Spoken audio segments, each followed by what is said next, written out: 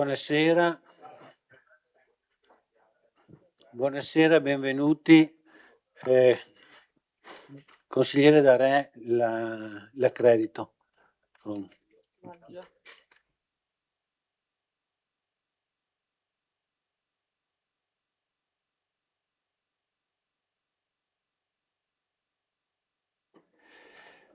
Bene, buonasera, grazie di essere presenti. Iniziamo con l'appello.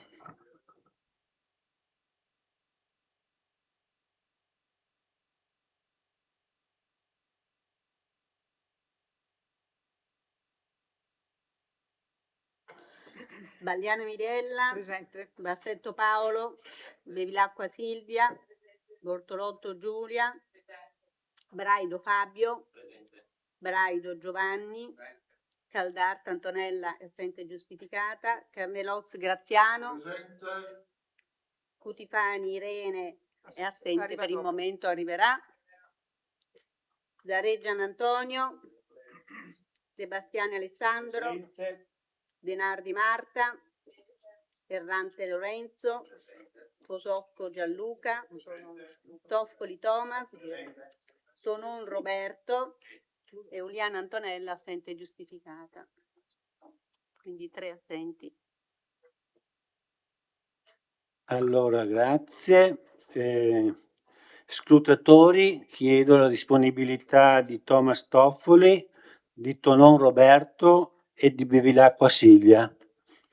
Grazie.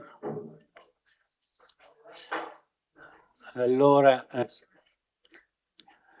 all'inizio di questo Consiglio Comunale corre l'obbligo di ricordare che nelle scorse settimane è venuto a mancare il professor Giovanni Tonin, già presidente dell'Azione Cattolica Diocesana di Vittorio Veneto, per decenni figura di riferimento nel panorama educativo, è stato anche assessore nella giunta della Libera, quindi era seduto su questi banchi. Con la sindaco abbiamo fatto pervenire alla famiglia un telegramma di condoglianze e di ringraziamenti per l'impegno profuso a nome della giunta e di tutto il Consiglio Comunale. Ora passiamo al punto, vediamo se ci sono comunicazioni dei consiglieri. Prego, dell'assessore Padoan, prego. Buonasera a tutti, buonasera a tutte. Approfitto del momento delle comunicazioni per condividere alcune iniziative culturali, principalmente che si terranno di qui fino alla fine del mese di giugno. Innanzitutto da domani fino al 21 giugno si terrà presso il Parco Dani il Gas Rock 2026 con insomma, un evento benefico patrocinato dal Comune di Vittorio Veneto, un evento benefico in favore della LILTA, la Lega Italiana Lotta Tumori. Quindi da giovedì 18 giugno con l'apertura alle ore 17 fino al 21 giugno presso il Parco Dan. Il 19 giugno presso il Museo della Battaglia alle ore 20:30 si terrà l'evento Vaillant, la fine di un'epoca, incontro con l'autore Marco De Biasi, un viaggio fotografico e narrativo dedicato alla tragedia del Vaillant con appunto un noto artista locale e presente appunto come protagonista dell'evento.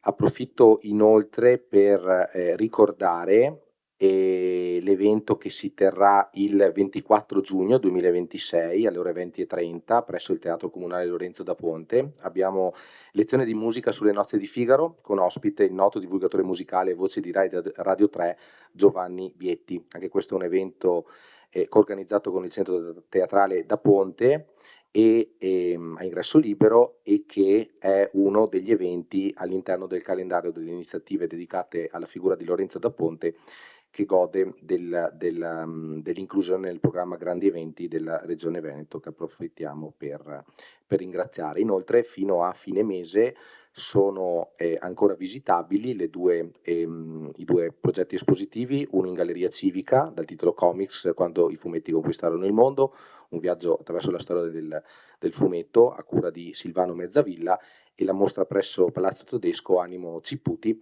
dedicata al noto operaio frutto della matita del maestro Francesco Tullio Altanna. Quindi fino al 28 giugno sono ancora visitabili le due esposizioni. Grazie mille. Grazie Assessore. Comunicazione dell'Assessore Marco Dus. Sì, anche da parte mia una breve comunicazione. Innanzitutto buonasera a tutti. Relativamente al fatto che proseguono gli incontri all'interno di quelli che sono stati gli incontri partecipati del piano degli interventi, e in questo caso sarà un incontro più di carattere divulgativo. Si terrà il 24 di giugno alle ore 18:30 presso il Museo della Battaglia, e verrà presentato un libro da parte della professoressa Elena Granata del Politecnico di Milano dal titolo La città di tutti, e sarà l'occasione questa per anche parlare un po' di pianificazione, di urbanistica e naturalmente della nostra città. Grazie.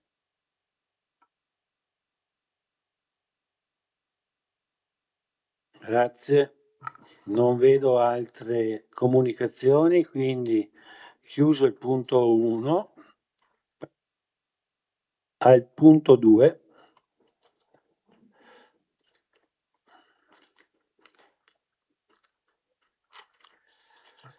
Interrogazioni del consigliere Thomas Toffoli in merito al deterioramento del manto stradale e del marciapiede in un tratto di via Antonio Canova.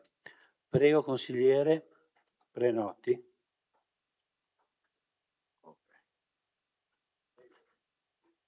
Buonasera Sindaca, assessori, consiglieri e pubblico qui presente in sala. Questa sera parliamo di viabilità a Ceneda, in particolar modo in via Antonio Canova, che ho rilevato delle problematiche.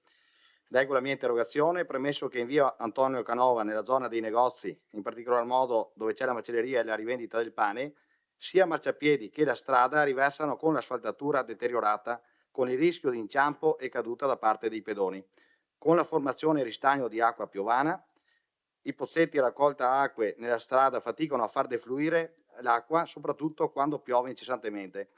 Inoltre, in alcuni punti della strada si sono formati purtroppo degli avvallamenti in contropendenza, formando delle pozze d'acqua di ristagno, rimanendo sulla strada. Inoltre, alcune griglie dei pozzetti sono cedute sotto la quota a livello strada. Chiedo quindi a questo comune che venga fatta l'asfaltatura sopra i marciapiedi ammalorati, garantendo così la sicurezza dei pedoni, che vengano asfaltati tutti i buchi della careggiata stradale di via Canova, che venga svolta la pulizia periodica dei pozzetti, garantendo così lo scorrimento delle acque piovane della strada, che dove vi sono gli avvallamenti della strada si vada a posare un nuovo asfalto, rimodellando a dovuta pendenza il manto stradale, evitando così il ristagno di acqua piovana, che vengano sistemati, rifissati a livello idoneo alla strada i coperchi dei pozzetti. Dopodiché ho anche inviato una lettera alla provincia e alla regione, giusto per informare della situazione stradale, in modo che possano anche eventualmente dare supporto e sostegno economico ai lavori. È ovvio che se sono strade di competenza comunale loro non possono intervenire, e magari consiglio anche all'assessore De Antoni se può fare un elenco delle strade che compete la provincia e la regione, in modo che appunto vengano loro ad intervenire per sistemare queste strade, e quelle comunali, insomma, chiedo venga fatta manutenzione, perché da anni che purtroppo si vede proprio che le strade hanno bisogno di manutenzione. Grazie. Grazie consigliere. Risponde l'assessore De Antoni. Sì, buonasera a tutti. Qui il consigliere Toffoli ha ragione, nel senso che soprattutto per quanto riguarda il marciapiede di via Canova, diciamo, sono messi abbastanza male. Siamo intervenuti anche negli ultimi mesi dell'anno scorso con dei rappezzi che purtroppo lasciano il tempo che trovano, sia lungo il percorso, sia in particolare, diciamo, in corrispondenza dei negozi a cui faceva accenno, dove c'è un grosso traffico di macchine che naturalmente questi sistemi, diciamo, questi rappezzi parziali che facciamo, chiaramente con la rotazione delle ruote, degli sterzi, eccetera, proprio in quella curva lì creano dei problemi. Ci siamo impegnati, abbiamo visto con gli uffici che è un intervento questo che possiamo fare, diciamo, magari di fare un tratto più completo del marciapiede diciamo, nelle vicinanze appunto dei due negozi, fare l'intervento su tutto il marciapiede. Al momento non siamo pronti a farlo, non abbiamo le risorse programmate per farlo. E qui ha ragione a dire che ci sono tanti problemi sulle strade, stiamo cercando di intervenire sulle strade, diciamo, che riteniamo essere più rovinate, ma anche quelle di maggior traffico. Quella a cui lei fa riferimento è sicuramente una strada di traffico, rispetto ad altre che abbiamo in giro per la città, diciamo, è ancora in una situazione accettabile, perché se è vero che ci sono questi avvallamenti, ci sono questi pozzetti che in qualche modo hanno ceduto o sono risaliti rispetto alla strada, comunque diciamo, si può percorrere con un po' di attenzione, e quindi è un problema comunque che abbiamo sì, diciamo, in attenzione, e che cercheremo in qualche modo di risolvere. Innanzitutto col marciapiede, che come diceva lei è la cosa più problematica e più sicura per i pedoni. Pian piano cercheremo anche di intervenire sulla strada, ma torno a dire, attualmente qui bisogna fare un intervento completo, non è che si possano fare piccoli interventi, per cui dobbiamo mettere le risorse dell'anno scorso sono già state programmate, quel €1.000.000 che abbiamo messo in bilancio, e quindi al momento non abbiamo risorse, vedremo con l'avanzo di amministrazione quando riusciremo ad applicarlo, se riusciamo a trovare qualche risorsa per fare qualche intervento. Quello a cui lei facendo è sicuramente importante. Altro aspetto importante è quello delle caditoie stradali, no?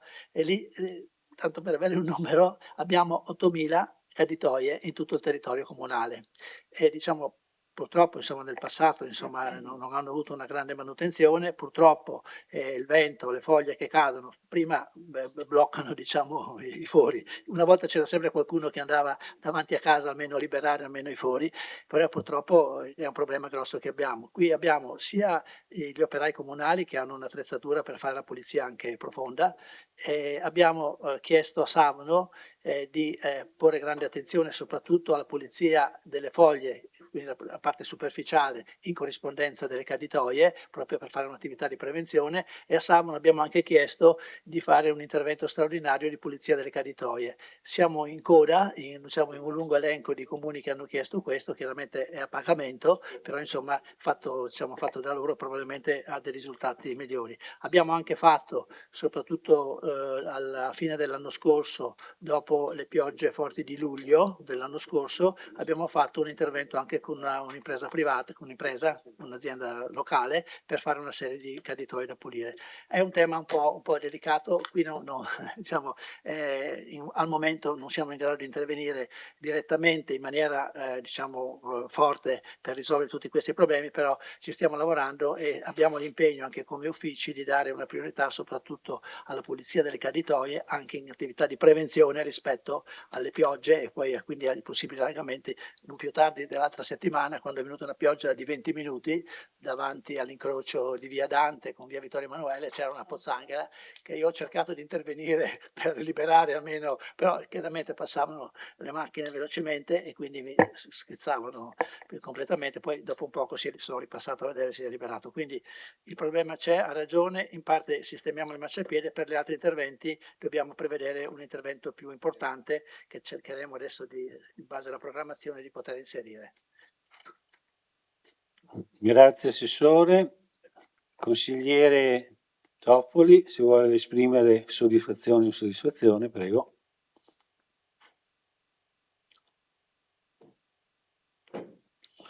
Riprovi. Non leggo la sua prenotazione.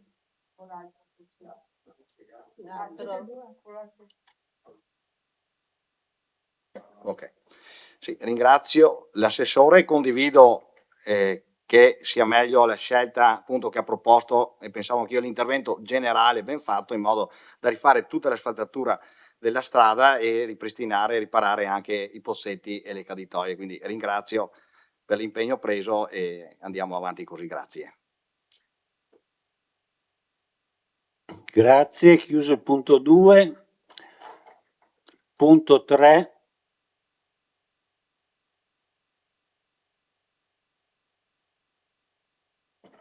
Interrogazioni al consigliere Thomas Toffoli in merito alla scarsa visibilità degli attraversamenti pedonali in via Umberto Cosmo e i conseguenti rischi per la sicurezza stradale.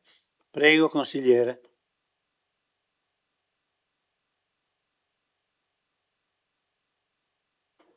Sì, grazie Presidente. In Duomo a Ceneda ho notato che purtroppo le strisce sono sbiadite e giungendo anche con l'automobile difficilmente si riesce a notarle. È capitato proprio a me verso le strisce di fronte sempre del panificio che c'erano due anziane ma non capivo se fossero le strisce oppure no, e quindi giustamente mi sono fermato e le ho fatte passare. Ho notato appunto che le strisce vanno rifatte, sono sbiadite e pensavo appunto che sia necessario magari utilizzare una vernice che sia più duratura nel tempo, che si mantenga di più, perché forse quello è il problema, che in generale vengono fatte sì anche periodicamente, ma si sbiadiscono col passaggio sicuramente di mezzi pesanti, degli autoveicoli, il sole, l'ambiente, il clima, la pioggia, eccetera. E non solo un po' in tutta quella zona vanno ridipinte, ecco, quindi il consiglio che do è magari interpellare delle aziende che abbiano un materiale più valido nel tempo, insomma, ecco. Questo è il tutto. Grazie consigliere Toffoli. Risponde l'assessore De Antoni. Sì, e qui forse sarà la risposta più positiva perché non so se hai avuto modo di vedere, si sono già fuori le ordinanze per chiusura di una parte della strada. Domani cominciano a fare la segnaletica orizzontale in via Cosmo e quindi poi anche verso la piazza. Quindi per via Cosmo ci sono tanti temi che influiscono, diciamo, l'avvio dei lavori, no? La pioggia, l'impresa che viene, inizia, poi viene la pioggia, va via, poi non tornano. L'ultimo esempio è la scorsa settimana dei lavori fatti, credo, sempre dalle aziende che mettono giù la fibra lungo via Lioni, Cosmo, Lioni mi sembra, sì, che vicino al teatro in sostanza, che aveva creato anche di qualche, diciamo, lamentela, ecco, da parte dei cittadini. Sono finiti la scorsa settimana, per cui adesso riusciamo a fare quel tratto di strada. Per quanto riguarda la piazza, stiamo aspettando che la società che ha messo giù la fibra asfalti i tratti interessati da questo lavoro che hanno fatto, che è un tratto abbastanza lungo tutta la piazza e poi che va su verso anche la via che porta alla Villa Papadopoli, e quindi questo lavoro dovrebbe essere fatto a breve, e quindi appena fatto il lavoro faremo anche la segnaletica orizzontale. Qui stiamo anche pensando, per quanto riguarda la piazza Giovanni Paolo I, di diciamo, predisporre una segnaletica orizzontale che in qualche modo consenta un parcheggio più ordinato delle macchine. Oggi è proprio ognuno la mette dove vuole, e quindi anche dal punto di vista del numero dei parcheggi, della capienza del parcheggio, si perdono dei posti. Poi c'è anche il discorso della loggia che in qualche modo deve essere preservata. Ci sono delle macchine che parcheggiano quasi lungo la rampetta, e quindi stiamo pensando, ecco, di mettere giù con i nostri tecnici, mettere giù una planimetria, e quindi poi fare anche segnare anche i parcheggi diciamo orizzontali. Ok, ecco, per quanto riguarda la parte dell'uso dei materiali, mi hanno assicurato, la responsabile, insomma, dell'ufficio mi ha assicurato che sono quelli previsti tra l'altro dall'ANAS, e sono quelli che solitamente vengono utilizzati. Riconosco anch'io la critica sul fatto che anche la segnaletica fatta l'anno scorso già cominciano a essere diciamo in qualche modo sbiadite. Ho chiesto di verificare con l'azienda che siano proprio quelle che c'è scritto in capitolato e che non siano, ecco, mi hanno assicurato che è così, però non riesco sì, mi hanno assicurato sono quelle che utilizza l'ANAS, quindi almeno quelle dovrebbe essere una buona indicazione, insomma.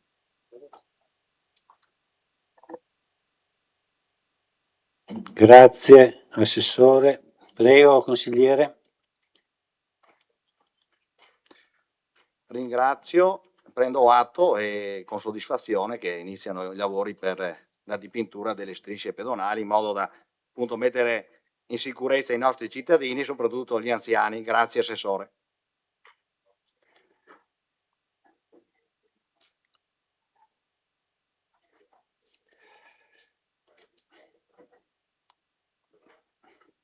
Allora, passiamo al punto numero 4, interrogazione del consigliere Gianantonio Darè, ad oggetto intervento urgente e definitivo per prevenzione e allagamenti in via Calde Prade. Prego consigliere.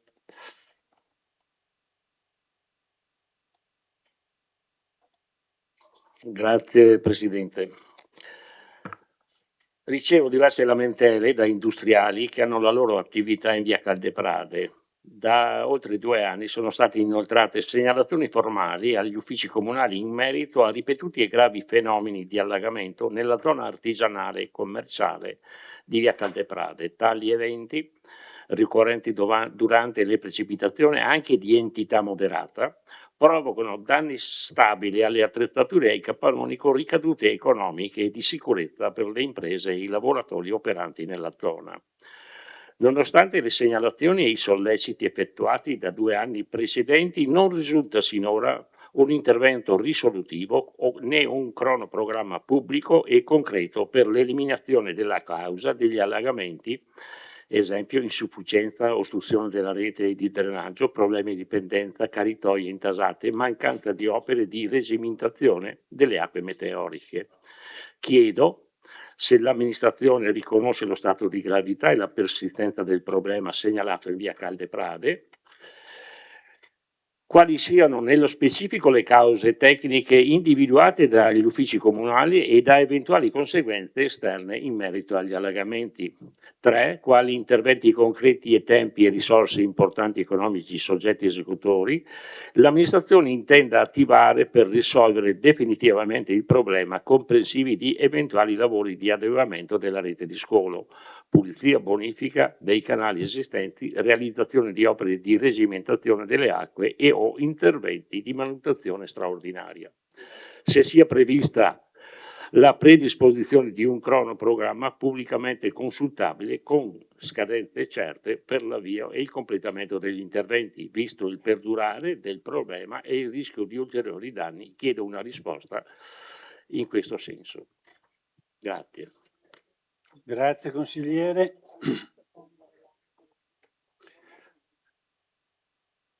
Risponde l'assessore De Antoni. Sì, quindi la ringrazio innanzitutto per aver fatto questa interrogazione. Sì, di aver fatto questa interrogazione che mi consente di rispondere nella sede istituzionale, cioè con questo Consiglio Comunale, ad una problematica particolarmente critica che interessa una parte importante del nostro territorio. Dico questo perché diciamo qualche volta sono usciti anche imprenditori sul giornale, diciamo, e non è insomma un modo corretto di sollevare i problemi, nel senso che poi questi problemi sono, a valle di questi problemi ci sono tutta una serie di approfondimenti che comunque abbiamo fatto e che quindi voglio qui illustrare. È necessario comunque fare una prima parte, una storia di tutto quello che è successo in questi anni. Allora, sì, scusate, negli anni 90, d'intesa con le Ferrovie dello Stato, forse lei ricorderà, l'amministrazione comunale ha provveduto alla soppressione del passaggio a livello di via Caldeprade tra via Caldeprade e via Calgrande e alla modifica dell'ultimo tratto di via Caldeprade, che quindi è riportato, scusate se riesce, si può indicare? Vabbè. Lassù c'era un passaggio a livello, è stato tolto e avete ferroviaria, scusate se avete ferroviaria, non ha consentito di continuare a arrivare vicino al passaggio a livello. Io ho detto adesso vi ripeto, scusate, intanto quindi la strada una volta veniva giù così, allora invece è stata fatta questa variante e con l'accesso adesso è quindi oltre la ferrovia. Questo quindi in accordo insomma con Rete Ferroviaria Italiano, come si chiamava quella volta, il Comune ha provveduto a fare questa variante che ha consentito la soppressione del passaggio a livello tra via Caldeprade e via Calgrande e alla modifica dell'ultimo tratto di via Caldeprade al fine di evitare l'immissione e il transito dei veicoli su via Caldelibera in prossimità dell'attuale passaggio a livello. Non potete uscire lì perché altrimenti si crea un problema. Quindi La relazione di questo tracciato così modificato di Via del Prade ha creato in pratica una barriera artificiale al deflusso delle acque provenienti da nord, quindi tutta la parte sia dei prati che tutto il bacino a monte dell'intervento. Si è quindi reso necessario da parte del comune negli anni che furono, negli anni scorsi, realizzare dei fossati di guardia a tutela della viabilità. Le acque meteoriche defluivano verso sud in una condotta posta lungo via Caldelivera e mediante due attraversamenti stradali passavano al di là di via Caldelivera e andavano a, diciamo, a sfogarsi, a scaricare su delle depressioni all'interno del fabbricato dove ora è riportato diciamo, c'è un vigneto. In quella zona là c'era questa depressione che aiutava, diciamo, ad assorbire parte dell'acqua che arrivava da sopra. Il fatto che sia stato realizzato questo vigneto intorno agli anni 1999-2000 ha diciamo, determinato appunto questa difficoltà ad assorbire l'acqua e quindi l'acqua comincia a rallentare. Secondo punto, negli anni 2000 è stata realizzata quella zona industriale, quella zona artigianale che ho segnalato lì prima, e questo sicuramente ha provocato un'ulteriore impermeabilizzazione, un'ulteriore costruzione di fabbricati, di asfalti, eccetera, che ha ulteriormente appesantito lo sfogo delle acque che già erano notevoli provenienti da nord. Anche a nord tutta l'attività agricola che è stata fatta con anche la interruzione di quei rii che portano fuori l'acqua, perché se sono stato, posso testimoniare, di essere stato sul posto per vedere tutte queste cose assieme anche alla dirigente dei nostri servizi e abbiamo proprio rilevato che ci sono dei rii che sono stati interrotti. Quindi si è creata una sorta di imbuto molto largo che arriva fino a via Caldelivera, dovrebbe attraversare, fare questi due attraversamenti che ci sono e dalla parte di là è stato fatto un canale per bypassare il nuovo vigneto che non consentiva di assorbire l'acqua. Se posso, lo segno un attimo. Arrivato in questa zona qui è stato creato questo vigneto e ha chiuso questa diciamo, grande, chiamiamola fossa, che poteva assorbire l'acqua. Allora, questa è una situazione che si è venuta a creare nel tempo. Cosa abbiamo rilevato in numerosi sopralluoghi che abbiamo fatto io, la dirigente e i nostri tecnici? Abbiamo rilevato che c'è il problema appunto della impermeabilizzazione derivante dall'urbanizzazione dell'area produttiva. È stato modificato lo scolo a valle. La maggiore intensità degli eventi meteorologici che tutti purtroppo noi conosciamo determinano in poco tempo una grande formazione, diciamo, di acqua superficiale. C'è poi il problema delle coltivazioni intensive a vigneto che in sostanza scaricano tutta l'acqua su questi fossati, su quelli che sono rimasti. Quindi questo è un problema molto grosso che determina i problemi che sono stati segnalati da lei consigliere e anche dagli artigiani che lavorano in quella zona, che ho incontrato almeno 2 volte cercando di spiegare che non è un problema che possiamo risolvere in breve tempo. Quindi in questo periodo che cosa abbiamo fatto? Abbiamo fatto alcuni rilievi sul posto per capire innanzitutto quello che c'è sotto e qui, diciamo, un po' sfruttando, diciamo, le conoscenze dell'ufficio abbiamo capito che cosa è stato fatto. Adesso abbiamo in piedi diciamo, l'avvio di uno studio che è finalizzato alla risoluzione di queste criticità che dobbiamo in qualche modo, su cui dobbiamo coinvolgere anche chiaramente il consorzio di bonifica e anche l'ufficio del genio civile, nel senso che tutta questa regimazione d'acqua che abbiamo ritrovato anche ad esempio dopo via Callarga nella zona di quel grande vigneto che è stato realizzato via Callarga, che c'è stato un crollo, che c'è stato il crollo della strada, c'è tutta una serie diciamo, di lavori che sono stati fatti, autorizzati e non autorizzati, che chiaramente determinano queste grosse difficoltà. Dobbiamo anche verificare se tutti gli scarichi che vengono fatti, che ci sono ora, sono stati autorizzati e vengono incanalati correttamente, oppure se c'è, diciamo, questa è una verifica puntuale da fare. Adesso abbiamo recentemente commissionato la redazione del piano delle acque che ha lo scopo, tra le altre cose, di individuare le aree soggette ad allagamento, le cause e le possibili soluzioni da adottare. Il tema è molto importante, è un problema grosso perché come dico ero presente come risultano anche dalle fotografie che mi ha mandato lei forse, o comunque erano inviate anche dagli imprenditori della zona. Purtroppo quando piove, siamo stati a vedere, c'è tanta acqua.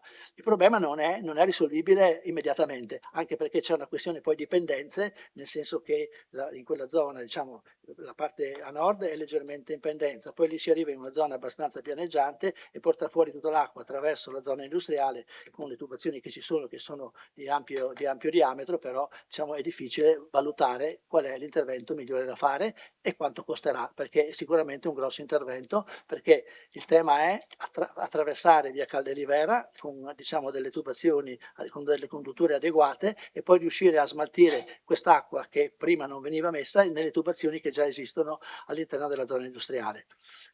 Quindi il problema c'è, cerchiamo di affrontarlo in maniera tecnica, diciamo, tenendo conto di tutte le variabili che ci sono. C'è anche il problema delle risorse che non appena sapremo esattamente quali sono i lavori da fare, cercheremo anche di trovarle. Grazie assessore D'Antoni. Consigliere Darè, se vuole esprimere.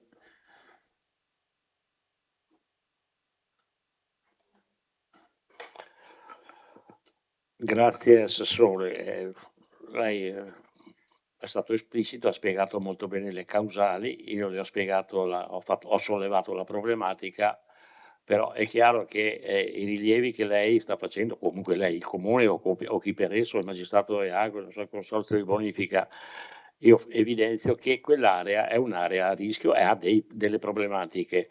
Gli ho chiesto le tempistiche che lei non mi ha dato perché non ha, probabilmente non ha neanche gli elementi per poterlo fare, però se ci sono stati degli innalzamenti artificiosi del terreno all'interno o al di sopra, questi vanno rilevati,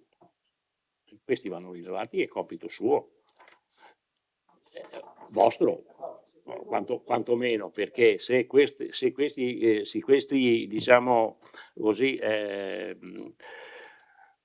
movimentazioni artificiose hanno provocato, perché lo abbiamo visto là, ma lo abbiamo visto anche sulle perdonate, dove c'è stato qualcosa e poi qualcuno e qualche piantumazione poi è andata a valle, che non è colpa sicuramente dell'amministrazione, però qua c'è un problema, c'è un'area artigianale industriale che va salvaguardata, ci sono delle proprietà e dei contribuenti che portano tramite la mia presenza in consiglio comunale il problema.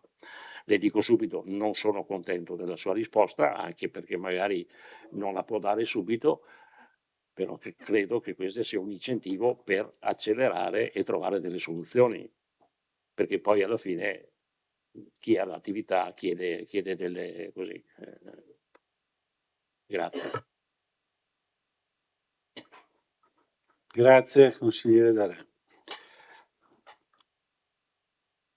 Adesso abbiamo un'interrogazione punto 5 che è molto simile all'interrogazione al punto 6. L'interrogazione punto 5 del consigliere Gian Antonio Darè è in merito all'introduzione sul territorio comunale di un cane privo di profilassi veterinaria e della relativa ordinanza riguardante l'obbligo vaccinale per cani e gatti. Un'interrogazione del tutto simile è stata fatta dal consigliere Giovanni Braido sullo stesso tema, sul tema della rabbia. Quindi ci siamo accordati che verrà esposta una interrogazione, la esporrà il consigliere Darè e poi eventualmente i due consiglieri avranno facoltà di esprimere la loro soddisfazione, quindi con un'unica risposta. Allora prego consigliere Darè. Grazie Presidente. In data 3 maggio i quotidiani locali hanno riportato la notizia dell'introduzione nel territorio comunale di Vittorio Veneto di un cane proveniente dall'estero, introdotto illegalmente, privo di qualsiasi profilazione veterinaria e di controlli sanitari e poi soppresso per aver contato la rabbia. Che il Comune avrebbe individuato il proprietario dell'animale, che con ordinanza 174 del 29/5 misure di prevenzione e sanità pubblica, obbligo straordinario di vaccinazione antirabbica per tutti i cani e gatti presenti nel territorio comunale. A seguito del caso accertato, la sindaca, in accordo con l'US 2, Marca Trevigiana, ha emanato disposizioni che richiedono l'obbligo di vaccinazione antirabica dei cani e dei gatti presenti nel territorio. Considerato che un cittadino vittoriese, infischiandosi delle normali regole volte a impedire l'introduzione di malattie faticosamente debellate sul territorio nazionale, ha di nascosto introdotto un cane raccolto in un paese africano dove da sempre il rischio di contrarre la rabbia è altissimo e quindi responsabile del caso di rabbia riscontrato in questi giorni proprio nel nostro comune. Che stiamo parlando di rabbia, ovvero di una malattia virale che porta alla morte del 100% dei casi. Stiamo parlando di una malattia che è peggio di Ebola e che altre malattie che riempiono i nostri giornali uccide ben il 60-70% all'anno nel mondo, specialmente nei paesi dove la prevenzione come in Italia non c'è. Che questo atteggiamento incivile è decisamente a stigmatizzare, allora il sistema sanitario nazionale è già noto per togliere ogni rischio conseguente alle nostre popolazioni umane e animali, ha cominciato a farlo con il solito metodo puntiglioso che parte con l'analisi approfondita del caso, con l'eliminazione del cane affetto da rabbia, con la vaccinazione post-contagio di chi è stato morso, lambito e ha avuto stretti contatti con lo stesso. Salto l'ultima parte e vado nel merito che credo di interpretare e ringrazio anche il consigliere Braido che mi ha lasciato la parola, perché è vero, nell'ordinanza lei sindaco dice i proprietari dei cani, la vaccinazione è a carico del proprietario del cane. Poi qualche consigliere regionale ha detto no, in merito alla regione. Peccato che il tutto sia a carico del contribuente, esso sia del comune di Vittorio Veneto, esso sia del Veneto. Allora chi ha introdotto questo è andato al di fuori di tutte le normative nazionali e internazionali con un costo eccessivo sia per quanto riguarda la regione, perché in questo caso pagherà la regione, è giusto che questo abbia anche lui qualche spesa in più, perché dobbiamo mettere assieme a questo anche altre cose. Ci sono dei casi di cani che sono internati nel canile a Ponzano, scusate, e quindi siccome questi sono cagnolini di compagnia, c'è anche il disagio così dei proprietari o delle proprietà di chi ha questi animaletti nelle case. Allora tutto questo va evidenziato e perché si può parlare, capisco, perché può essere un gesto benevolo quello di raccogliere un cane, ma portare un cane su un altro paese dove sappiamo benissimo che non c'è nessuna profilassi, poi non è che il problema sia circoscritto al comune di Vittorio Veneto, perché credo sarà allargato anche a qualche comune contermine.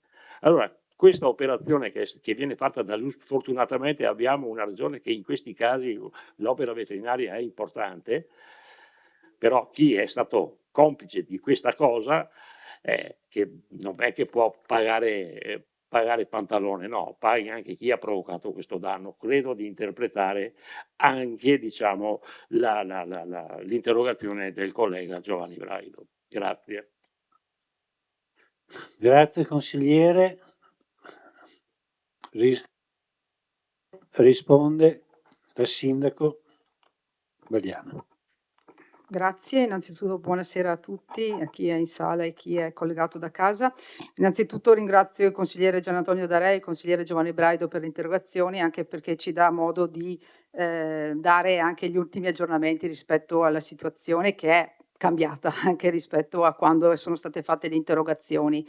Vado a riassumere brevemente i fatti. Il 28 maggio abbiamo ricevuto comunicazione da parte dell'ULSS che un cane appartenente a un residente di Vittorio Veneto era stato abbattuto per il grave stato di salute e che da un esame eseguito presso l'Istituto Zooprofilattico delle Venezie veniva riscontrato il virus della rabbia canina. Immediatamente è stato attivato il tavolo d'emergenza tra l'ULSS 2 e il Ministero della Salute al fine di predisporre le prime azioni di intervento. Fin dalle prime ore l'ULSS ha eseguito il monitoraggio di tutti i contatti animali e umani avvenuti con il cane in questione. Con successivo provvedimento i cani venuti in contatto nei precedenti 10 giorni con l'animale malato sono stati posti in quarantena, mentre le persone morse o venute in contatto diretto con l'animale hanno intrapreso la profilassi antirabica. Scusate. Il 29 maggio 2026, in accordo con l'ULSS, è stata emessa l'ordinanza comunale dal titolo, come sapete, Misure di prevenzione e sanità pubblica, obbligo straordinario di vaccinazione antirabica per tutti i cani e gatti presenti sul territorio comunale a seguito del caso accertato. Considerando l'obbligatorietà della vaccinazione per tutta la popolazione di cani e gatti del nostro comune, grazie alla sinergia della direzione della Regione Veneto della Sanità in materia di salute, della direzione dell'ULSS 2, del Dipartimento Veterinario e dell'autorità comunale, si è giunti alla deliberazione di attuare la vaccinazione per tutti gli animali interessati, incluse le colonie feline, a carico del sistema sanitario regionale. Per tutti coloro che dall'entrata in vigore dell'ordinanza avevano già ottemperato all'obbligo di vaccinazione, l'ULSS 2 ha predisposto il rimborso economico. Per ciò che concerne il secondo quesito, e qui vengo forse alla questione insomma, che sta più a cuore insomma, al consigliere Darè e al consigliere Braido, relativo appunto agli aspetti sanzionatori e giudiziari, si fa presente che le autorità competenti stanno procedendo con i dovuti accertamenti del caso, che tra l'altro sono in evoluzione. Quanto invece il consigliere Braido sollevava la questione del danno di immagine per la città, quindi quanto al secondo quesito del consigliere comunale Giovanni Braido relativo al danno di immagine per le città, dato il riscontro a livello nazionale, il danno all'immagine come lesione del prestigio e della reputazione dell'ente deve essere allegato e provato, anche mediante presunzioni. Non è sufficiente dare la prova della condotta lesiva, ma è necessario anche dimostrare il danno subito e il nesso di causalità tra loro, in base a una sentenza della Corte di Cassazione 1905-51 del 2023. Quindi, da un lato è necessario verificare quale diritto fondamentale dell'ente sia stato violato, dall'altro evidenziare un danno come diretta conseguenza della violazione. Allo stato attuale delle conoscenze in ordine alle modalità di introduzione del territorio vittoriese di un cane affetto da rabbia e alle possibili responsabilità collegate, non è così immediato e semplice individuare delle condotte lesive, fonte di responsabilità e soprattutto i danni che ne potrebbero derivare. Si dovrebbe avere certezza, per esempio, di come e dove il cane è stato raccolto e della condotta posta in essere non solo dal proprietario dello stesso, ma anche di eventuali professionisti che si sono trovati a interagire. La rabbia poi, ricordiamo, è stato detto, è una malattia silente, il che alleggerisce la posizione di eventuali soggetti interessati sotto il profilo di una condotta omissiva. Ne è dato da riscontrare a livello mediatico elementi tali da indurre che vi sia stato un qualche pregiudizio alla reputazione dell'ente per la diffusione delle necessarie informazioni relative ai risvolti sanitari della vicenda. Ciò non toglie che in un prossimo futuro si possa eventualmente rivalutare la situazione alla luce di circostanze più chiare e definite sull'andamento dei fatti e di sviluppi allo stato non prevedibili. Ecco. Grazie. Allora adesso il consigliere Darè e il consigliere Braido avete 3 minuti a testa per eventuali dichiarazioni di soddisfazione o meno. Come dire, considerazione, nessuna considerazione né positiva né negativa. Sono un po' come cittadino perplesso un po' su come si è evoluta o involuta la situazione. Credo che ci dovrebbe essere stato un maggior rapporto, ecco perché evado sui quartieri, se ci fosse stato un rappresentante di quartiere magari poteva essere più direttamente informato. Io non sono un social, quindi non guardo i social, sono anziano, preferisco il rapporto umano e quindi innanzitutto io credo, ovviamente ognuno fa il suo mestiere, che l'ordinanza giusta o sbagliata, non entro nel merito, sia stata giustamente un atto immediato per, come dire, stroppare il bus, diremmo in modo dialettico. Tuttavia non si sono poi, chiaramente ritengo che se fossi stato anch'io nella posizione del sindaco probabilmente avrei fatto lo stesso. Tuttavia ci sono delle riflessioni da fare sulle persone che sono state, sui proprietari di questi animali domestici, delle riflessioni sugli animali che sono esseri senzienti e penso ai miei di cani che se dovessero essere stati presi con la forza e portati in un canile, forse dovevano passare sul mio cadavere. Qui lo dico e qui non lo nego, perché per carità di Dio va bene tutto, però secondo me si poteva, chiaro che il dopo è sempre tardi, è una situazione emergenziale, quindi io non vado di sicuro a dire io avrei fatto così, io avrei fatto colà, però mi sembra che si sia un po' mancati sul piano umano. Sul piano umano lo dico perché ho avuto anche così, contatti con varie persone e la situazione in generale va bene sul fatto di vaccinare o non vaccinare questi animali, tuttavia ecco, secondo me da parte del sindaco mi sarei aspettata una maggiore, come dire, considerazione, conoscendola, una maggiore considerazione sul piano umano della situazione che comunque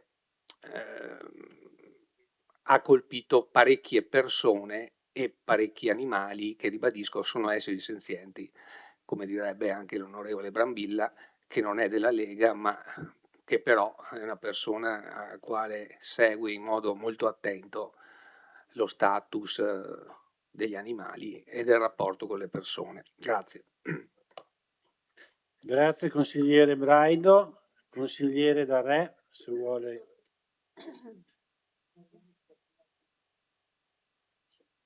Sì, no, Prego. nulla da eccepire chiaramente sulla delibera, perché il sindaco è il responsabile sanitario del comune, quindi ha fatto chiaramente il suo dovere. La nostra interrogazione è fatta appunto per mettere il dito, diciamo, sulla piaga, perché queste cose non avvengono più. Ricordo che la rabbia silvestre che è stata debellata sui nostri territori, e quando dobbiamo ringraziare il sindaco Miato, che a suo tempo è stato per tanti anni veterinario di Luis e membro del zoo profilattico, e è stata debellata proprio con un sistema di vaccinazione che è stato poi copiato a livello mondiale, quindi il lavoro fatto bene non può essere così invalidato da delle negligenze. Le negligenze è giusto che comunque vengano non dico deve pagare, però far capire che questo non deve più avvenire, quantomeno sì. Questo è il senso della nostra interrogazione. Poi per il resto, ripeto, il responsabile sanitario è il sindaco, e il sindaco, diciamo, ha fatto l'ordinanza che giustamente andava fatta. Però chi ha provocato questo danno, qualcuno lo dovrebbe anche convocare. Grazie. Allora, questi erano il punto 5, 4 e il punto 5, che quindi chiudiamo, per passare al punto 6. Ah sì, prego. No, dico io che può darla. Prendate. Sì, prego. Chiedo scusa, intervengo, mi sono riallacciato, scusate, le due interrogazioni per dare ulteriori informazioni per la vaccinazione. Non le ho date prima, ma appunto aspettavo l'interrogazione.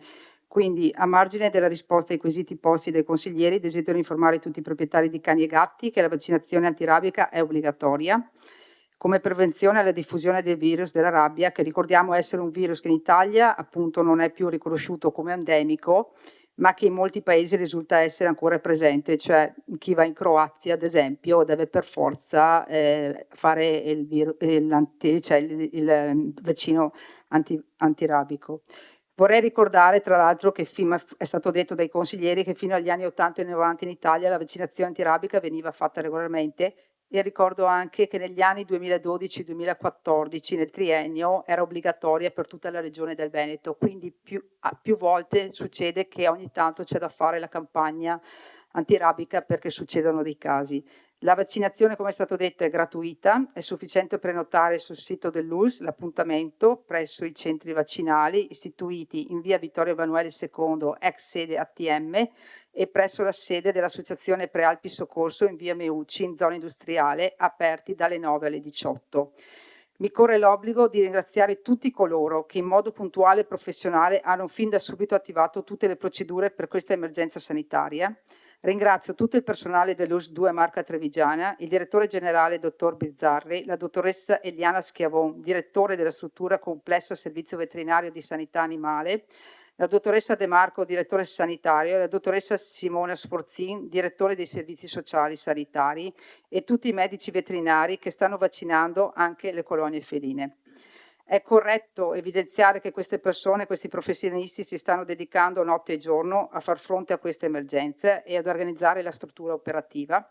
Quindi come cittadini e io come sindaca dobbiamo riconoscere la validità della nostra sanità pubblica. Ringrazio la direzione regionale della Regione Veneto, Sanità del Veneto, ringrazio il comandante della polizia locale della nostra città, gli agenti del comando, l'architetto Miele dell'Ufficio Manutenzione e Patrimonio e la dottoressa Costalonga e il personale di uffici.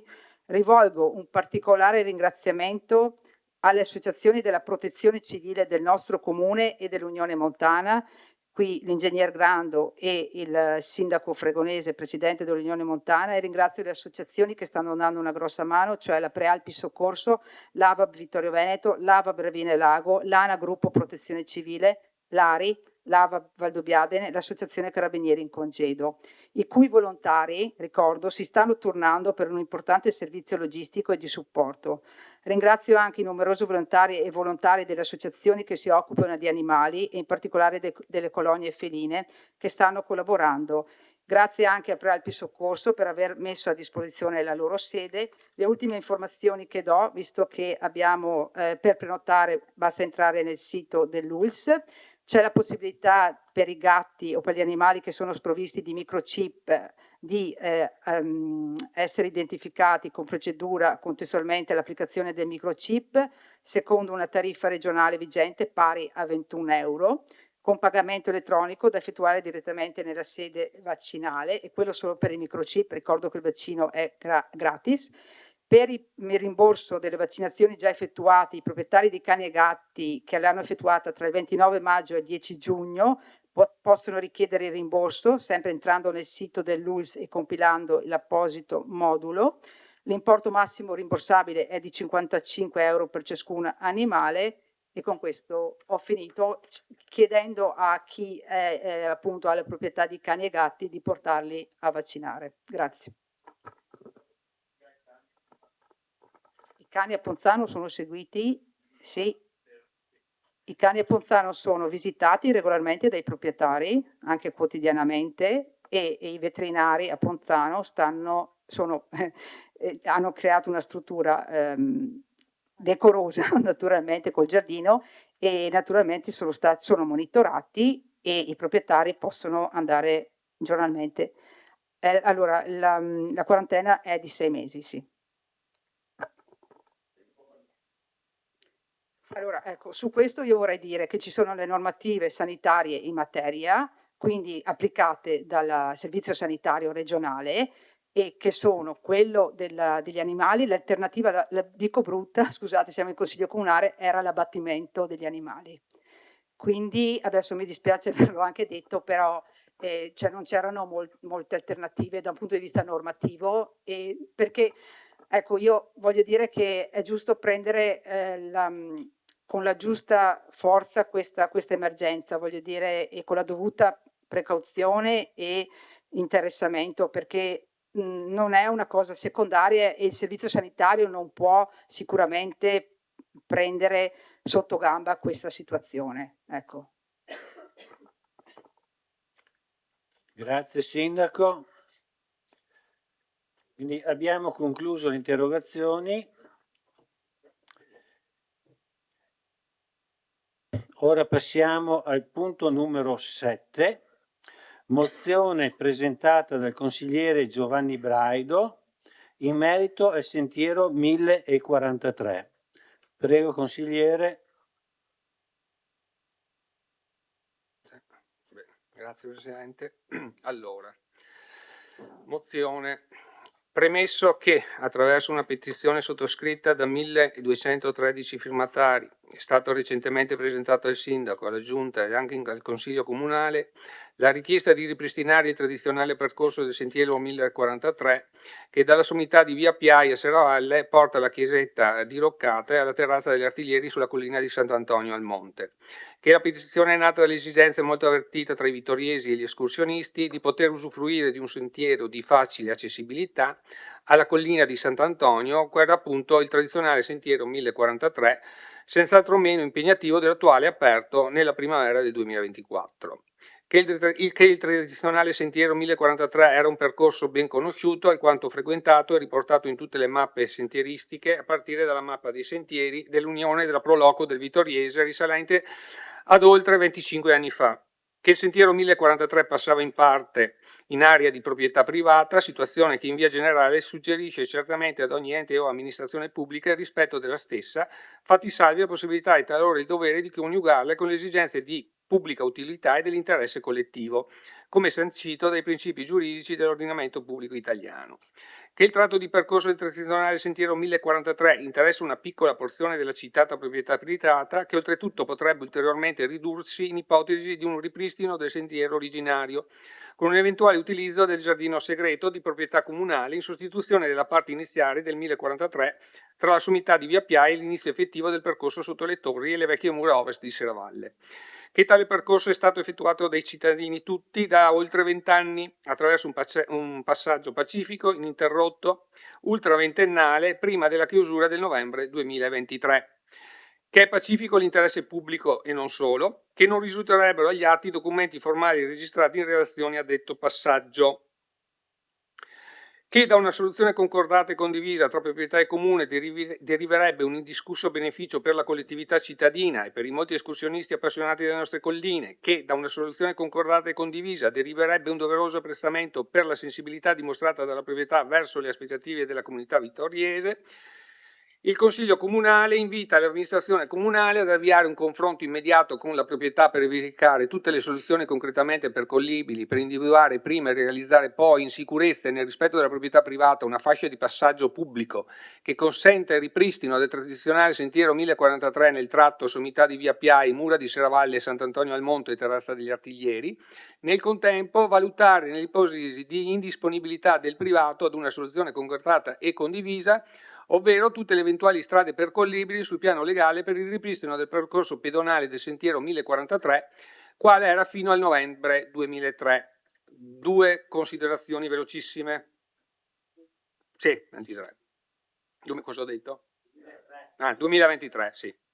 Due considerazioni velocissime. Allora, la prima è che la chiusura è avvenuta nel 2023, quindi, signor Sindaco, ritengo che in giunta e all'esterno della giunta sapessero che potevano depositare un provvedimento d'urgenza, alias possessoria, per ripristinare lo status quo ante e nel contempo, nel merito, presentare un'azione di usucapione.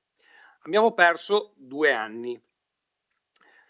Pertanto la mia proposta, quando dico di azione legale, vuol dire che non fra 2 anni, non fra 2 mesi e nemmeno fra 2 giorni, domani, se volete vi do una mano, sarebbe da esperire un'azione di usucapione, visto che sicuramente i testimoni ci sono, sicuramente l'assessore agli affari legali sa di cosa sto parlando e quindi sarebbe opportuno, visto che già 2 anni sono andati, di non perderne altri, anche perché 1200 firme non sono poche e politicamente parlando non sono né di destra né di sinistra, sono cittadini che si sono sentiti lesi giustamente nel loro interesse. Grazie. Grazie consigliere Braido. Allora, terminata l'esposizione, apro la discussione e invito i consiglieri a prenotare l'eventuale intervento.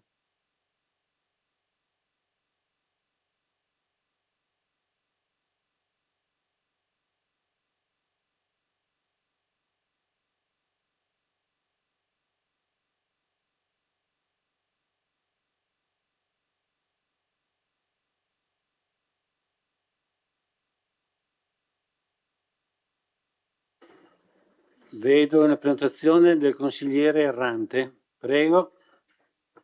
Grazie Presidente.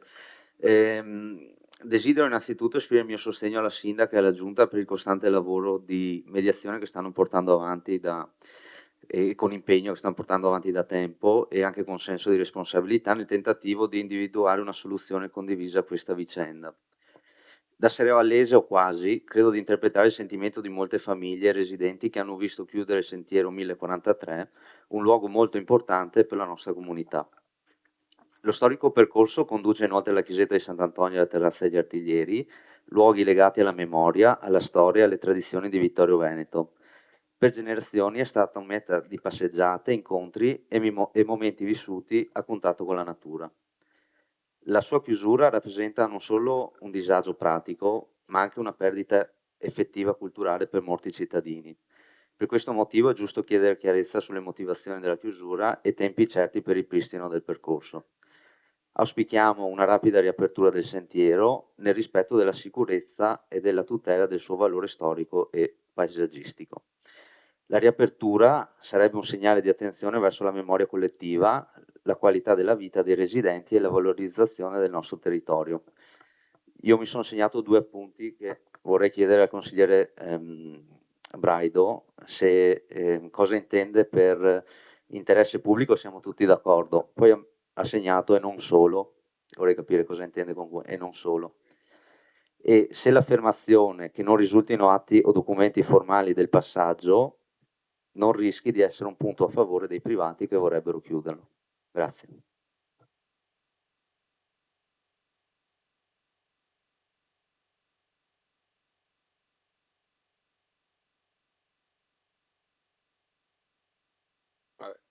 Verificare se ci sono eventuali scritti recenti relativi eventualmente, recenti o non intendo recenti di 1 anno, può essere anche di 5 anni fa, 6 anni fa, 7 anni fa, qualche compromesso, qualcosa che possa, come dire, aver interrotto quel passaggio pacifico pubblico, appunto che dico ininterrotto in buona fede. Se non c'è, e quello è un passaggio privato sul quale per oltre 20 anni, e lo sappiamo tutti, insomma anche chi non è del mestiere, se tu passi sopra per oltre 20 anni pacificamente, in buona fede, su un terreno anche privato e non vi è nessun, come dire, nessun blocco, nessuna ostazione, puoi chiederne l'usucapione, insomma, di quel passaggio, secondo me.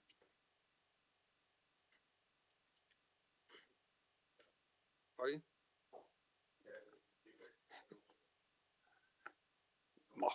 Non solo interesse pubblico, dopo non è che volevo giocare sulla parola e non solo, interesse pubblico nel senso anche dell'interesse interesse pubblico e non solo interesse pubblico nel senso anche delle persone qualsiasi, nel senso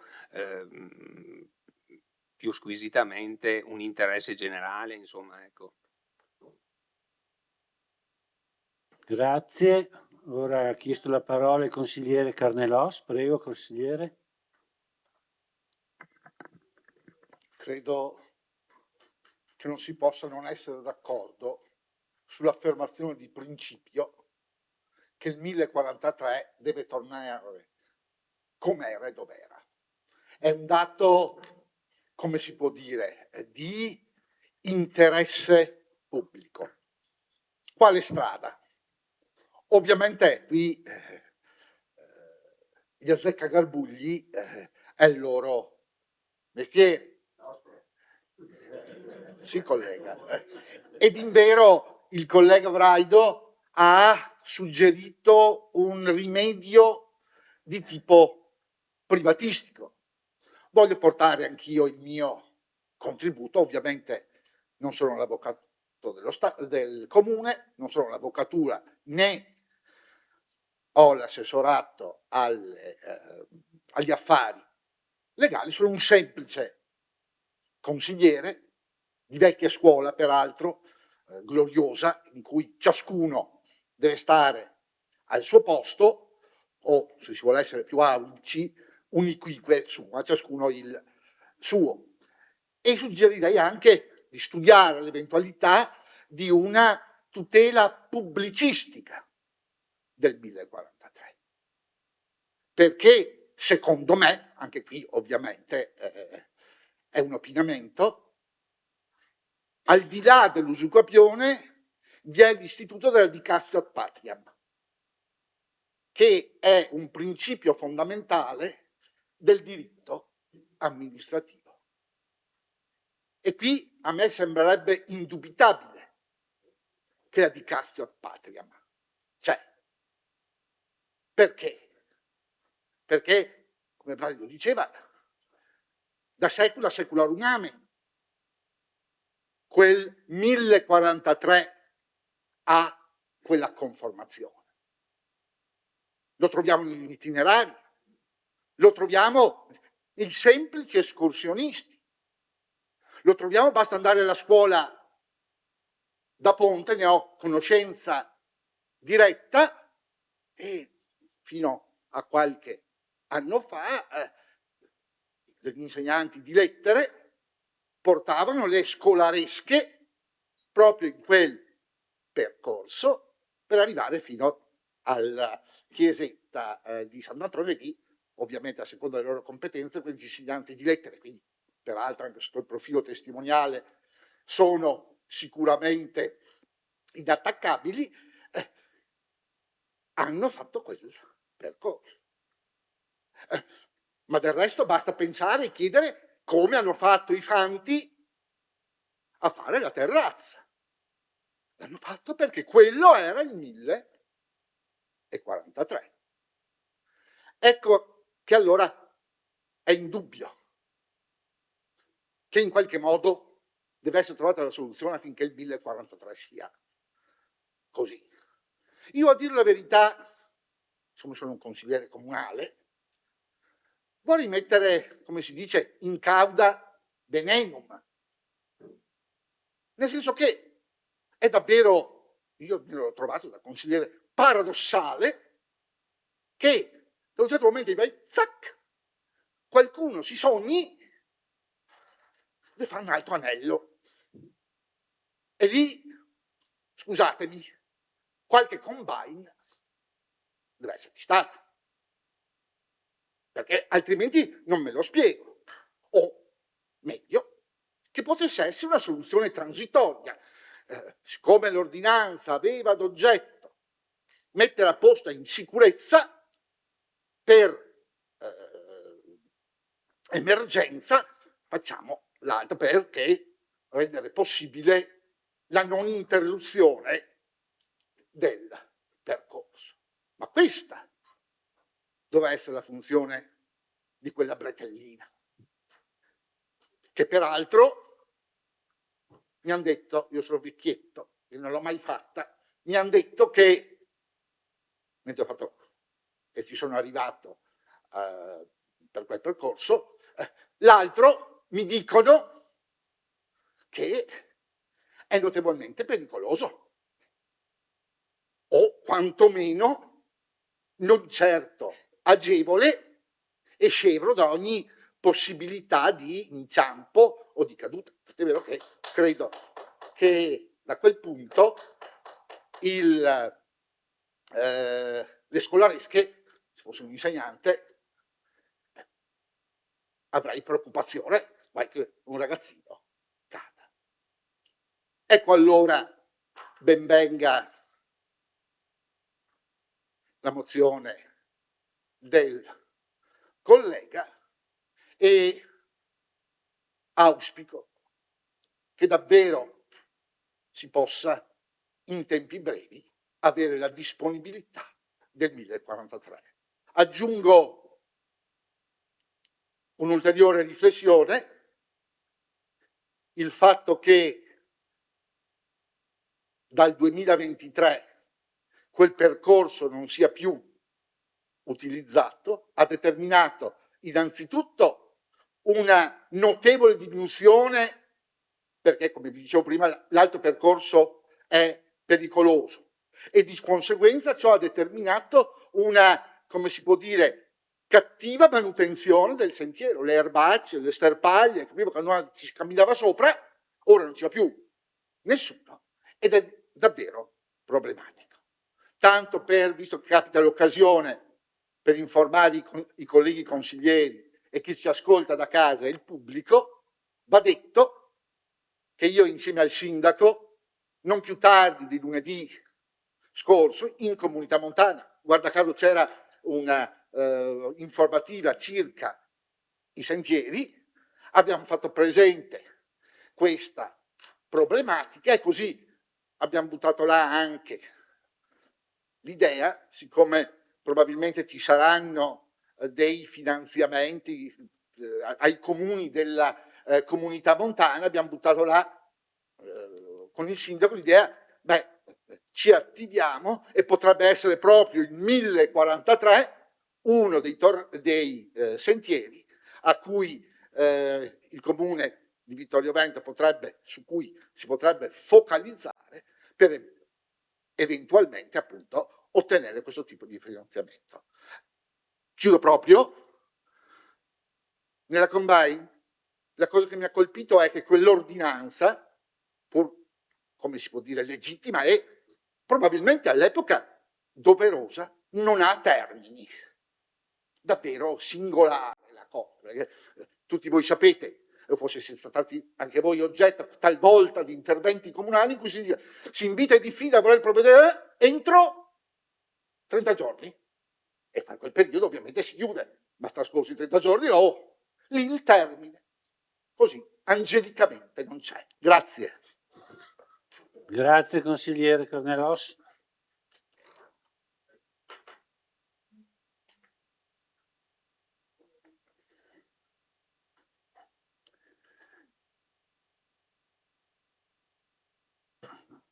Prego. Grazie Presidente. La questione del sentiero 1043 evidentemente è un tema che interessa molto la cittadinanza, si vede sui mezzi di comunicazione, si vede sui social e anche, mi consentite, l'inusuale presenza diciamo, durante questo Consiglio Comunale. È evidente che il proprietario, essendo che si sta avvalendo di un avvocato, non sembra avere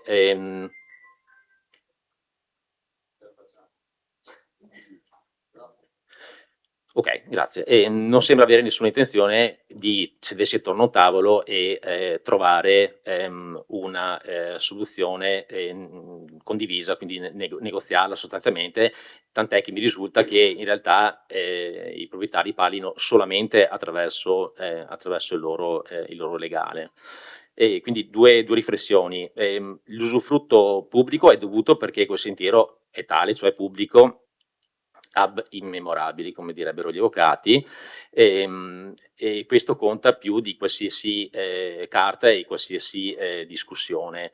Io ho già espresso la mia posizione, la mia opinione anche durante le varie occasioni all'interno della maggioranza, dicendo che è necessario dire le vie legali sostanzialmente al più presto, anche per rispetto dei cittadini, ma forse ancor più per rispetto dell'amministrazione comunale stessa, non questa in particolare, ma in quanto istituzione pubblica che deve fare l'esclusivo interesse della comunità e non del privato cittadino. Grazie. Grazie, consigliere Braido. Do la parola al consigliere Bevilacqua, prego. Grazie. prendo brevemente la parola perché vedo presenti anche dei rappresentanti del CAI che si sono mossi, che non possono parlare, che si sono mossi proprio con questa amministrazione fin da subito per cercare di risolvere questa situazione. Sui mezzi, sulla strada da seguire, sicuramente gli affari legali sapranno in che termini muoversi. Chiedo solo che questo modello, quello che cercheremo di ottenere, che speriamo di ottenere, e, insomma tutta la strada che si potrà fare in questo senso, diventi un po' un modello, perché questo non è l'unico posto in cui questo è estremo, perché noi troviamo un cancello e poi ci mettiamo eventualmente in un sentiero che non va bene, punto. Ma ce ne sono tante situazioni in cui camminando in montagna e in collina noi ci troviamo, sì, anche in città, esatto, troviamo sbarramenti che magari sono più facili da aprire o da scavalcare e in qualche modo si va, però abbiamo il dubbio se stiamo facendo una cosa legale o il proprietario può, ecco. Esatto, in tanti posti, per cui va bene, restiamo senza, la prima volta che sono d'accordo con Giovanni Braido, la prima liceo, quindi sono emozionatissima. Ecco. E quindi, come dire, risolviamo questa perché diventi, almeno per il nostro territorio, come dire, un modello e letteratura da poter utilizzare e muoverci in sicurezza sul territorio. Tutto qua, grazie. Grazie, consigliera Bevilacqua.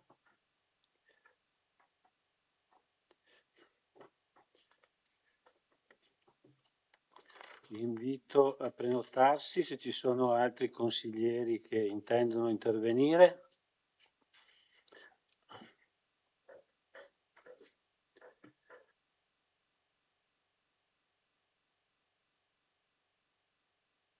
Consigliere Bassetto, prego. Grazie. Anch'io mi unisco alle due richieste che ha fatto il consigliere Errante poco fa rispetto alla mozione presentata dal consigliere Braido. La prima, ciò che riguarda quell'elemento interesse pubblico e non solo, e l'altro quello che riguarda invece gli atti, documenti formali registrati che non risulterebbero, come ci diceva poco fa. Poi andando invece all'invito all'amministrazione comunale, al punto 1 si dice ad avviare un confronto. Mi verrebbe da dire ad avviare un nuovo confronto, perché comunque già c'era stato. Ricordo che il 10 aprile, in risposta alla mia interrogazione, la sindaca si era riservata la risposta al punto 5. Nello specifico avevo chiesto in allora se ci fossero delle ragioni ostative alla riapertura del tradizionale sentiero. In relazione a quello si era riservata la risposta, ricordo, proprio perché c'era stata una manifestazione da parte della proprietà a interloquire con l'amministrazione, quindi ad avviare un confronto mi sembra un pochino restrittivo, mi pare più corretto nei confronti di tutti ad avviare un nuovo confronto.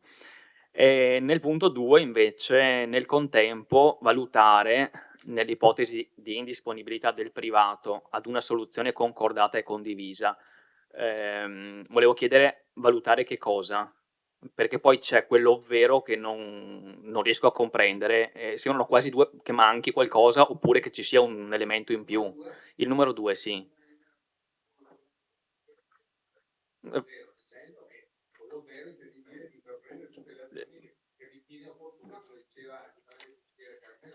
Mm.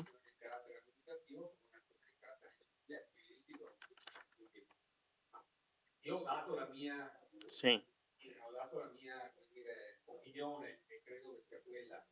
Dopodiché, pur che si risolva il problema dopo 2 anni, credo che insomma bisogna parlare tanto. 2 anni. Sì, no, ma dico, ma siccome questo poi è comunque un atto che andiamo a votare, non vorrei che fosse ambiguo o che lasciasse margini a.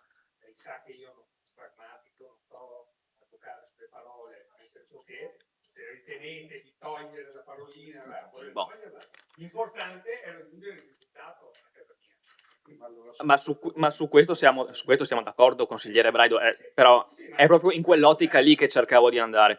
E invece l'assessore Denardi, che è l'assessore proponente, vedo, proprio nella parte che riguarda la delibera, quindi non la proposta, non la mozione presentata dal consigliere Braido, ma la delibera in sé, all'inizio, dove c'è scritto vista la mozione presentata dal consigliere Giovanni Braido, eccetera, si arriva a un punto in cui si dice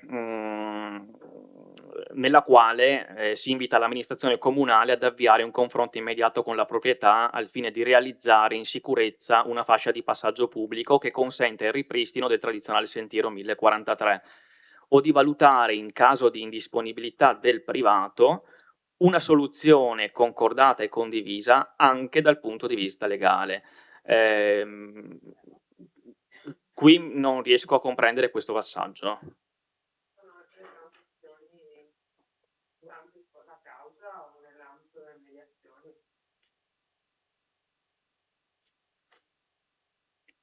Non è detto che quando nasce contenzioso poi a contenzioso, insegnano i colleghi, dopo. No. Che quando vi è un contenzioso necessariamente assume e mantenga la natura contenziosa fino alla fine. Può esserci anche una transazione sia in sede, che ne so, di mediazione, sto facendo un esempio, oppure in sede di giudiziale, anche posso dire perorata dal giudice collega Braido, per evitare di usare altri termini più incisivi. Quindi non è detto che la soluzione concordata e condivisa non arrivi attraverso un'azione legale in senso detto in termini generici.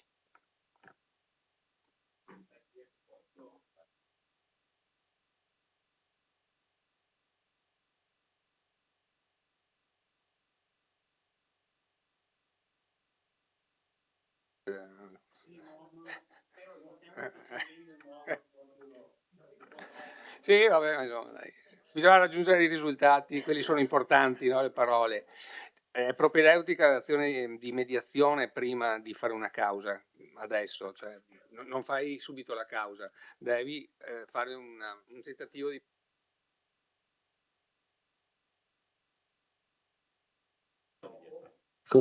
Consigliere Bassetto, se vuoi concludere il suo intervento, perché adesso... Sì, no, grazie delle precisazioni. Niente, rilego un attimo e eventualmente intervengo nuovamente se c'è necessità. Grazie. Grazie, consigliere.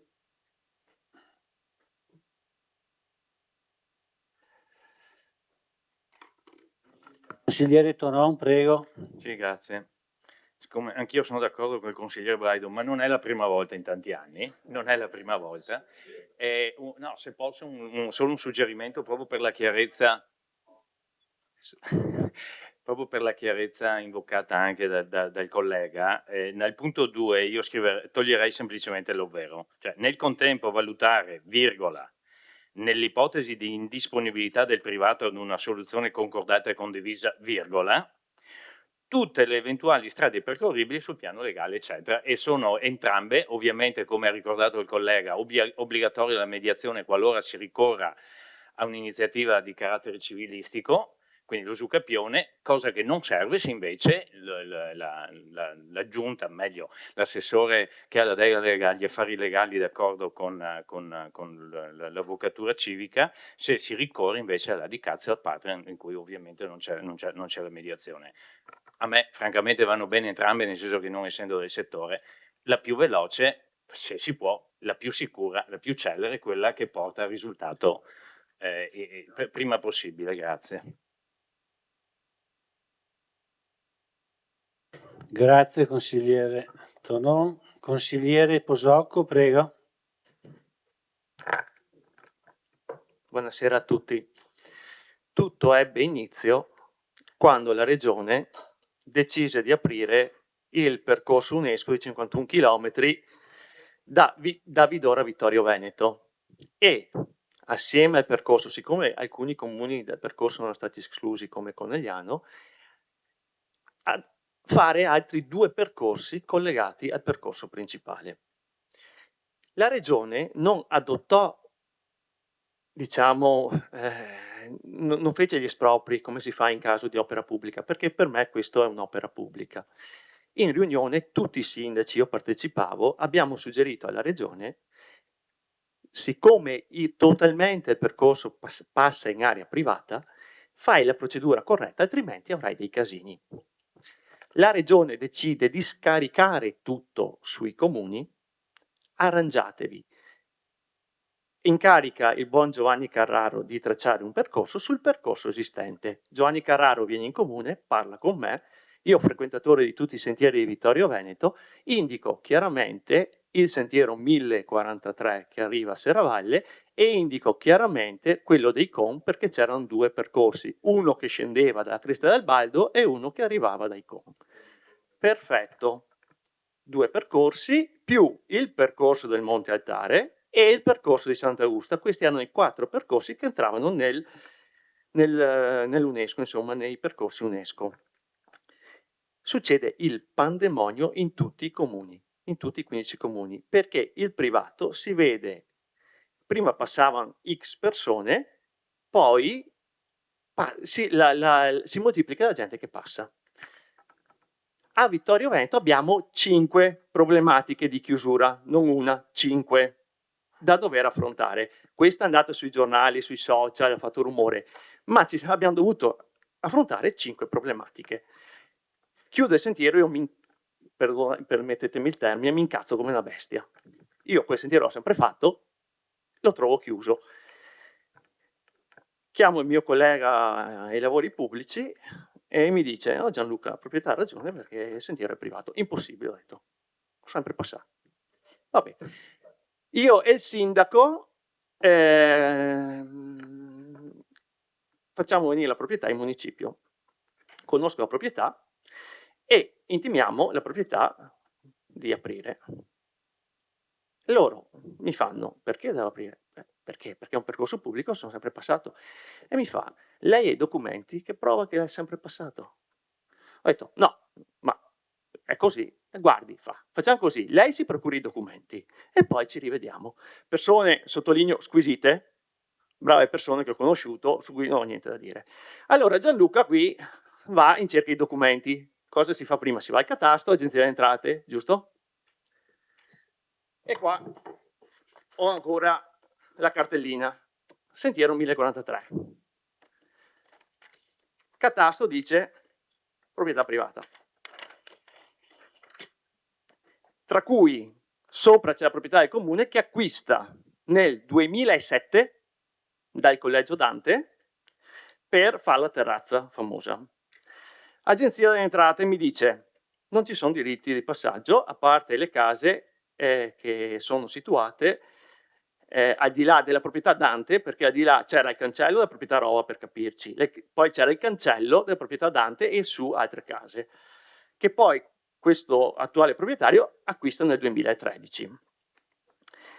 Il qui presente collega D'Arè nel 2010 porta a casa un finanziamento per sistemare le torri situate nel terreno che il comune ha acquistato nel 2007.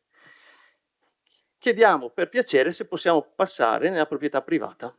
Noi, amministrazione, chiediamo: possiamo passare nella tua proprietà privata? Bene. Vado dai vicini, perché poi chiedo ai vicini, disperato, chiedo ai vicini là, spiegatemi perché c'era il cancello, mi ricordo bene, salivo a destra lungo le torri e poi mi collegavo e andavo su. Sì, però mi danno tutta una documentazione fotografica che abbiamo, che dicono: "Beh, sentiero qui io non lo vedo". C'è una serie di documentazione storica che abbiamo, tra cui una anche postata recentemente sul profilo Facebook da parte dell'ex presidente del Consiglio Paolo Sant'Antonio, che dice: sì, c'era il sentiero, ma rimaneva tutto all'interno delle mura, non passava esternamente alle mura. C'è il discorso che la proprietà nel 2016 mi fa un sentiero nuovo che poi mette il palo 1043 per la lunghezza di circa 300 metri, quindi tira via il sentiero vecchio, me ne crea uno nuovo che passa su nel bosco, ci mette la staccionata, ci pianta le rose. Allora capite che in queste condizioni, di questi documenti, la mia certezza vacilla. C'ho una foto del 2012 col cancello chiuso, proprietà privata, che è ancora proprietà del Dante, che poi ha venduto nel 2013. E quindi sinceramente mi sono confrontato e ho detto: iniziamo una causa legale con queste condizioni o troviamo un accordo? Premesso, c'era mamma regione che rompeva le scatole di continuo perché voleva aprire questo benedetto sentiero, quindi mi chiamava anche 12 volte al giorno, ok? C'era l'UNESCO che chiamava e noi dovevamo prendere una decisione perché c'era il sentiero famoso da aprire. E altre 4 situazioni in città, una terribile, che poi me l'ha risolta il mio collega da REC con un accordo col privato, da risolvere. Quindi è stato un periodo veramente distruttivo. Come abbiamo operato? Abbiamo pensato, ragionando, se facciamo una causa ci mettiamo 7-8 anni e con questi documenti in mano non è detto che la vinciamo. È vero, ci sono delle carte che dicono che di là si passava, è vero, ma qualcuno mi ha fatto notare che in un'altra località di Vittorio Veneto, passaggio senz'altro privato, Borgo Posocon, è senz'altro privato, ci passiamo da 50 anni, però se domani mattina i residenti vogliono chiudere, hanno il diritto di chiudere. Sì, certo, perché ci siamo informati e guardi che io sono, guardi, questa cosa l'abbiamo analizzata e mi dispiace dirlo e bisogna comunque vedere i documenti. Comunque anche questa proprietà privata è inserita nella... No, anche questo sentiero è tracciato nelle carte, quindi capite l'imbarazzo nostro nel prendere una decisione con un sentiero che senz'altro bisognava aprire il sentiero UNESCO, con la difficoltà di andare a intentare una causa con documenti alla mano, e sono stato il primo a ricredermi vedendo le carte, ragazzi, io ero convinto, ma vedendo le carte non sono più così convinto. Cosa abbiamo fatto? Abbiamo fatto la mediazione e abbiamo cercato di aprire un nuovo tratto bruttissimo al momento, che per tentare di aprire, per collegare Vidorra a Vittorio Veneto che arrivasse a Serravalle. Scelta giusta, sbagliata, mi concede anche 5 minuti, poi non parlo più. Ecco. La proprietà ha proposto lei: ti do il diritto di passaggio da sta parte qua, ok? E ti faccio il sentiero. Mio malgrado, non so se abbiamo fatto una cosa, però pensando all'interesse pubblico dell'amministrazione abbiamo detto: se questo sentiero adesso lo apriamo e poi venisse sistemato alla grande, adesso è lungo 276 metri, sono 50 metri di dislivello. Di là erano 300 metri con 35 metri di dislivello, poi si collegava, cioè sono proprio le misure alla perfezione. Se lo rendiamo a tutti fruibile, certo è un sentiero in salita come era quello di prima, non è un sentiero di... se la proprietà si impegna e il sentiero e quelli dell'associazione UNESCO si impegnano a sistemarlo bene, secondo me non andiamo a uno scontro che rischiamo di perdere e cerchiamo di fare una mediazione. Questo è il consiglio che do alla sindaca, così, e questo è il consiglio che do. Poi fate, per l'amor di Dio, l'importante è raggiungere il risultato. Il sentiero, come sapete, da via Roma c'era un cancelletto, era un passaggio storico, l'abbiamo ripristinato, siamo andati su, abbiamo creato dei tornantini fatti malissimo al momento e che si collega con la terrazza degli artiglieri che è stata fatta nel 2008-2009, quegli anni là. Questa è la situazione. Poi se voi siete bravi e portate a casa, riaprite, però la domanda che mi faccio è qui, non so se la cosa... Io vi ho illustrato come abbiamo agito e perché abbiamo agito in una certa maniera. Se ritenete di agire in un'altra maniera, calcolate comunque che i rischi ci sono, perché ci sono anche le testimonianze di chi veniva giù in macchina, trovava il cancello del Dante, lo apriva, richiudeva il cancello, passava sua proprietà Rova, il cancello sua proprietà Rova era aperto. Quindi è un qualcosa di difficile e secondo me lungo. Secondo me se andiamo a sistemare quel sentiero là brutto che è stato creato, lo sosteniamo bene, facciamo il bene di tutti, non andiamo...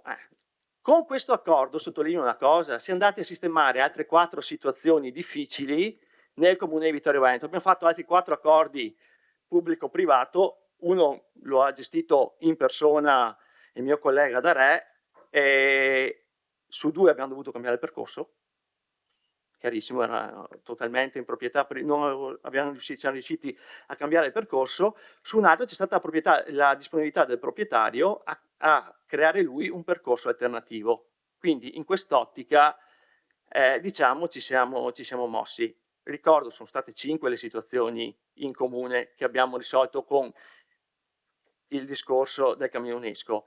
Altri comuni hanno le stesse problematiche. Il comune di Cison ha tirato via tutti i sentieri perché aveva un sacco di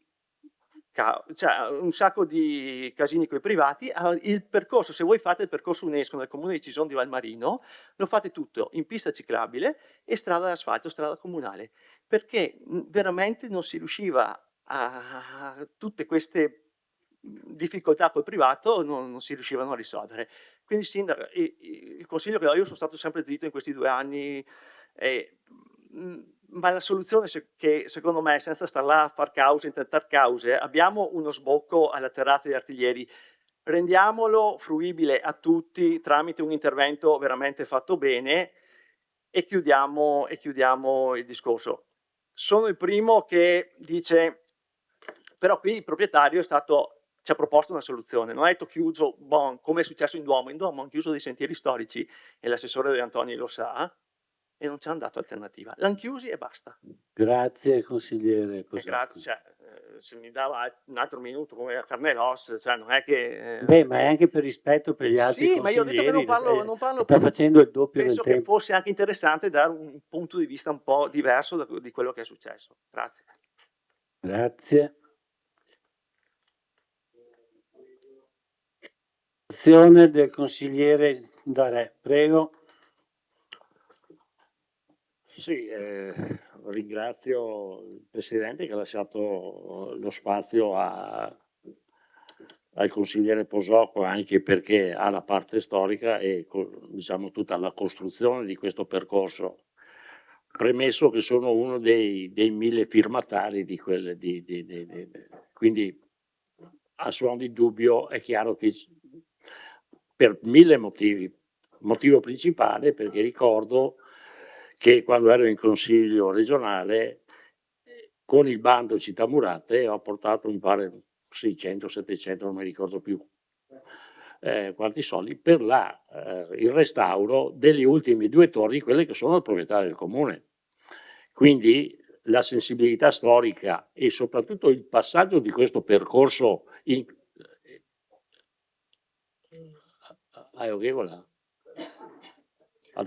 non va bene? No. E quindi la sensibilità storica c'era prima, c'è adesso, ci sarà anche domani, al di là delle amministrazioni che possono essere il colore delle amministrazioni. Ripeto che poi c'è stato il restauro, mi pare della Brandolin Dottor. Per quanto riguarda questo percorso e il finale di questo percorso, sinceramente io avrei preferito il passaggio per i Conalti, venendo giù per la stradina, diciamo che arriva praticamente davanti al castello e davanti alla porta nord di via Roma.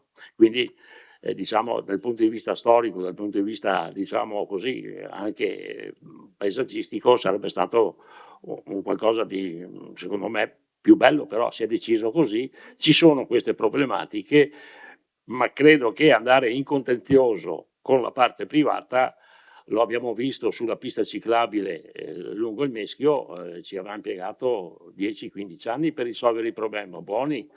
Alla fine abbiamo avuto anche diciamo, il tribunale che ci ha dato ragione nel senso che non ci ha fatto spostare la ciclabile e come è nata l'abbiamo pagato, si paga, insomma l'esproprio va pagato anche perché se è stato fare un esproprio senza dare comunicazione qualcuno si potrebbe anche arrabbiare se succede. Ripeto, il passaggio diciamo sotto il Monte Altare da parte di qua, e qua vado a ringraziare pubblicamente in questo momento, il signor Foda, che ci ha dato l'ok per passare. Ha chiesto chiaramente che lui in aiuto, c'era un muro di sassi che era praticamente franato, lo abbiamo ricostruito anche credo con non tantissimi soldi, e quindi quella parte di percorso e quella parte diciamo così, di criticità è stata salvata, diciamo, con il dare e avere, e soprattutto con il buonsenso che secondo me bisogna risolvere anche in questa occasione. Ripeto, il passaggio sotto dal cancello è sicuramente importante, bellissimo. Ripeto, ci sono tanti accessi, soprattutto si arriva sulla Terrata degli Alpini, ma si arriva, ripeto, alle torri. Adesso sta all'amministrazione trovare una soluzione. Io, prima di andare in guerra, penso alla diplomazia, dopo se poi non si può, si arriva al resto. Ripeto, come ho detto, sono uno dei firmatari. Ritengo che l'amministrazione, e l'ha illustrata Posocco, ma mi pare che ci siano anche delle soluzioni, se poi gli date la possibilità di parlare, quei 3 minuti li dai a lui. Grazie.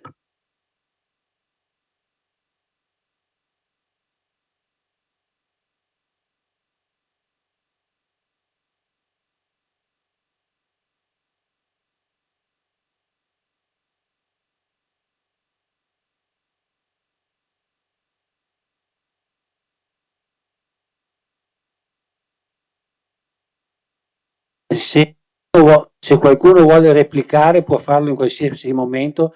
Voi consiglieri sapete che avete un intervento di 7 minuti e una replica di 5 minuti. Quindi se il consigliere Carneros vuole intervenire, prego. Io ringrazio la descrizione dei fatti che ha fatto Posocco, che in realtà, se nel primo intervento l'avevo posto come una supposizione o una deduzione indimostrata il fatto che tutto fosse avvenuto in accordo, che ci fosse stata un'interlocuzione fra privati e amministrazione, ovviamente dagli atti pubblici non risulta. Posocco ci ha detto che così è avvenuto. In realtà, secondo me, questo è stato un errore procedurale. Peraltro è erroneo pensare che una servitù pubblica o privata non possa sussistere quando non risulta dal catasto, è una cosa elementare che tutti sanno. Il diritto è fatto di atti, ma il diritto è fatto anche, in particolari situazioni, anche da fatti. E i fatti nel catasto sicuramente non ci sono. I fatti negli atti notarili certamente non ci sono, e giustamente un notaio che è un pubblico ufficiale segna gli atti, non i fatti. A parte il fatto che il consigliere Posocco avrebbe dovuto lui stesso pensare, ma se io sono passato, io sono un quidam de populo, e quindi vuol dire che qualcosa ci deve pure essere. Quello era un fatto. Sicuramente se cercava in catasto o nei registri immobiliari il giorno tal di tali è passato il consigliere Posocco, anzi il cittadino Posocco, questo non lo trova. Come non trova è passata la terza B della scuola da Ponte con il professor Bescalcin. Non lo trova, ma sono fatti avvenuti e dimostrati. Quindi sotto questo profilo, in realtà, se, e così mi pare contraddittorio, Darè vuole, e giustamente, ha firmato la petizione per ristabilire il 1043, e quella è la strada. Peraltro direi anche una cosa qui sotto il profilo legale, lasciatemela dire. Non facciamo in questa pubblica seduta ipotesi alternative condivise, perché poi ci possono essere riversate contro in un eventuale contenzioso. Così come, e su questo gli do ragione, può esserci rivoltata contro, io ovviamente non l'ho visto, ma ci credo perché lei me l'ha detto, che c'è scritto che c'è una richiesta da parte del comune di poter passare, mi piacerebbe, sì, mi piacerebbe tanto che cosa si è sognato a fare sta domanda, se tu ti passa, passi, e mi comunichi domande, ma non sta in cielo né in terra, lei capisce come, quindi attualmente sotto il profilo strettamente giuridico alternativo è meglio non dire nulla in questa pubblica seduta. E vede, consigliere Posocco, anzi ex vice sindaco Posocco, perché ne parlava nella sua veste di vice sindaco, non le è sorto il problema di dire la soluzione? Ma io sono il comune, adesso glielo dico, fate un'ordinanza contingibile urgente che serve per fare il percorso dell'UNESCO. Sarà più pubblicistico di questo, si fa l'ordinanza. Questo dopo, per carità, ognuno amministra, fa, ma questa è la prova provata che molte volte gli errori fatti da alcuni ricadono su altri. Le rogne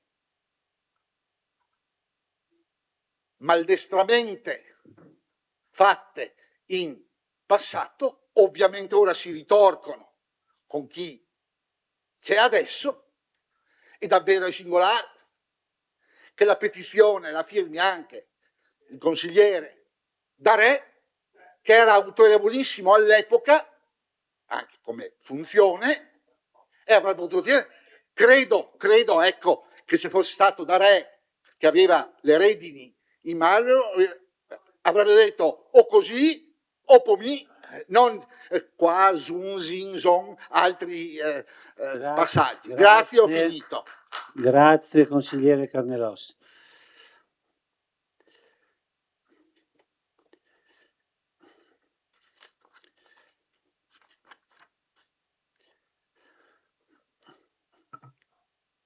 Se non ci sono, in questo momento non vedo altre prenotazioni, allora prenoto io come consigliere di Rinascita Civica e vorrei fare anch'io il mio intervento, metto i 7 minuti che spettano a tutti.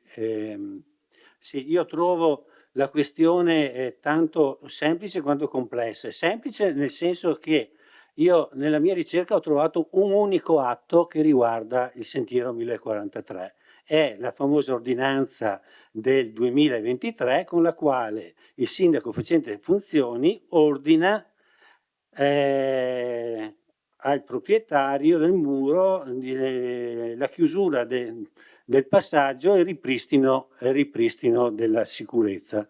Allora, già il fatto che sia il sindaco che lo ordina, mi viene da pensare che il sindaco ordini su una proprietà pubblica, perché se fosse proprietà privata forse uno lo fa senza la necessità di un'ordinanza. E questa ordinanza poi, che appunto come sottolineava il consigliere Carnelossi, non ha una scadenza, però si presuppone che la scadenza sia superata e quindi terminata l'emergenza, a mio avviso il sentiero doveva essere riaperto. Capisco però che poi le sfaccettature siano 1000. Chi segue la vita amministrativa si ricorderà che io nel febbraio 2024, pochi mesi dopo la chiusura, avevo presentato un'interrogazione al sindaco di allora e fin da subito ho manifestato il mio rammarico per una realtà che riguardava non soltanto Serravalle, ma l'intero territorio delle nostre colline, quelle di Vittorio Veneto e in generale quello delle Prealpi Trevigiane. A mio avviso la rete sentieristica che attraversa un patrimonio collettivo è un patrimonio collettivo prezioso. costituisce memoria storica, risorsa ambientale e attrattiva turistica. Per molti cittadini questi sentieri sono spazi quotidiani di salute fisica e mentale. Per il turismo sostenibile rappresentano un'offerta unica. Paesaggi, tracce storiche del passato, cappelle e oratori come quella di Sant'Antonio, terrazze panoramiche come quella creata dagli artiglieri. Tuttavia, negli ultimi anni, purtroppo, abbiamo assistito a un fenomeno che compromette tutto ciò. La progressiva privatizzazione di passaggi storici e la chiusura di tratti sentieristici, come ricordava poc'anzi il consigliere Posocco. Questo processo non solo limita la fruizione pubblica, ma costituisce una ferita alla memoria collettiva. Quando un cammino viene sbarrato, non si perde solo un accesso fisico, si perde la possibilità di tramandare storie, sentieri, comunità e ricordi condivisi. Nel caso del 1043, oltre al valore storico e paesaggistico, va sottolineato un elemento di grande rispetto civico, e cioè per anni la manutenzione e la cura di quel percorso sono state garantite da realtà associative che hanno agito per conto del comune e per il bene del comune. Cioè il comune ha incaricato, e posso citarle, una è la GESCI, una è stata l'Associazione Artiglieri d'Italia, una è stata la scuola in maratona, forse non sono sicuro l'Associazione Alpini, e mi scuso se dimentico qualche altra associazione. Quindi la chiusura odierna non può essere retta senza riconoscere l'impegno di queste persone e il debito di gratitudine che la comunità deve a queste associazioni. Per questo, a mio avviso, e condivido la mozione presentata dal consigliere Giovanni Braido, e lo ringrazio, perché ritengo necessario che l'amministrazione intervenga con decisione per verificare le motivazioni e le condizioni che hanno portato alla chiusura del sentiero, eventualmente per insistere con un dialogo con i proprietari interessati, inoltre per promuovere politiche locali che impediscano future privatizzazioni di tratti storici, magari attraverso accordi di servitù o protocolli di intesa o pratiche di gestione condivisa. E anche, per come ho detto prima, per sostenere e valorizzare il lavoro delle associazioni locali con strumenti concreti, convenzioni, piccole risorse, campagne di volontariato. Quindi confidiamo nell'impegno della Giunta per trasformare questo disagio che ha creato la situazione del 1043 in una opportunità. Preservare il nostro patrimonio sentieristico, farlo conoscere a chi pratica il turismo di prossimità e riconoscere pubblicamente il valore delle associazioni che lo sostengano e lo hanno sostenuto.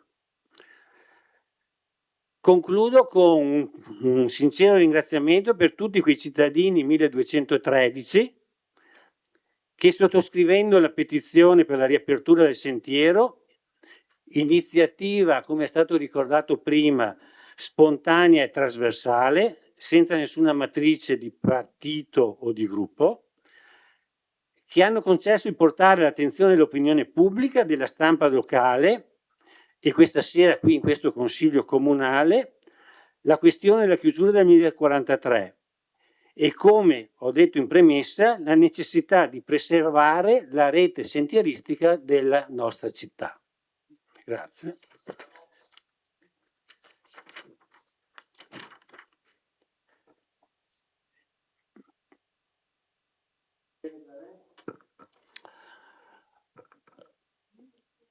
Lei è intervenuto come rinascita civica e io qua ho un post di Facebook, data 13 aprile del 24, abbiamo esplorato l'alternativa al sentiero 1043. Al sopralluogo hanno partecipato Sant'Antonio, Bagliana, De Antoni e De Bastiani. Abbiamo trovato un percorso impervio, non percorribile da tutti, che richiede più attenzione a scendere e a salire. Molto, ma molto più impegnativo del sentiero 143. Sicuramente il nuovo sentiero non è percorribile di una certa età. Inoltre il sentiero è interrotto a metà da una recinzione. Oggi come oggi la chiesetta di Sant'Antonio non è raggiungibile da Serravalle e il comune non ha provveduto a indicare percorsi alternativi. Dal sopralluogo si evince che l'alternativa al classico percorso che raggiunge i resti della chiesetta di Sant'Antonio non può essere questo. Questa situazione si protrae da novembre dell'ordinanza sindacale, aveva disposto la riapertura del sentiero 1043 entro il 30 marzo, il sindaco Miatto ha informato i consiglieri comunali dei lavori di sistemazione del muro pericolante che sono eseguiti, perciò non è comprensibile perché sia ancora chiuso. Questo è quello post della sua. Tra l'altro conclude Rinascita Civica, i 4 dell'Apocalisse. Questo è un vostro problema, è documentato, cioè, l'avete scritto voi. Allora a questo punto risolvete il problema. E dovrebbe informarsi meglio perché i 4 dell'Apocalisse è un epiteto che è stato affibbiato, non si sono firmati così. E probabilmente l'avete fatto. Quindi se avete evidenziato il problema e dopo 2 anni non l'avete ancora risolto, il problema è vostro o mica nostro? O no? E nessuno ha detto che il problema è vostro, siamo qui per risolverlo. Forse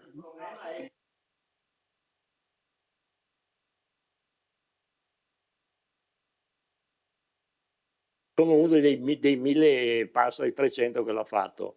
Evidentemente questo sentiero va bene a tutti, però se dobbiamo fare un'azione diciamo giudiziaria nei confronti della proprietà e perdere 10 anni, ripeto, se ci fosse e c'è la possibilità di trovare un qualcosa di alternativo, magari passando di lato, non so come cosa, però ripeto, è un qualcosa che se andiamo per un contenzioso è chiaro che il contenzioso comporta anni e anni di battaglie legali con esiti incerti per tutti.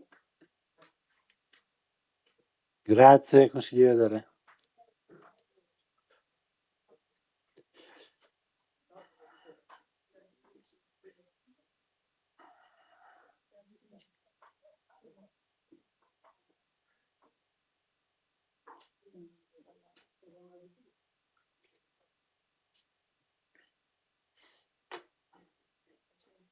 Meglio le finestre aperte.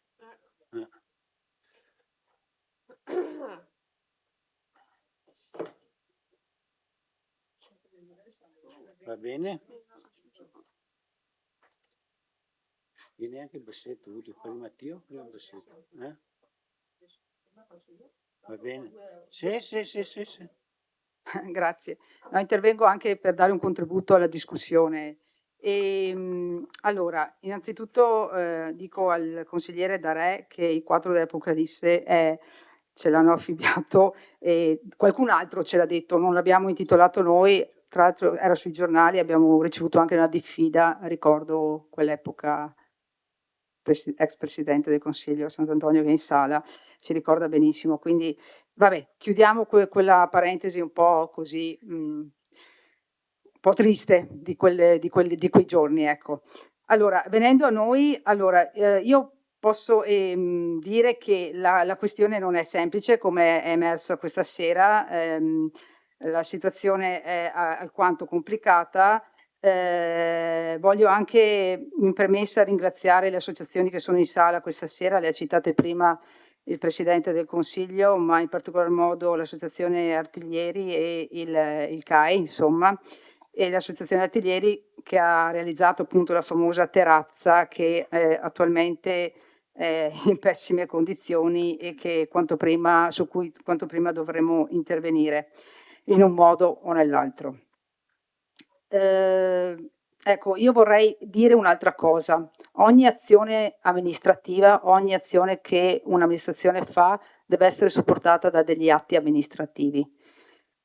Quindi quello che vorrei dire è che ci stiamo muovendo naturalmente con il contributo degli uffici perché senza la parte degli uffici, la parte dell'avvocatura, la parte dell'ufficio tecnico è difficile muoversi, non possiamo, il sindaco o gli assessori non possono muoversi in autonomia.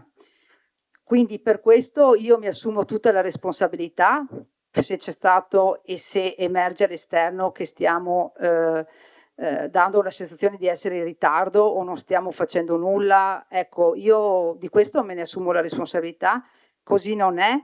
Abbiamo iniziato un percorso di approfondimento e studio di tutti i documenti dal catasto, ma andando a ritroso, e come sapete ci vuole tempo anche per andare negli archivi, che non sono archivi appunto qui a Vittorio Veneto, ma insomma dobbiamo andare a ritroso per ricostruire appunto la storia di quel percorso, e per far questo ci vuole tempo.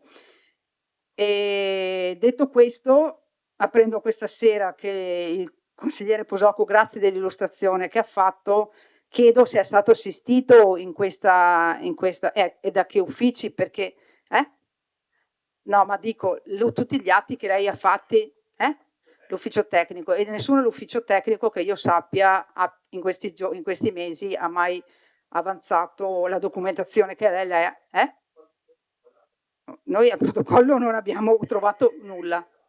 Vabbè, no, faccio per dire che trovo strano che si insedia un nuovo sindaco e gli uffici non hanno memoria di quello che è stato fatto prima, cioè trovo veramente strano questa cosa. Quindi voglio dire, ha aperto un nuovo percorso utilizzando chi è che l'ha aperto il nuovo percorso? Sì, bene. Ecco, bene, sì, ok, bene. L'atto sarà agli atti, perché se non c'è agli atti, va bene, ok. Quindi chiederò agli uffici di essere un po' più precisi nel reperire gli atti, e immagino sia stato seguito anche da altri, insomma. Io ho trovato solo corrispondenza privata tra le parti, va bene, ok. Detto questo, ciò non toglie che siamo di fronte a una situazione, a una decisione da prendere. Vorrei anche ribadire che abbiamo incontrato la proprietà privata, quindi ci siamo attivati anche per questo confronto. Dal confronto non sono emerse una situazione, come di dire, di disponibilità. Ecco, cioè la parte privata è molto ferma sulla sua posizione, e quindi voglio dire, anche l'eventuale decisione o comunque percorso di trovare una soluzione condivisa nell'eventualità penso non sia facile, comunque nulla è da escludere. L'altra considerazione che è stata fatta, insomma, che ripeto, l'unico documento che abbiamo pubblico è questa ordinanza. E per quanto riguarda che strada seguire, noi, ripeto, stiamo ricostruendo tutta la storia di quel sentiero. Penso che se ci sono le condizioni favorevoli e i nostri uffici legali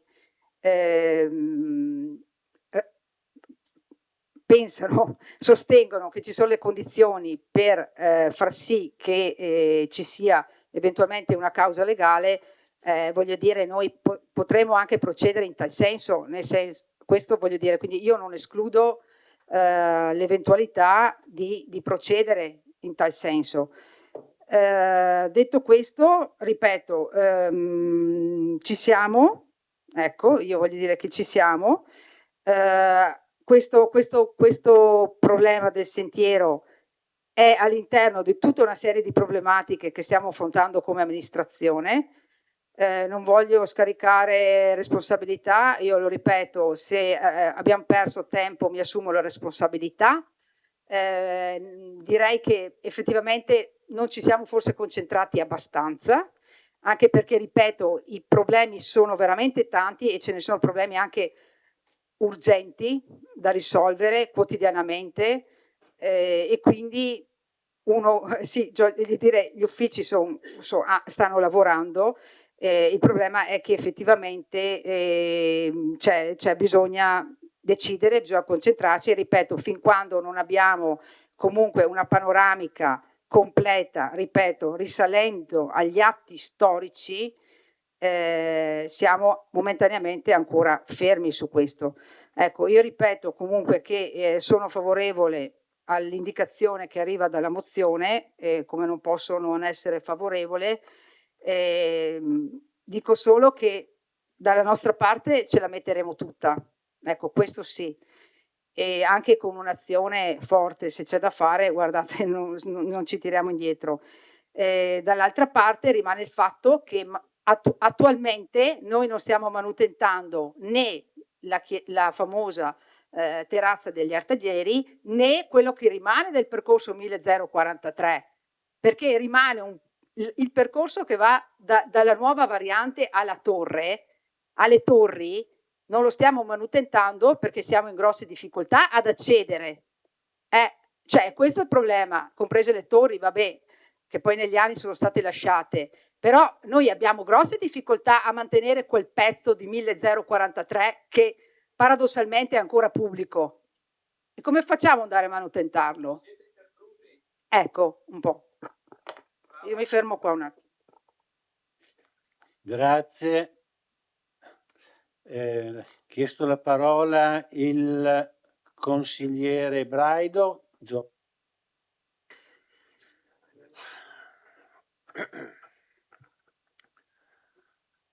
Allora, io capisco, diciamo, non si può essere tuttologi, nel senso che quando si fa il sindaco c'è chi prima faceva un mestiere, chi ne fa un altro, chi insegna, chi fa l'avvocato, chi fa il commercialista e quant'altro, quindi non vado di sicuro a scaricare nei confronti dei sindaci questo problema.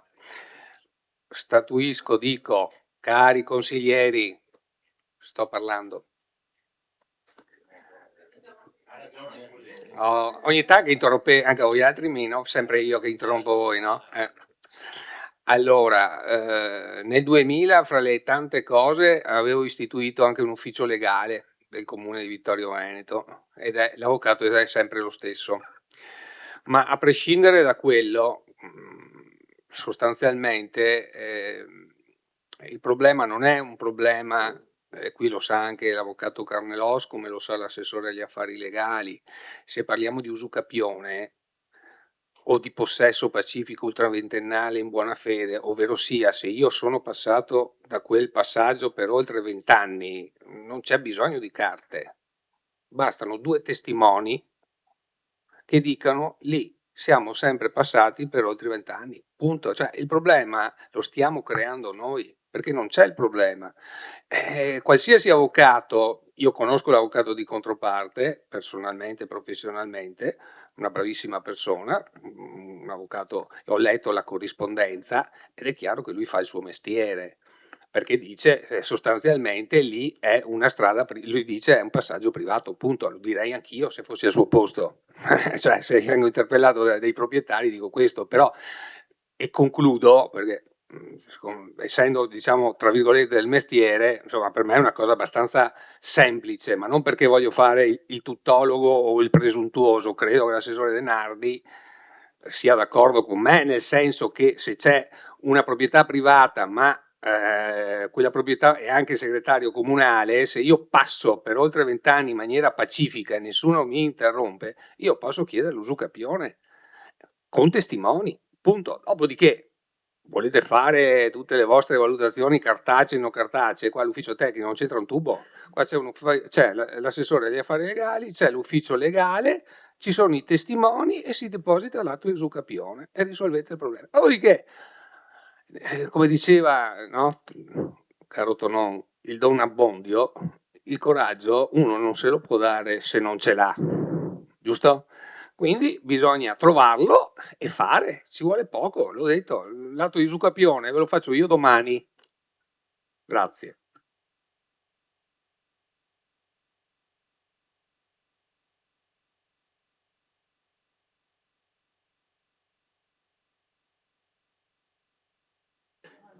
Prego, consigliere De Nardi. Sì, buonasera a tutte e a tutti. Dato che ci appropinquiamo verso la votazione di questa mozione, per cui ringraziamo ovviamente il collega Braido e prima ancora il consigliere Bassetto che si sono interessati alla questione, che ormai sì, va avanti dal 2023. Direi che diciamo risulta un po' problematica, dato che è emersa da questa assemblea questa sera la questione che fa parte delle premesse, no? Sull'assenza di atti o documenti formali registrati in relazione a detto passaggio, che un po' era la domanda anche che ha proposto il consigliere Errante. E dunque possiamo togliere questa parte perché la sindaca Bagliana dice che appunto negli uffici non ci sono, non è stato trovato nulla in merito. Il consigliere Posocco dice che sono stati protocollati. Prima di votare direi che è opportuno verificare questa cosa qui. Un'altra cosa che mi sento di aggiungere è che sì, decliniamo, penso collegialmente, la richiesta di aprire l'altro sentiero invece di questo, solo perché l'idea è che si andrà per vie legali molto lunghe. Cioè, se l'obiettivo di questa mozione è aprire il sentiero 1043 e ci sono 1213 firmatari, tra cui molti presenti anche esponenti di associazioni eccetera che lo richiedono, non possiamo adesso fare una retromarcia e proporre l'apertura di un ulteriore sentiero che tra l'altro è molto più difficoltoso. E ricordiamo quello che ha detto appunto la sindaca sul fatto che comunque questa chiusura impedisce anche alla pubblica amministrazione di fare quello che deve, cioè manutentare anche le piazzole eccetera. Grazie, chiudo. Grazie. Una replica del consigliere Bassetto, prego. Grazie. Anch'io ho ascoltato l'intervento del consigliere Posocco e ha detto che la documentazione è agli atti, per cui abbiamo agli atti la richiesta, giusto di passare. No, ma io non le ho risposto di sicuro perché non è compito mio fare la risposta all'accesso agli atti, dunque consigliere Posocco non deve dire che le abbiamo risposto perché io non le ho risposto di certo. Punto primo. Poi insomma è uscito il discorso della causa legale. Io però, leggendo la proposta di mozione che il consigliere Braido ha depositato, vedo che comunque c'è scritto che da una soluzione concordata e condivisa, quindi penso che quello sia il primo passaggio, che da una soluzione concordata e condivisa tra proprietà e comune deriverebbe un indiscusso beneficio per la collettività cittadina, quindi penso che quello sia il primo passaggio per cui viene invitata l'amministrazione. Sulle perplessità che sono uscite adesso, io mi sento di fare una piccola proposta, Presidente, ovviamente se i colleghi consiglieri sono d'accordo, si può pensare di sospendere un paio di minuti, riunire la conferenza dei capigruppo, mettere a punto quei dettagli di cui si diceva e poi ritornare qui. Se vuole la faccio io la richiesta di sospensione un momentino.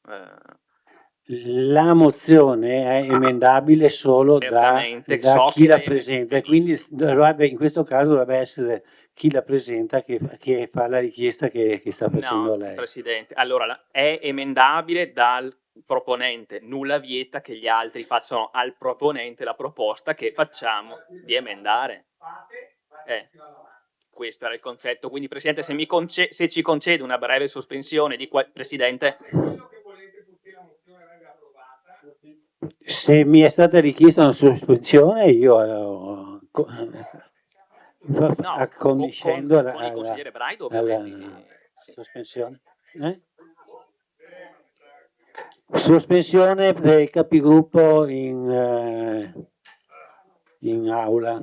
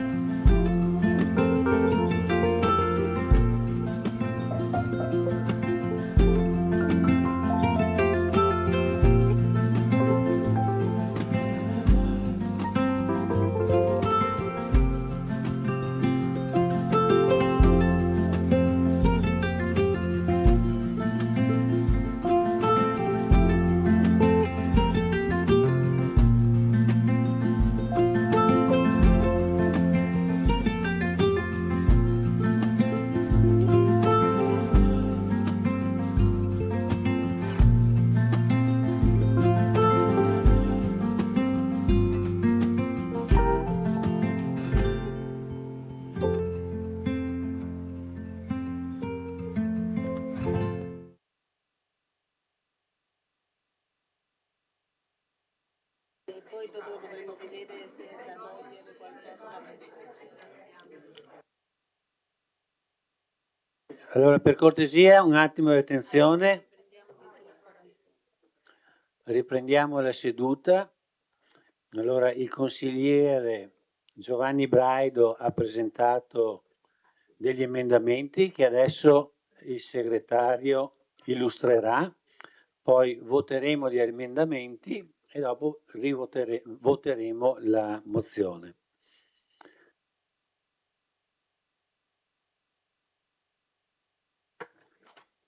Sì. Allora, gli emendamenti presentati riguardano parte delle premesse e parte del dispositivo. La quart'ultima premessa che recitava che il tratto di percorso del tradizionale sentiero 1043 interessa una piccola porzione della citata proprietà privata che oltretutto potrebbe ulteriormente ridursi. A questo punto, oltretutto, viene aggiunto senza in tal modo riconoscere alcun diritto. Poi c'è un'ulteriore modifica che riguarda la penultima premessa che recitava che è pacifico l'interesse pubblico e non solo, viene modificato come che è pacifico l'interesse generale. Viene depennato l'ultima premessa che diceva che non risulterebbero agli atti documenti formali registrati in relazione a detto passaggio. Questa frase viene eliminata e alla fine nella parte del dispositivo invece nel primo al numero 1 ad avviare un ulteriore confronto, viene aggiunto l'ulteriore rispetto, si parlava soltanto di un confronto, quindi un ulteriore confronto, e al punto 2 il punto 2 recitava nel contempo valutare nell'ipotesi di indisponibilità del privato ad una soluzione concordata e condivisa e viene cancellata, non riesco a dire qual è la parola, aspetti che ve lo dico. Ovvero, ecco sì, ovvero. E quindi concordata e condivisa tutte le eventuali strade possibili, tolto ovvero. Bene, vi è chiaro? Consigliere. C'è una dichiarazione di voto, va bene? Sì. Va bene, dichiarazione di voto, Prenoti. Sì, grazie Presidente. Non voterò contro questa mozione e ringrazio il collega Braido di averla presentata. Allora, penso, è chiaro che la sensibilità verso il patrimonio sentieristico è stata dimostrata e mi piange il cuore quando succedono queste cose. Ricordo che abbiamo tabellato 54 km di sentieri in 5 anni e grazie al lavoro dell'ufficio sport e cultura, grazie al lavoro delle associazioni in città. E quando ti trovi davanti, quando amministri e ti trovi davanti a questi problemi, comunque devi prendere la decisione più corretta in quel momento. Ricordo che purtroppo in quel momento avevamo pressioni enormi per questa benedetta apertura del sentiero UNESCO con una procedura, appunto, ricordo perché lo sottolineo, la regione ha scaricato sui comuni tutte le problematiche. Okay, poteva fare una procedura, non l'ha fatta perché aveva fretta, se avesse fatto la procedura ma col se e col ma ormai non si torna indietro. In quel periodo abbiamo cercato il dialogo con la proprietà che abbiamo trovato e che ringrazio, ma abbiamo cercato anche tutte le soluzioni legali. Abbiamo parlato di possessoria, di tutto quello che poteva essere fatto. Il dubbio, e per questo mi astengo, perché è stato uno dei motivi che non mi fa votare a favore, è quando dice che tale percorso è stato effettuato a cittadini tutti da oltre 20 anni attraverso un passaggio pacifico e ininterrotto ultraventennale. E su questo è stato un motivo che ci ha fermato da fare questo, perché il sentiero, 400 metri di sentiero 1043, è provato che il sentiero vecchio è stato abbandonato, è stato fatto un sentiero nuovo dalla proprietà, con tanto di staccionate, rose, eccetera. È stata creata una piazzola per la sistemazione della torre del comune e le torri E. E su questo ci siamo fermati perché su questo è il dubbio legale. Auspico, sindaca, capisco che è difficile, c'è già un percorso alternativo aperto che si fa fatica ad andare su, e io credo che con un dialogo con la proprietà e con l'associazione UNESCO, che tanto c'entra in questo, si potrebbe rendere veramente fruibile, ma è una cosa fatta bene, che ce ne sono tanti sentieri simili in zona, quel tratto lì, evitare una causa eventualmente di infinita e sistemarla. Io confido nel dialogo, cercate la soluzione, noi siamo qui non per criticare o così, ma dove possiamo dare una mano, ma vi ho messo davanti un attimo le problematiche che, sindaca, lei le conosce, perché altrimenti avrebbe anche agito prima. E quindi niente, confido nel dialogo e la risoluzione pacifica del problema. Grazie. Il mio voto sarà di astensione. Grazie consigliere. Consigliere Toffoli, prego.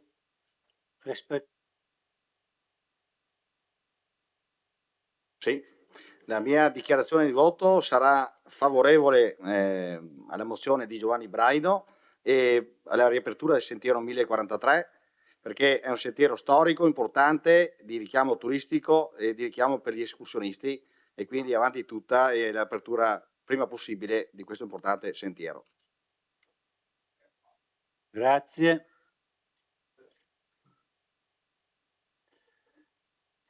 Consigliere Braido, prego. Sì, velocemente, ringrazio tutti coloro i quali, se voteranno positivamente a questa mozione, il mio interesse non era puramente di cercare di trovare un punto di soluzione di questa vertenza, per cui insomma ben vengano tutte le problematiche che sono state presentate, tuttavia io pragmaticamente da cittadino credo sempre che bisogna sì discutere, ma poi fare una scelta e electa una via non datur recursus ad alteram, cioè andare su questa strada, quella che sarà decisa, e risolvere questo problema, che insomma è un problema che secondo me, a prescindere, è stato affrontato dalla precedente amministrazione, adesso c'è questa, come giustamente diceva il sindaco Vagliana, ci sono problemi che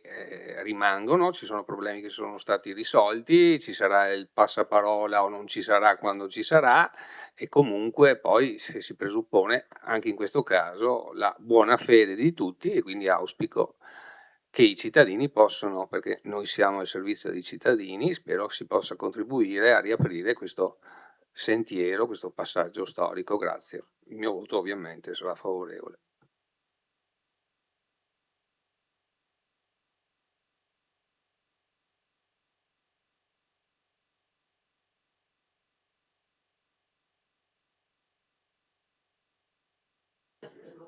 Prego, consigliere Bassetto. Grazie Presidente, ringrazio il consigliere Giovanni Braido anche per aver accolto tutte le osservazioni che abbiamo proposto durante la conferenza dei capigruppo, e devo dire che davvero le ha accolte tutte quelle che abbiamo portato. Io annuncio il voto favorevole del gruppo Mirella Vagliana Sindaco, auspicando ovviamente una soluzione condivisa e concordata di questo problema che comunque riguarda la città. Mi permetto di rileggere quello che avevo detto in risposta alla sindaca Vagliana il giorno in cui mi ha risposto all'interrogazione,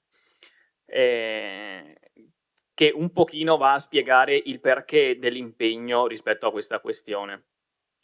Non si tratta semplicemente di un segmento che va da A a B.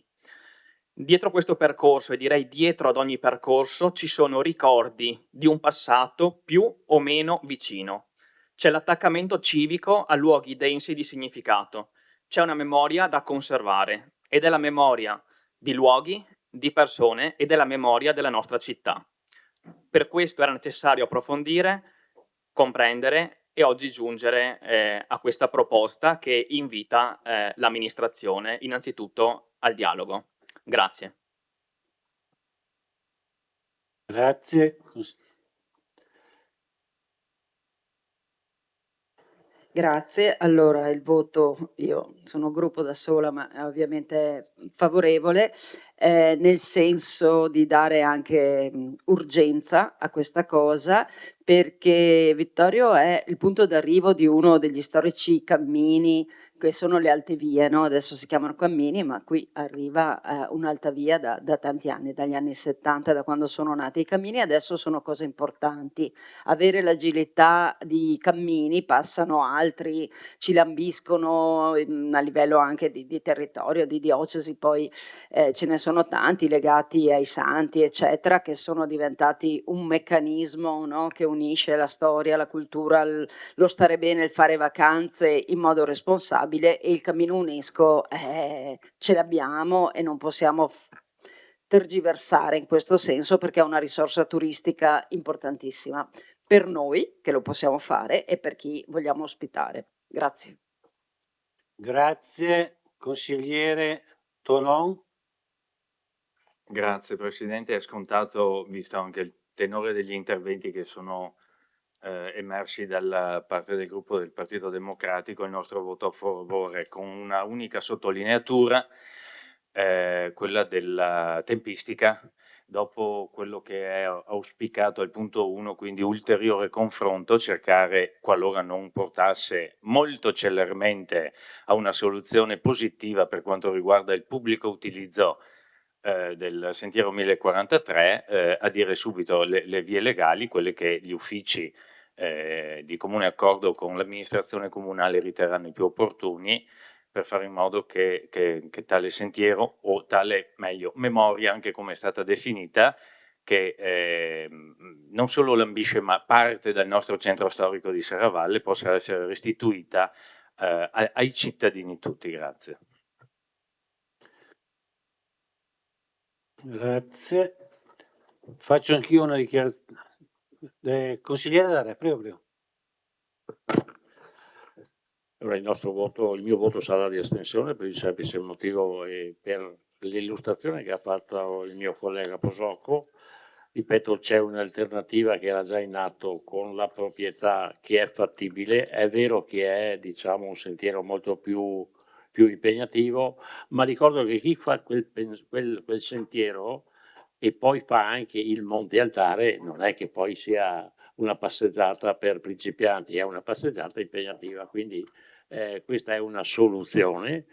Percorsi ce ne sono tanti per proseguire poi al di là, quindi il mio voto sarà di astensione e auguro e spero che da parte dell'amministrazione ci sia un confronto sereno e soprattutto proficuo per risolvere questo problema.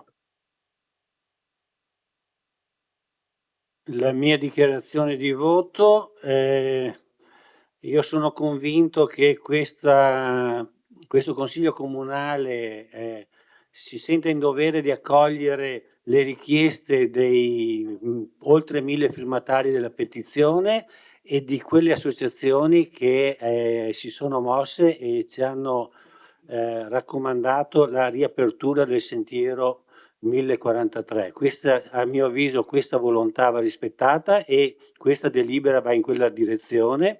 E questa sera ho sentito parlare di utilizzo ventennale del sentiero, quello il 1043, quello che conosciamo. Io, ma molti altri, è in circolazione una fotografia dove ci sono le truppe austro-ungariche, quindi 1918 in via Cavour, con lo sfondo del Monte Baldo, dove si legge molto bene il percorso del 1043. Quindi stiamo parlando di un percorso ultracentenario, quindi il nostro voto è favorevole.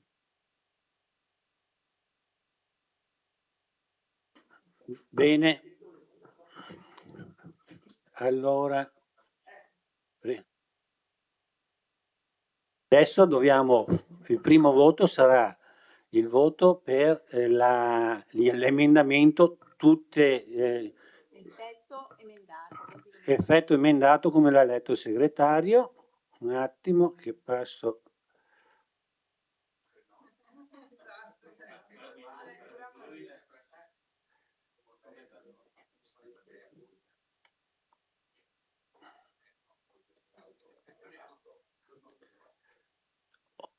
Aperto la votazione, prego consiglieri votate.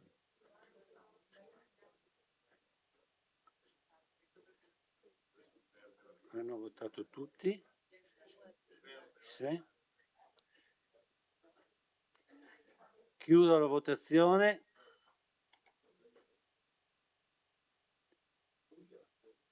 Allora abbiamo votato gli emendamenti, adesso votiamo la mozione emendata.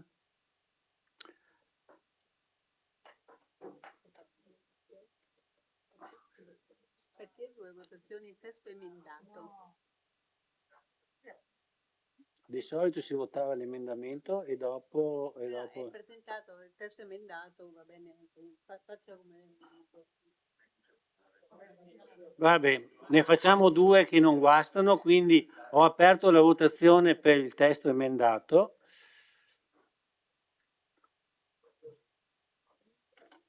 Chiudo la votazione. Mozione approvata, favorevoli 13, contrari nessuno, astenuti 2. Chiuso il punto numero 7. Grazie.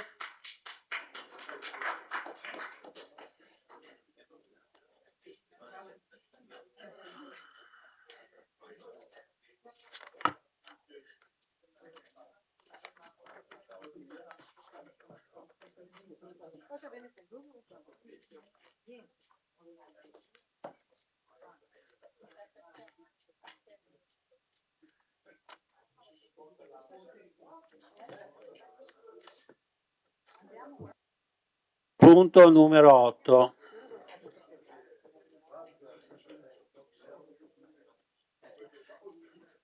Punto numero 8, bilancio di previsione triennio 2026-2028, variazione numero 3. Illustra la delibera l'assessore Giulio De Antoni, prego. Ok. Quindi, come diceva il Presidente, è la terza variazione di bilancio che presentiamo a questo Consiglio. L'urgenza è derivata soprattutto dal fatto che abbiamo ottenuto un finanziamento da parte della Regione di 279.761 euro per la realizzazione dell'intervento di messa in sicurezza della strada delle Perdonanze. Era da tempo insomma, che avevamo in piedi questo lavoro, c'è stata una prima richiesta di finanziamento che non è andata a buon fine, questa seconda è stata parzialmente accolta, quindi 279.000 euro sono messi dalla Regione e 210 li dobbiamo mettere noi per arrivare a completare il progetto esecutivo che abbiamo già pronto e che quindi possiamo far partire velocemente l'appalto per 210.238 euro. Questa è la cosa più importante insomma, di questa variazione. Ci sono poi altre variazioni eminentemente tecniche che velocemente descrivo io, ma la dottoressa dalla Torre è qui per rispondere a tutti gli approfondimenti che ritenete necessari. C'è una modifica tecnica in entrata e in uscita di 47.900 euro per chiudere la questione dell'IVA sulla una precedente variazione relegata alla vendita di energia da fotovoltaico, altrimenti non si poteva diciamo, recuperare l'IVA in qualche modo. Poi c'è l'applicazione di un avanzo vincolato di 21.230 euro finalizzato alla manutenzione della segnaletica stradale e ancora 5.000 euro per l'allestimento di un nuovo automezzo che avevamo acquistato ancora l'anno scorso, che doveva essere completato con la sistemazione del cassone, 9.500 euro per manutenzione e controlli di impianti termici e la cifra più alta ancora di 26.700 euro per la sistemazione dell'impianto di climatizzazione di parte dell'edificio diciamo sopra al quadrilatero che si è rotto e quindi abbiamo un preventivo ancora dell'anno scorso di 26.700 euro e quindi qui mettiamo i soldi necessari per poterlo fare. Questa velocemente sono tutti i numeri che fanno parte della variazione di bilancio che vi sottoponiamo. Come dico, se avete qualche richiesta più precisa di integrazione di chiarimenti, c'è qui la dottoressa che vi può rispondere.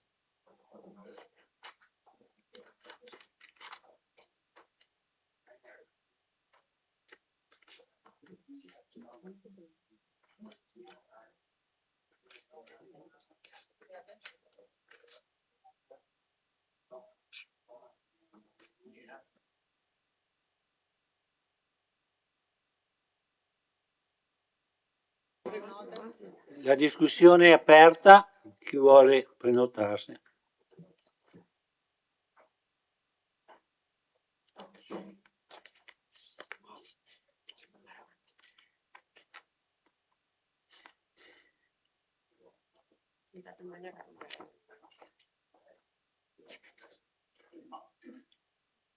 Prego, consigliere Carnellos. Sì, solo un piccolo dettaglio, volevo capire, perché ho preso appunto di questi 24.000 per i refrigeratori, sì, quello che è, e mi sembrava tantino, e il fatto che ci sia una sola offerta, ecco, chiaro che adesso bisogna procedere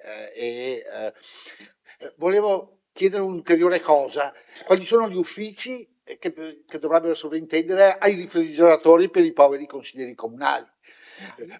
È, come si può dire, una battuta, ma mentre in certi posti immediatamente arriva la domanda, qui noi moriamo da caldo, credo sia il posto più caldo del comune, e credo che qua nessun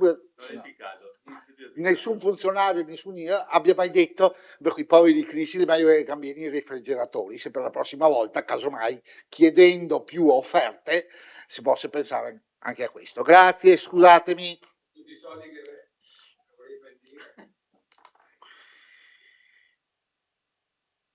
Grazie.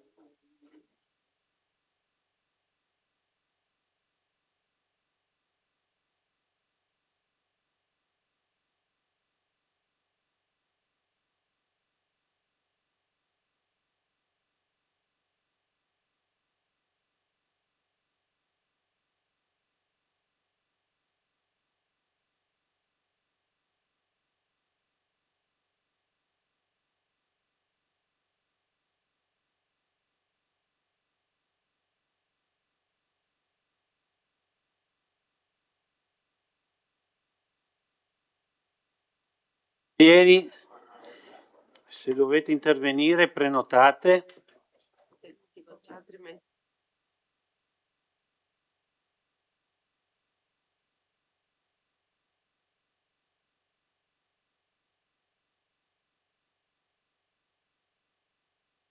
Non vedo prenotazioni, quindi io considero che si possa chiudere la discussione e passare al voto.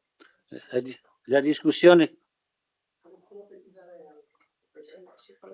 Sì, la precisazione, consigliere Carnelos, era quella: il preventivo è stata fatta dalla Bin Servizi, si chiama così, che è l'azienda che gestisce tutti gli impianti di riscaldamento che è un'azienda pubblica, e che gestisce tutti gli impianti di riscaldamento del comune, insomma, ecco, quindi si fanno la manutenzione ordinaria e straordinaria, nel caso siano delle attività, degli importi che vanno oltre quello che è il contratto di servizio, è chiaro che devono chiedere l'autorizzazione. Adesso ci fidiamo della... Sono incaricato. Esatto, qui l'architetto Madalosso, che poi è responsabile di queste cose, ha detto che ha sentito e che adesso ci chiederà i soldi per poter fare il lavoro anche qui.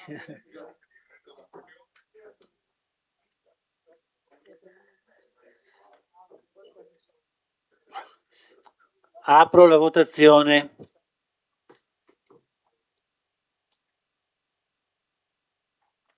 Prego, votate.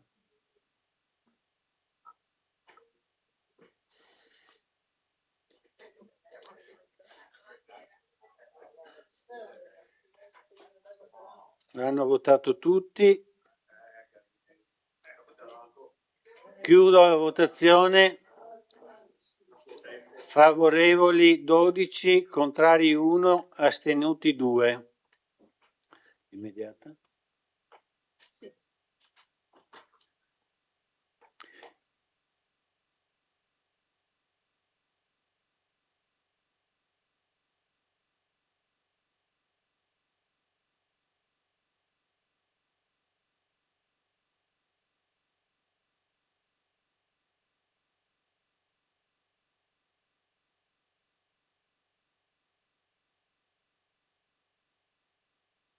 Sì, favorevoli 12, contrari 1, astenuti 2. E abbiamo con questo concluso il punto numero 8 e quindi passiamo al punto numero 9.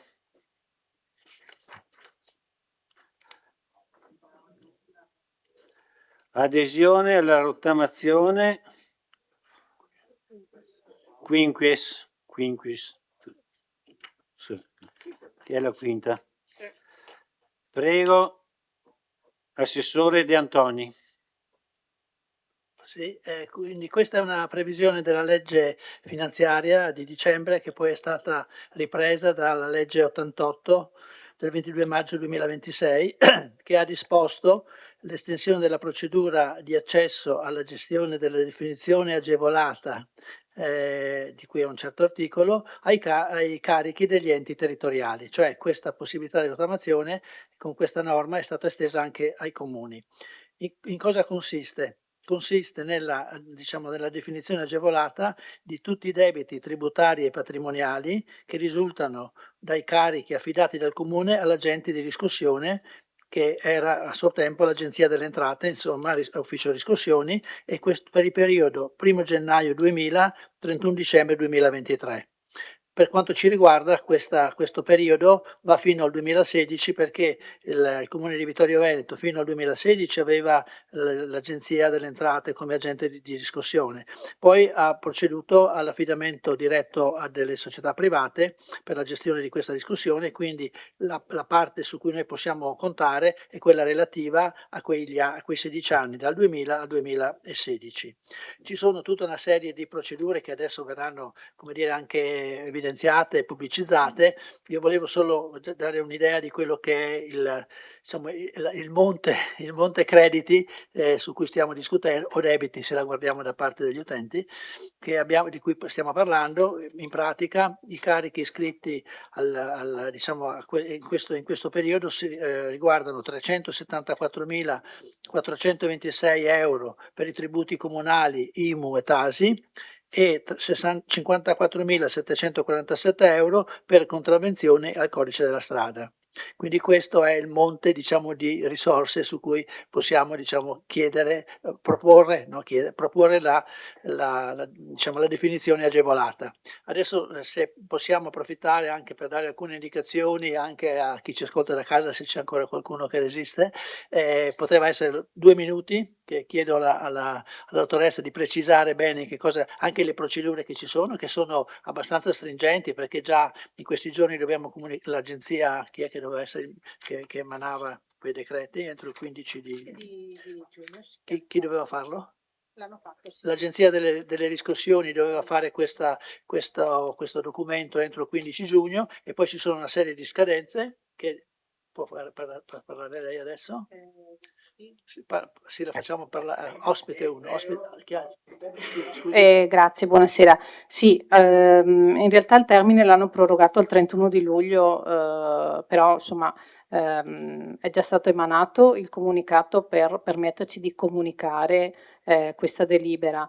Poi dal 15 settembre ADER metterà a disposizione dei debitori i carichi, quindi quando ciascun debitore entrerà nella propria posizione vedrà quali sono le cartelle alle quali può aderire. Il contribuente poi presenterà la propria domanda entro il 30 settembre e entro il 31 dicembre ADER provvederà a fare questo piano di rateizzazione. Dopodiché dal 31 gennaio 2027 è fissata la scadenza per il pagamento, che potrà andare in un'unica soluzione o a rate.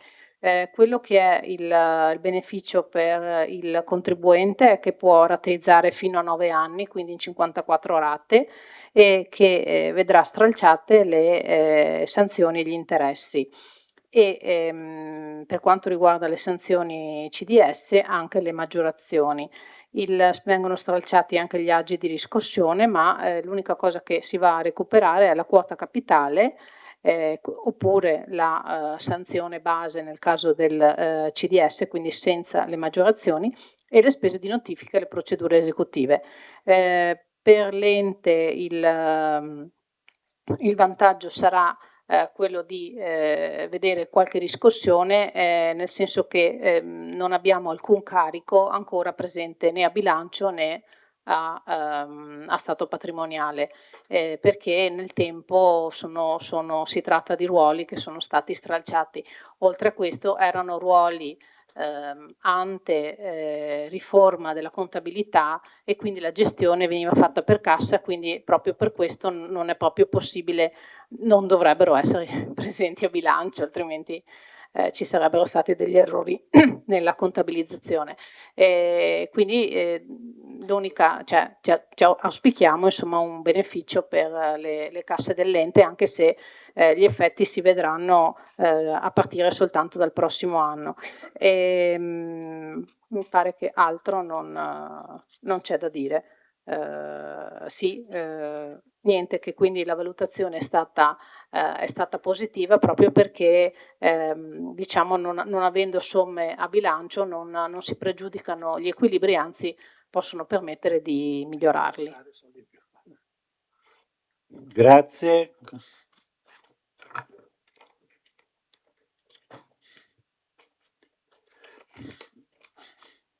A questo punto è conclusa l'illustrazione della delibera e quindi apro la discussione del punto numero 9.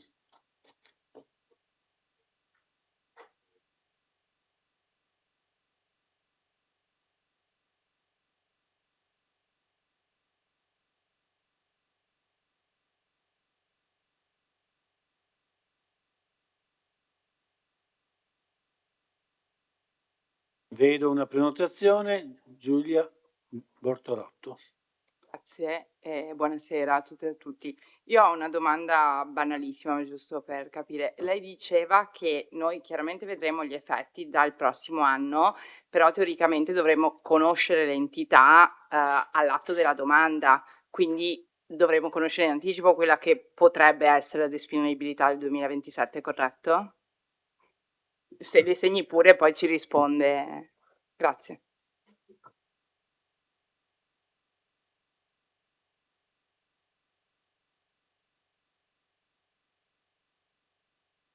No, sì, beh, se ci sono altre domande. Beh, rispondiamo subito, cioè in pratica l'Agenzia delle Entrate diciamo, precisa sul sito quali sono i debiti che gli utenti insomma, possono diciamo, rottamare. Ecco, in questo nel periodo che va dal 15 settembre al 31 ottobre. A questo punto il cittadino interessato deve aderire entro dicembre. Diciamo, no? Entro il 31 ottobre. Entro il 31 ottobre, scusa, sì. Agenzia Entrate. E poi dal 1 gennaio poi possono venire i pagamenti. Quindi sappiamo l'importo complessivo e adesso l'Agenzia delle Entrate metterà nel sito i nomi delle persone e il relativo importo, sì, con gli accessi diciamo, riservati, e ognuno può diciamo, in qualche modo accedere. Insomma, ecco. E quindi capire qual è il debito che può estinguere in maniera agevolata. L'importo complessivo è quello che dicevo prima, cioè ci hanno già detto quali sono le risorse e diciamo comunque i crediti che possiamo chiedere di estinguere rapidamente, sono 374.000 euro per i tributi e 54.000 euro per le contravvenzioni. Ah beh certo. Sì, esatto. Speriamo bene. Esatto.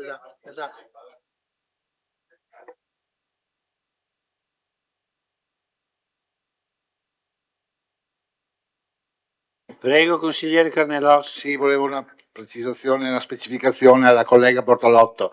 In realtà l'ammontare rottamabile, tra virgolette, sono qui 3,74 più 54. Ad oggi ovviamente non è possibile sapere quanti di quei soggetti aderiranno alla rottamazione. In ogni caso, anche nel momento in cui dal 15 settembre al 31 ottobre presenteranno le domande, in ogni caso quello è un'entrata presunta a partire dal 27, ma anche quella non è certa, perché per esempio nella rottamazione quater, che non riguardava i comuni, il monte di domande di rottamazione, dico a caso, era 100. Alcuni hanno provveduto a pagare la prima rata e poi non hanno più pagato, e così via. Tant'è vero che questa è la ragione per cui poi da un punto di vista finanziario il governo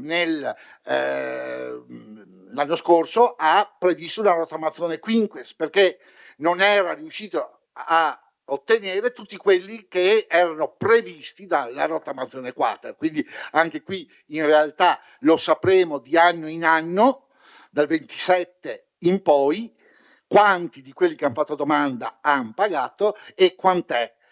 Va detto anche questo, la rateizzazione è possibile in 94 rate, purché l'importo minimo della rata sono bimestrali, raggiunga i 50 euro. Faccio per dire, se uno avesse un debito di 400, rottamandolo diventano 400,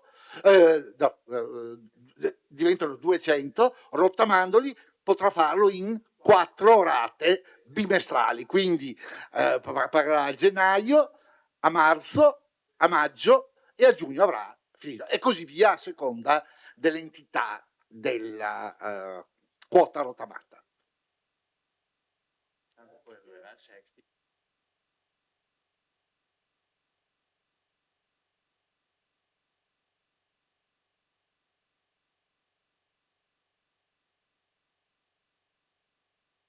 Consigliere Fabio Braido. Da quello che ho capito, gli uffici stimano un'adesione del 40% sui crediti IMU e del 20% sulle contravvenzioni. Poco più che una curiosità, in realtà mi chiedevo su quali dati o qual è stato, diciamo così, l'algoritmo che sta dietro a questa, oppure è stata fatta una cosa così spannometrica a sentimento. La seconda domanda è quanto vale il capitale complessivo nominale rispetto agli oneri, quindi maggiorazione degli interessi. Cioè quanto andiamo a perdere sostanzialmente con la rottamazione.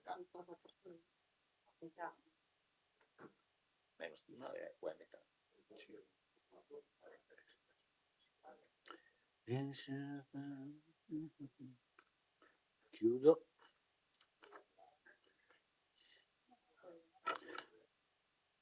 C'è qualche altra domanda?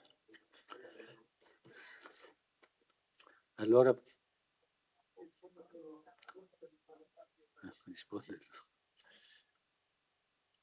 Sì, la dottoressa mi dice che ho risposto io per evitare un'altra accensione di microfono, la dottoressa dice che hanno fatto una valutazione, diciamo spannometrica, ecco, nel senso anche parlando con altri colleghi, insomma in qualche modo hanno definito una cosa che non è troppo ottimistica, ma neanche troppo pessimistica, è una via di mezzo, ecco.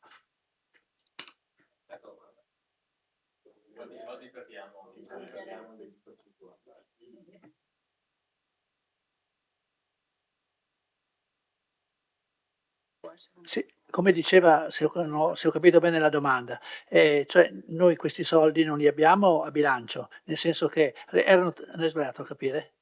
Ho capito male allora, scusa. Nominalmente quando dovremo incassare, quanto questo incasso, quanto vale il capitale nominale attivo e quale sarebbe il legato iniziale. La parte di rottamato. Vale il vantaggio.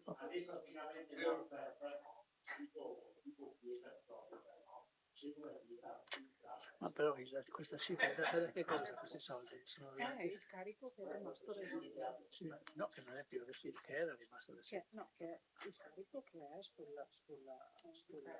è che abbiamo ritrovato come agenzia delle entrate. Ma quindi sono tutti soldi, sono solo tributi o sono anche... No, sono tutti insieme, potremmo perdere un prestazione. Combinazione carico da ente. Carico No, da... ma questi poi ci sono gli sgravi, no? È un conteggio complicatissimo. Sì, scusi consigliere, in pratica c'è un elaborato fatto dall'Agenzia delle Entrate, abbastanza complesso da leggere, dove riportano dei numeri e alla fine ci dicono che l'importo che possiamo, che diciamo, può essere rottamato è quello lì, nel senso che ci sono delle voci che non riusciamo, no, a comprendere. Sì, Non ho capito. Sapete quello che con la rottamazione non pagano. Ah, quanto risparmia uno? Però è un po' complicato perché il periodo è così lungo che è difficile da applicare. Sì, come si fa? Gli interessi, altrimenti sarebbe da quantificare solo gli interessi, ma il periodo è lungo e non si sa a quali anni corrispondono, quindi è una valutazione. La stima sulla probabilità di incasso, quindi posso dare una stima anche quanto andiamo a perdere non incassando le matturazioni. Bisognerebbe guardare la singola posizione, è impossibile fare questo conteggio. Sono dati comuni. Allora, vedo che c'è...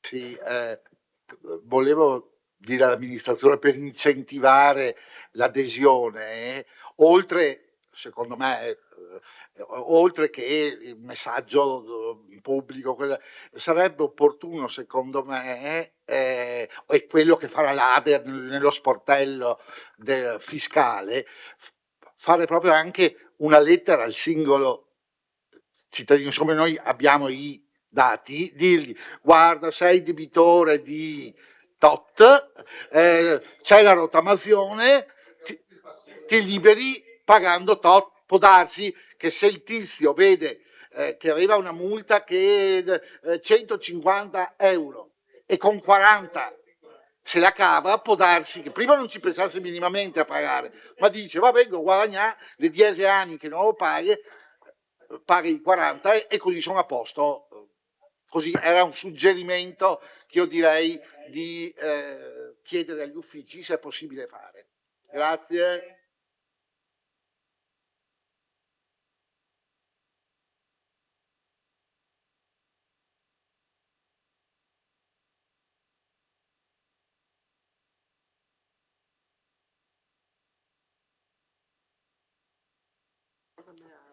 Bene, allora io posso dichiarare chiusa la discussione e aperta la... Un attimo, il computer è più lento di me. Apro la votazione. Prego.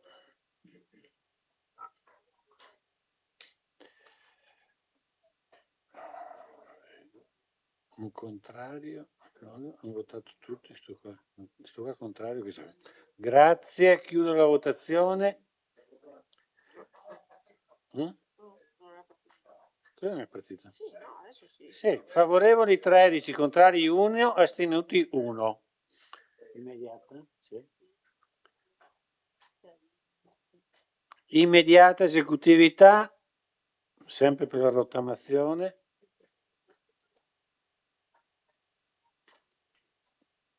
Prego, votate.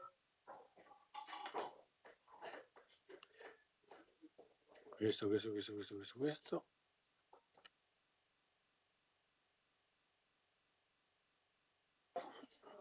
Come prima abbiamo concluso il punto numero 9. Grazie. E passiamo al punto numero 10.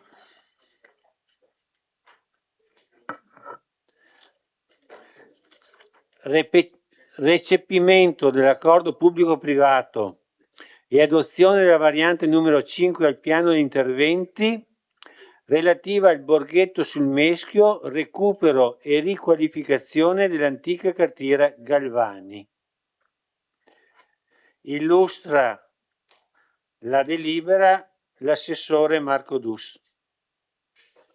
Dunque, con questo punto all'ordine del giorno portiamo qui in Consiglio un provvedimento importante che riguarda la riqualificazione e la rigenerazione urbana di una parte sì, molto importante della nostra città. Dal punto di vista amministrativo, come si è detto, il Consiglio è chiamato a valutare e a recepire l'accordo pubblico-privato con la società Luma SRL e la contestuale adozione della variante numero 5, il piano degli interventi relativa al recupero dell'antica cartiera Galvani. Si tratta di un complesso molto rilevante che tutti noi conosciamo bene, alcuni di voi hanno avuto anche la possibilità diversi mesi fa ormai di visitarlo. È un'area che è già interessata da interventi edilizi autorizzati che sono destinati sia a residenza, a ristorazione, attività alberghiera, ma che oggi si trova a dover confrontarsi con quello che viene chiamato il PGRA, cioè il piano di gestione del rischio alluvionale. Si tratta questo di uno strumento operativo di pianificazione territoriale che è finalizzato a ridurre le conseguenze negative derivanti dalle inondazioni sulla salute umana, sull'ambiente, sul patrimonio culturale e sulle attività economiche. E i limiti del PGRA, che ricordo sono sovracomunali, hanno costretto colgo anche l'occasione questa sera per ricordare che costringeranno anche in futuro molte altre attività di edilizia a doversi confrontare con questa nuova pianificazione e anche a dover in un certo senso fare i conti con questa nuova pianificazione, perché appunto va a inserirsi in maniera sovracomunale e a limitare alcune operazioni. Nella fattispecie il piano vigente non consente di realizzare i posti auto necessari a servire queste nuove destinazioni, perché l'area destinata a parcheggio è classificata come zona pericolosa idraulica media, con pericolosità idraulica media, e quindi fondamentalmente non si può scavare in quell'area là un interrato. E serve quindi una soluzione fuori terra che in questo caso il piano di interventi attuale non prevede. Quindi la variante che qui questa sera noi proponiamo di adottare risolve esattamente questo nodo, cioè introduce una nuova scheda normativa, la 7C, che consente un volume accessorio per l'autorimessa, riorganizza i percorsi ciclopedonali esistenti nell'area e aggiorna la scheda dell'unità edilizia F131 in questo caso, che permette degli interventi di recupero che sono necessari all'attività. Ma il punto su cui mi vorrei soffermare è il beneficio per la collettività, perché questo non è un accordo a senso unico. A fronte di una capacità edificatoria riconosciuta, la ditta privata si impegna a realizzare a propria totale spesa quasi 390.000 euro di opere pubbliche senza alcun onere per il bilancio comunale. Parliamo quindi di un tratto di pista ciclabile, un nuovo tratto di pista ciclabile lungo via Lazzarini, della pavimentazione di fronte alla piazzetta pubblica davanti alla villa e soprattutto l'illuminazione di tutto il sistema ciclopedonale dell'area, compreso un tratto di quasi 2 chilometri lungo il Meschio, che oggi di sera resta completamente buio. Quindi è un intervento questo che useranno tutti i cittadini e non solo quelli che abiteranno in questi nuovi edifici. Dal punto di vista economico l'operazione è stata verificata puntualmente dai nostri uffici, il plusvalore generato dalla trasformazione urbanistica è stimato in circa 557.000 euro e il valore delle opere pubbliche a carico del privato supera quanto previsto dalle nostre linee guida sulla perequazione e sul contributo straordinario di legge. Sul piano procedurale, prima di arrivare qui, questa proposta è passata da un'istruttoria tecnica molto approfondita interna ai nostri uffici, quindi ha interessato in particolare l'ufficio urbanistica, i lavori pubblici, le manutenzioni e la polizia locale. Sono stati poi richiesti naturalmente al Genio Civile di Treviso i pareri sismico e idraulico. Il lavoro è stato notevole e colgo l'occasione per ringraziare chi si è speso in questi mesi per addivenire ad una soluzione come quella che vi sottoponiamo. In sintesi, mi permetto di dire che restituiamo a un compendio storico oggi degradato una prospettiva di recupero e lo facciamo facendo sì che chi investe e non la collettività, che sia chi investe e non la collettività, a pagare per delle opere pubbliche che ne deriveranno. Grazie. Ora lascerei la parola all'architetto Madalosso che vi illustrerà ancora più nel dettaglio quali sono le fasi che hanno interessato e che poi hanno portato a questa proposta. Grazie.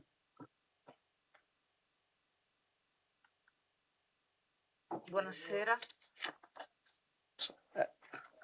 La delibera prevede il recepimento dell'accordo pubblico-privato ai sensi della legge regionale 11/2004, articolo 6, e l'adozione della variante numero 5 al piano degli interventi ai sensi dell'articolo 18 della medesima legge. Una precisazione, l'accordo subordinatamente all'adozione della variante verrà sottoscritto e la sua efficacia sarà demandata all'approvazione della variante. L'area oggetto di intervento è quella visualizzata nello schermo, è un rilievo dello stato di fatto attuale, dove in giallo sono evidenziate le piste ciclabili esistenti e la viabilità carraria mista ciclabile. L'attuale classificazione dello strumento urbanistico prevede aree ed edifici di antico impatto di interesse culturale e ambientale in zona A, zona agricola sottozona di pianura E2 e zone destinate a verde di rispetto o tutelato. In queste zone non è possibile l'edificazione. La ditta Luma chiede di sottoscrivere un accordo tra soggetti pubblici e privati, come già detto, la variante urbanistica ai sensi del PRGPI, ai sensi dell'articolo 18, per la riqualificazione e il recupero del borghetto mediante la realizzazione di una nuova autorimessa pertinenziale fuori terra, avente una superficie di metri quadrati 888,15 e un volume di 2575,64 metri cubi, allo scopo appunto di accogliere posti auto a servizio delle nuove destinazioni residenziali e alberghiere. Lo spostamento e la messa in sicurezza dei percorsi ciclopedonali e viabilistici esistenti, la modifica di intervento su 2 edifici previste nelle schede F131 e scheda normativa 7.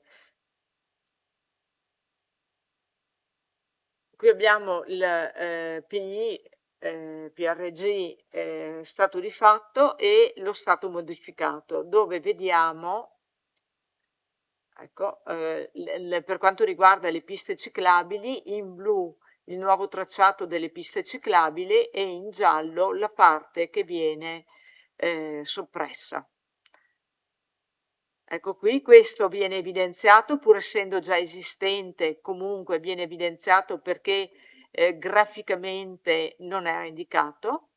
Quindi la pista ciclabile farà questo percorso, questo blu riprende, questo sta nel sedime in cui è attualmente, questo è il nuovo tratto di pista ciclabile che verrà realizzato e poi questi invece sono oggetto di spostamento dall'attuale sedime. Qui si può evidenziare l'attuale sedime era questo e vengono spostate. La scheda normativa 7 prevede, oltre alla variante della pista ciclabile, anche il nuovo volume, che è concretizzato in quest'area qui. Ecco. Per quanto riguarda invece gli edifici, questi due, vengono modificate solo le indicazioni progettuali. Per quanto riguarda questo edificio viene indicata la possibilità di modificare i fori di finestra, in quanto gravato da grado di protezione 2, quindi rimane grado di protezione 2 con la specifica solo della modifica della foronometria del piano terra. Invece questo edificio, ex Porcilaia, viene ammessa alla ristrutturazione mantenendo superficie e volumi inalterati. La scheda normativa comparativa, qui si evidenzia meglio la nuova pista ciclabile, la gialla è quella che viene soppressa, ecco qui, e qui il nuovo volume. È interesse dell'amministrazione comunale favorire il recupero dell'area, infatti l'assessore parlava di interesse pubblico rilevante ed è stato individuato nella riqualificazione urbanistica dell'ambito con il recupero del compendio immobiliare. l'incremento delle dotazioni territoriali mediante la riorganizzazione dei percorsi ciclopedonali e la dotazione di illuminazione pubblica della pista comunale, operazione che concorre alla riqualificazione urbanistica della pista ciclabile stessa. Miglioramento infrastrutturale con la valorizzazione e la fruizione nell'ambito in questione anche in relazione all'area interessata dal compendio in oggetto, non solo sotto il profilo urbanistico edilizio, ma anche economico-sociale. Le valutazioni tecnico-economiche. Allora, la determinazione delle varianti espresse prima comporta l'aumento praticamente della superficie di metri quadrati 1100 che vanno a ripercuotersi nella quantità di suolo consumabile per il PI, passando quindi da ettari 13.095 a 13.084. L'onere economico rappresentato dalle obbligazioni relative alla realizzazione delle opere di cui all'accordo è stato quantificato in totali 281.891,93 e supera la metà del maggior valore generato dagli interventi previsti di 557.745, il maggior valore dato dalla differenza tra valore iniziale e valore finale diviso 2, quindi 281.427,90. Questo è il dovuto. E il realizzato, quello che verrà realizzato da parte della ditta, 281.891,93. L'onere economico rappresentato dalle obbligazioni di realizzazione dei nuovi tratti di pista ciclabile realizzati al fine di valorizzare gli edifici privati, quindi gli spostamenti di tratti di pista ciclabile, è quantificato in 108.919 euro che saranno interamente pagati, compensati dal privato. La parte privata riconosce a favore del comune un differenziale di 2.555 euro per quanto riguarda le permute, ossia la permuta delle aree di proprietà del comune con la permuta delle aree di proprietà del privato per la realizzazione delle piste, la differenza genera un valore di 2.550 euro. Sono state fatte tutte le stime del caso che portano alla determinazione dei valori detti prima. Quindi le modifiche si concretizzano nell'inserimento di un nuovo volume, nell'indicazione di nuovi tratti di pista e nelle modifiche dell'individuazione delle modalità esecutive del recupero degli edifici.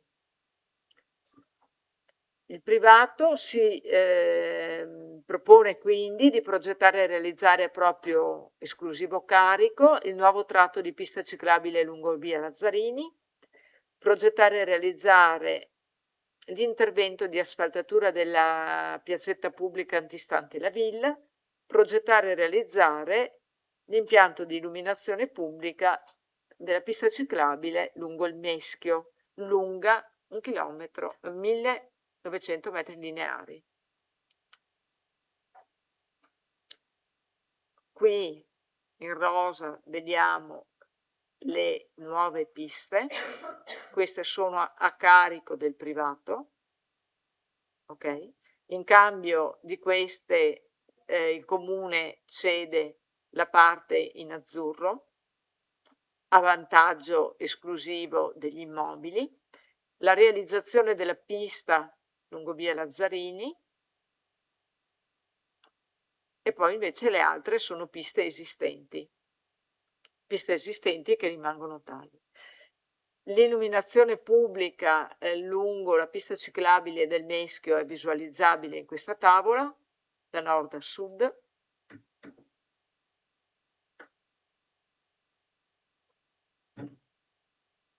La spesa dei 108.919 è come già detto, quella assunta esclusivamente dal privato.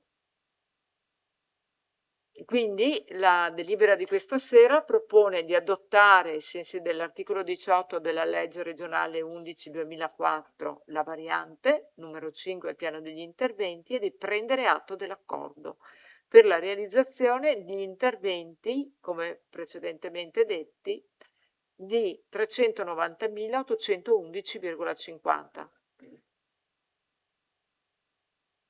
L'iter amministrativo.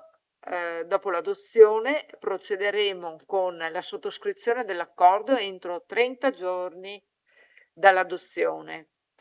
L'accordo diventerà efficace comunque subordinatamente all'approvazione della variante. Sono già stati richiesti i pareri al genio civile per quanto riguarda la parte idraulica e la parte sismica. Verrà aggiornato il documento di programmazione 26-28 alla sezione strumenti di programmazione negoziata e successivamente all'adozione verranno inviate alla Regione tutti i documenti per la VAS e la VIA Vinca. Basta, io ho chiuso, se avete delle domande. Grazie architetto.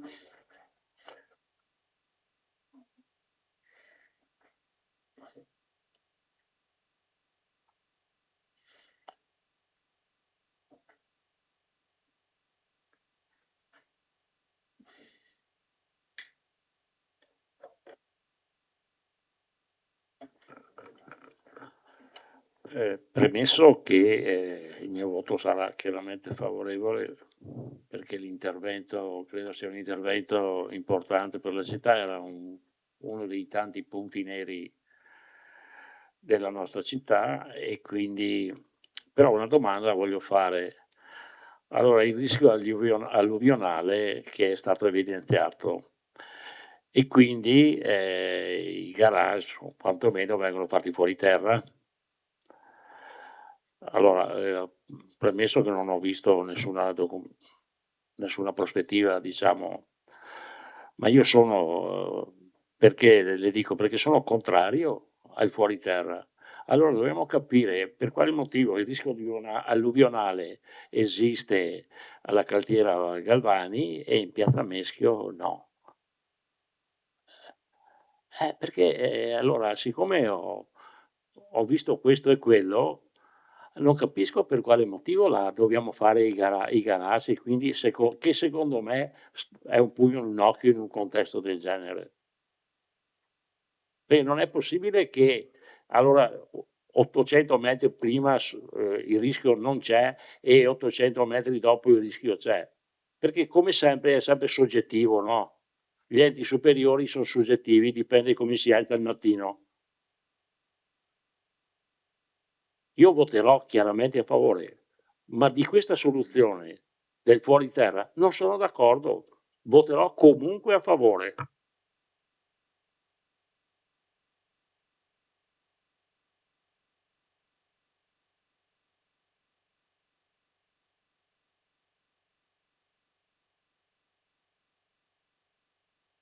Consigliere Tonon, prego. Credo, se non ho interpretato male la norma, che se il problema di Piazza Meschio ci fosse oggi, i piani sotto non si farebbero, ma non perché il legislatore si è svegliato o chi deve decidere, ma perché la norma è entrata in vigore successivamente alla realizzazione dell'intervento di Piazza Meschio. Io dico, per fortuna o purtroppo, non so se sia un vantaggio o uno svantaggio per il privato, in questo caso sicuramente meglio, in questo frangente è un onere in più, non so se un domani potrebbe essere anche una salvezza non fare i parcheggi sotto. È vero che credo sia, mi corregga Vice Sindaco, un paio di settimane fa credo su un quotidiano nazionale c'era una presa di posizione molto dura da parte di amministratori di tutti i colori, meglio soprattutto di uno perché è maggioritario, delle nostre montagne dolomitiche, che sparavano a zero contro questo piano, quello fatto dal PRGA, dell'autorità di bacino Alpi Orientali, se non ricordo male il nome. Perché? Perché di fatto impedisce o quasi qualsiasi tipo di intervento.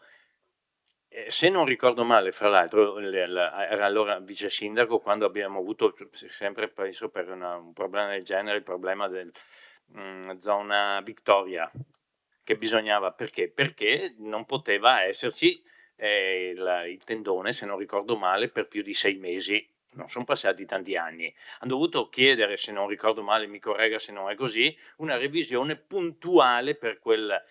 Solo che se uno comincia un'amministrazione comincia a essere costretta a richiedere revisioni puntuali su un territorio, per esempio come il nostro, noi abbiamo il Meschio che percorre tutto da nord a sud, tutto il comune, è un problema no grosso, grossissimo. Quindi il problema, detta francamente, non per dire ma il comune mezzo Gaudio, ma non è del comune di Vittorio, è di tutta l'area nord-orientale, in questo caso con questo tipo di bacino. Io mi auguro che chi di dovere, con tutto il rispetto della rilevanza degli amministratori di Vittorio, spero che chi sta più in su, regione soprattutto, i presidenti delle giunte regionali coinvolte, visto che noi in questo ambito c'è Veneto, Friuli e le 2 province autonome di Trento e Bolzano, insomma si facciano sentire, perché obiettivamente, effettivamente, rischiamo di passare da 0 salvaguardia a un eccesso di salvaguardia, bloccando molte iniziative che potrebbero avere ricadute molto positive per i nostri territori. Grazie. Ovviamente nel merito dico finalmente, mi ricordo che addirittura parecchi anni fa c'era stato addirittura, se non ricordo male, una specie di concorso fotografico anche con Vittorio Sgarbi, se non ricordo male, perché doveva venire una roba poi tutto è stato abbandonato e per fortuna abbiamo trovato un imprenditore che ha la fabbrica, una delle sue fabbriche nella nostra zona industriale, che si è innamorato della zona e insomma sta facendo, l'abbiamo visto perché siamo stati invitati tutti come consiglieri, credo un anno fa circa, non ricordo più, a visitare il cantiere, ha preso per mano quella zona e obiettivamente la sta riportando a vita nuova. Grazie. Grazie. Consigliere D'Arè. È chiaro che il mio intervento non era, cioè entra su Vittorio, ma entra su una normativa che viene fatta a livello regionale soprattutto, e io mi ricordo l'aumento del 20% dell'abitativo, no? Fatto esatto. Allora, applicata a Mestre non ha nessun significato, ma applicata a quel di Cortina cambia tutto. Allora là si è dato la possibilità al comune di recepire e di applicare quella legge. Qua facciamo su un'operazione così importante, non so quanti milioni di euro ci abbia messo, non voglio neanche sapere. È chiaro che per noi è importantissimo questo intervento perché, ripeto, va ad abbellire un'area che era un'area, purtroppo era l'ex Cini prima, c'era la cartiera Galvani, da una parte si è fatto, qua è rimasto qualcosa, una favolosa incompiuta, che adesso viene aggravata ancora facendo dei garage fuori terra che sono veramente, secondo me, li faranno sicuramente molto bene perché ci sono degli architetti importanti, ma sicuramente una spesa in più per la proprietà e soprattutto un qualcosa che secondo me non serve a niente per applicare una legge. Io sono stato in regione, ho visto dei progetti di legge che il TSO in applicazione dovrebbe essere fatto molto spesso. Grazie.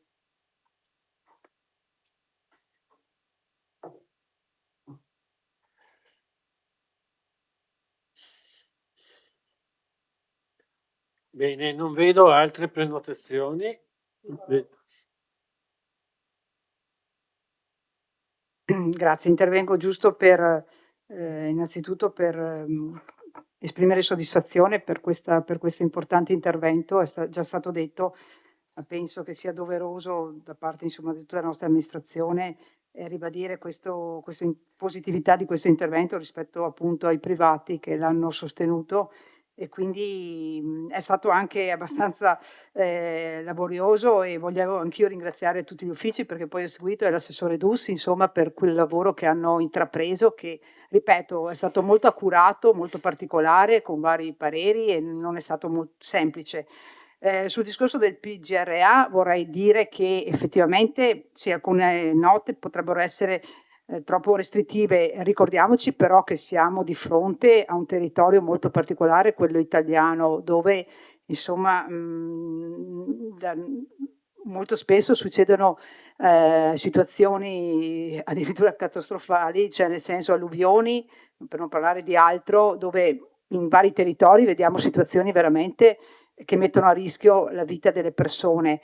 Io credo che un'attenzione particolare a questi fenomeni vada data, quindi il legislatore o chi appunto redige il PGRA sì, alle volte è calato su territori molto particolari. Io dico che dobbiamo essere anche pronti per avere un nuovo modo di concepire il territorio e di edificare nel territorio, di essere pronti, quindi non possiamo usare gli stessi strumenti che abbiamo usato fin qua, cioè nel senso ci sono stati morti nei scandinati, cioè abbiamo visto più di una volta nelle città dell'Emilia o in altre zone, quindi sì, alle volte sono restrittivi, però va detto anche che non è vietato realizzare l'immobile in situazioni PGRA. Praticamente bisogna calcolare il rischio, con determinati criteri si possono anche realizzare determinati edifici. Certo che è da tenere in considerazione il fattore idraulico e di alluvione. Ecco, grazie.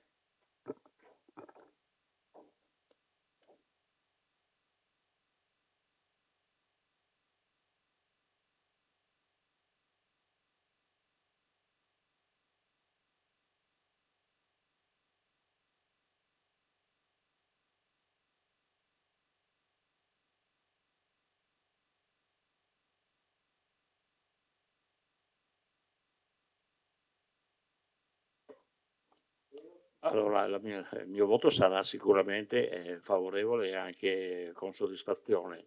Ripeto e ribadisco che il rischio idraulico qua è stato applicato in maniera perentoria, quindi andremo a fare, cioè io non sono, cioè, cosa facciamo? Facciamo il palafeticolo? Allora dobbiamo capire perché San Donà è tutto sotto il Piave. Questo me lo dovrebbero spiegare qualcuno, no? San Donà con 55.000 abitanti è tutto sotto il livello del Piave. Bene, non ho capito perché qua bisogna fare i garasmo.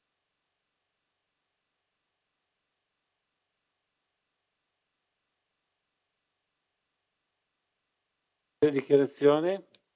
Posocco, prego. Sì, il mio voto sarà favorevole, complimenti per il lavoro fatto, complimenti per l'intervento.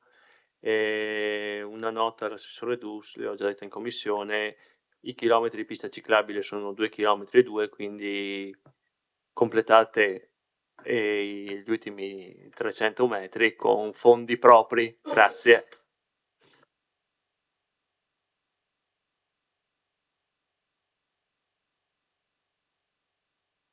Consigliere Toffoli. Il voto di Fratelli d'Italia sarà favorevole, complimenti per l'opera che abbiamo avuto modo di visitare assieme ai consiglieri, e soprattutto anche perché verrà illuminata una parte della ciclabile che oggi è buio, quindi grazie.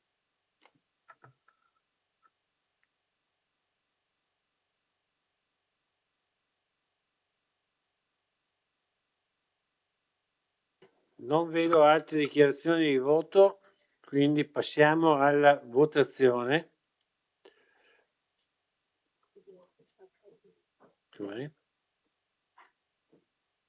Però mi serve la videata, per favore.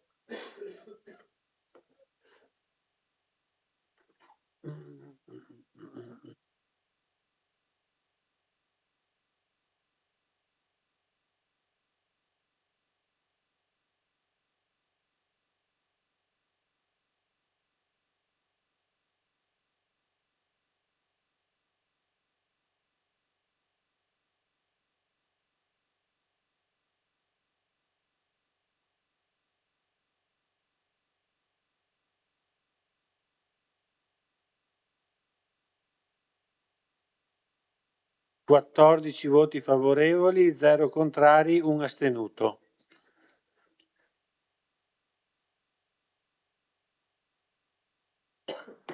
E quindi chiudiamo il punto numero 10 e passiamo al punto numero 11.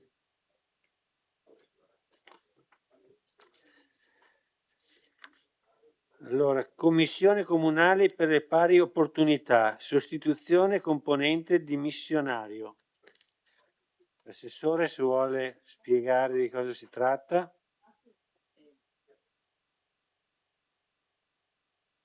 Sì, grazie Presidente, buonasera. Brevemente, allora la Commissione Pari Opportunità, la Commissione Comunale Pari Opportunità è stata insediata, è stata nominata insomma nelle figure dei componenti di nomina appunto del Consiglio Comunale il 16 settembre del 24. L'11 marzo del 26 una componente, la signora Guariento Fiammetta, ha rassegnato le dimissioni e si rende quindi necessario la nomina di un nuovo componente, sempre della parte di minoranza, insomma dei consiglieri, non consiglieri comunali. Quindi questa sera votiamo con l'espressione dello scrutinio segreto la preferenza. Se i consiglieri desiderano indicare il nominativo, dopodiché passiamo alla votazione.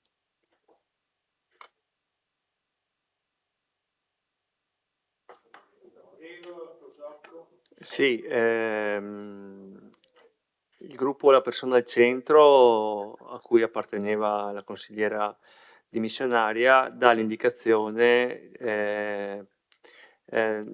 di nominare Nicola Sommavilla. Nicola Sommavilla.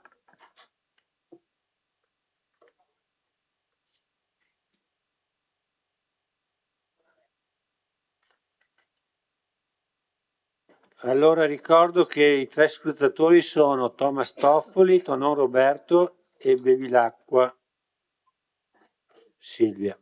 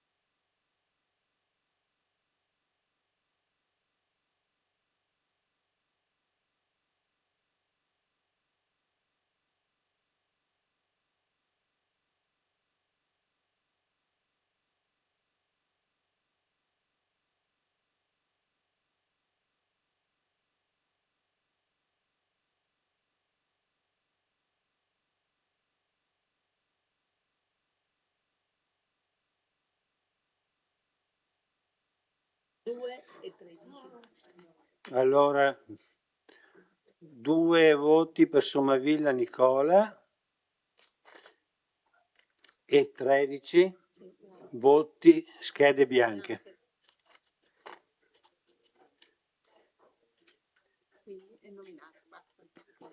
Quindi è nominato Nicola Sommavilla. Questo era il punto numero 11.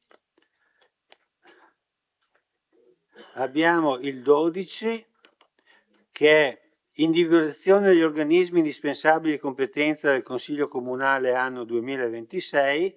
Questi sono i soliti che votiamo tutti gli anni.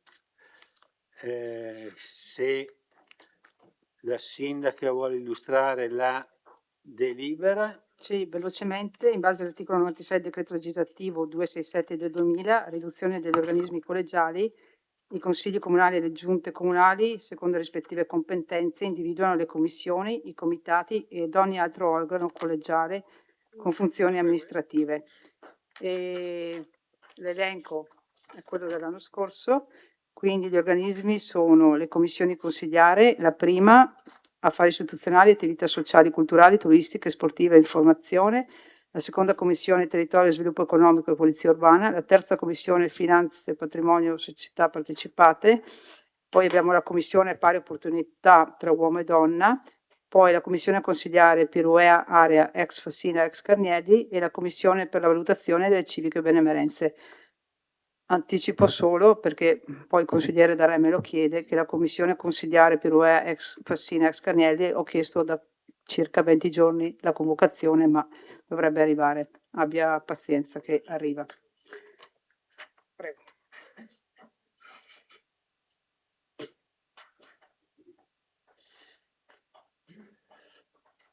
Se non ci sono interventi, come presuppongo, chiudo la discussione, non ci sarà neanche dichiarazione di voto, immagino.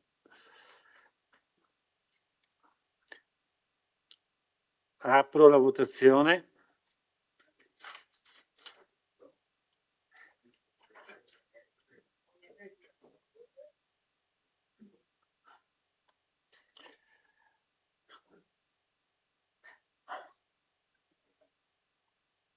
Bene. Chiudo la votazione, favorevoli 14, contrari nessuno, astenuti 1. Immediata? No. No.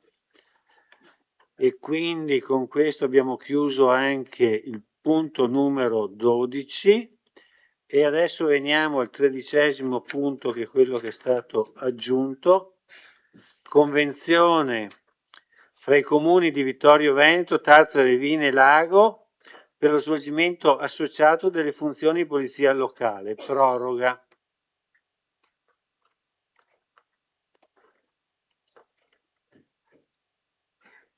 Prego, Sindaco. Sì, innanzitutto voglio scusarmi per il poco preavviso dell'introduzione di questo punto all'ordine del giorno, ma siamo stati costretti perché non siamo riusciti a stipulare, a formulare la nuova convenzione. Comunque, come sapete, i comuni di Vittorio Veneto, Tarso e Riviere Lago svolgono la funzione fondamentale di polizia locale in forma associata. Tale forma associata risale al 2013, ecco, grazie. E l'attuale convenzione che era appunto stata sottoscritta il 25 giugno 2021 scade il 30 giugno 2021. Considerato che le amministrazioni comunali coinvolte stanno appunto avendo l'interlocuzione del caso e c'è l'interesse di sottoscrivere una nuova convenzione, c'è appunto la necessità di dare una proroga rispetto all'attuale convenzione che è in essere. Tengo a sottolineare che la nuova convenzione che andremo a stipulare è migliorativa rispetto alla convenzione attuale per quanto riguarda il comune di Vittorio Veneto e quindi migliorativa sia sul piano economico-finanziario che per quanto riguarda le risorse umane. E quindi io mi sento di dire che insomma questa collaborazione tra enti è fondamentale e proprio per la natura da cui nasce, da cui sorge, che poi sono decreti normativi nazionali in cui invitano i cittadini, scusate, i comuni ad accorpare i servizi. Diciamo che le criticità che forse emergevano è relativamente appunto al territorio che è vasto, al numero di agenti in capo al comando, però diciamo che ci sono dei miglioramenti negli anni, ci sono stati dei miglioramenti e stiamo tendendo sempre all'ottimale.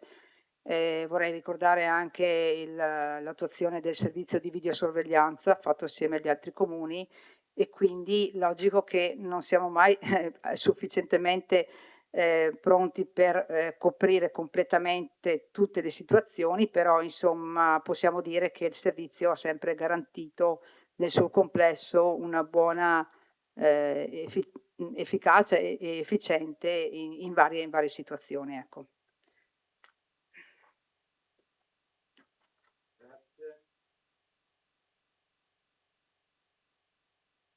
Apro la discussione.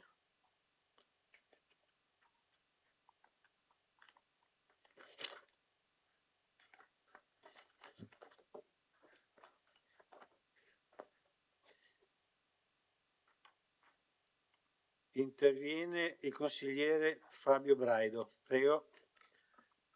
Grazie Presidente, considerata l'ora cercherò di essere conciso. Vorrei appunto intervenire in merito alla presa di posizione che abbiamo reso poi pubblica da parte del Partito Democratico nei riguardi della proroga di questa convenzione.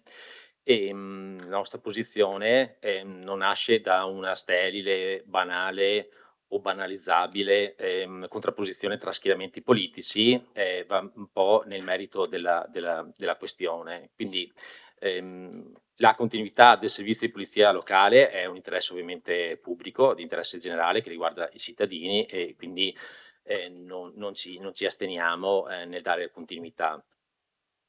Quindi riteniamo doveroso evitare interruzioni improvvise che potrebbero creare disservizi ai cittadini, e quindi anticipo quello che sarà il nostro voto favorevole, che contribuirà a garantire la continuità di questo servizio essenziale ai cittadini. Allo stesso tempo riteniamo che questa proroga non possa essere considerata un automatismo, che quindi ci debba essere un confronto che non deve prescindere da tutte le condizioni politiche che si possono andare a creare da qui ai prossimi mesi, soprattutto quando si parla di movimenti politici di ultradestra che si vanno a insinuare nei comuni con cui collaboriamo. Quindi voglio essere molto chiaro su questo punto. Nei prossimi mesi dovrà aprirsi una riflessione politica seria sul futuro della Convenzione, sulle sue finalità e sulle condizioni politiche minime condivise perché possa continuare a rappresentare un progetto condiviso. Grazie.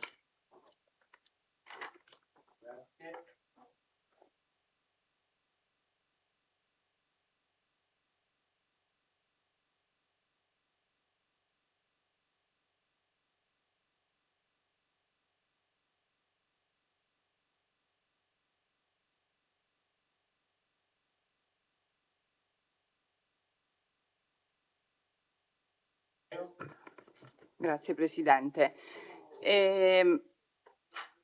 Chiaramente sono d'accordo con quello che ha appena detto il consigliere Braido, però volevo aggiungere una cosa perché lo dico chiaramente, per me è stata molto sofferta la decisione di come votare questa sera, perché se da un lato effettivamente sento la responsabilità e la necessità di fare quello per cui che siamo chiamati a fare, quindi assicurare i servizi migliori ai cittadini.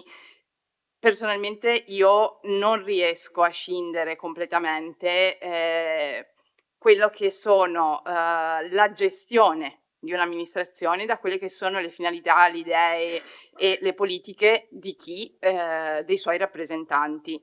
soprattutto su temi come quello della sicurezza, quindi quello che la nostra polizia locale è in qualche modo, anzi senza in qualche modo, è chiamata ad assicurarci.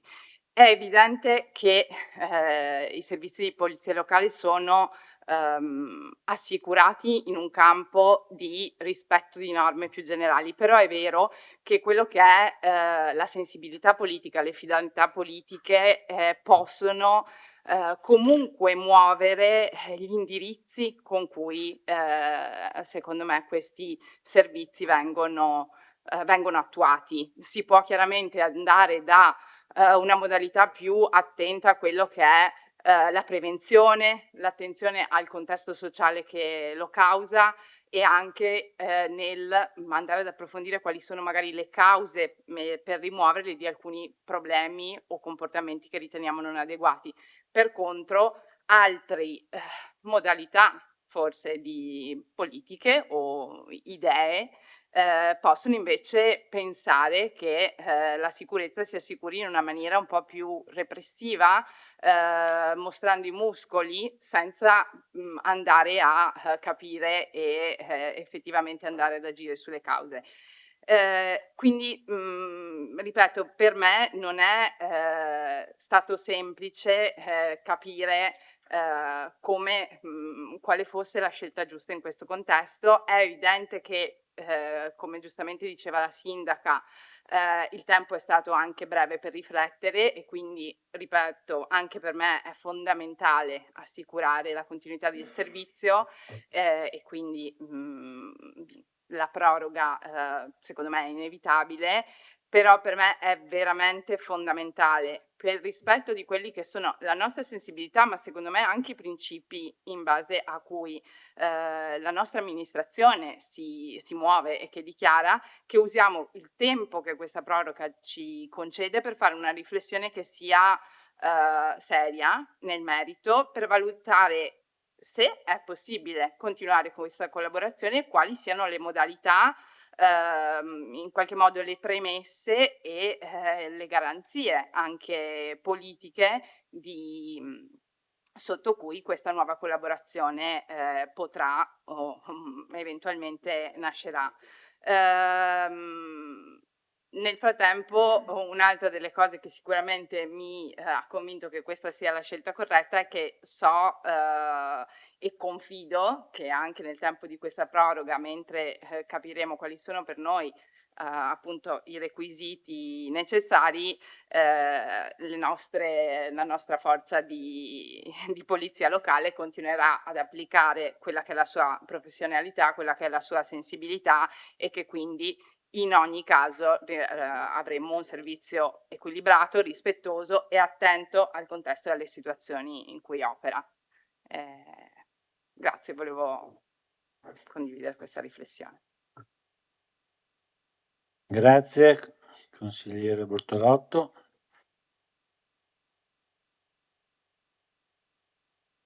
Sì, innanzitutto vorrei dire che la proroga è per 3 mesi fino al 30/09/2026 e sì, io capisco le perplessità insomma, del consigliere Braido, Fabio e della consigliera Bortolotto. Vorrei solo anche aggiungere alcuni elementi, giusto anche per fare un attimo di riflessione tutti assieme, insomma, rispetto alle funzioni della polizia locale, che sono veramente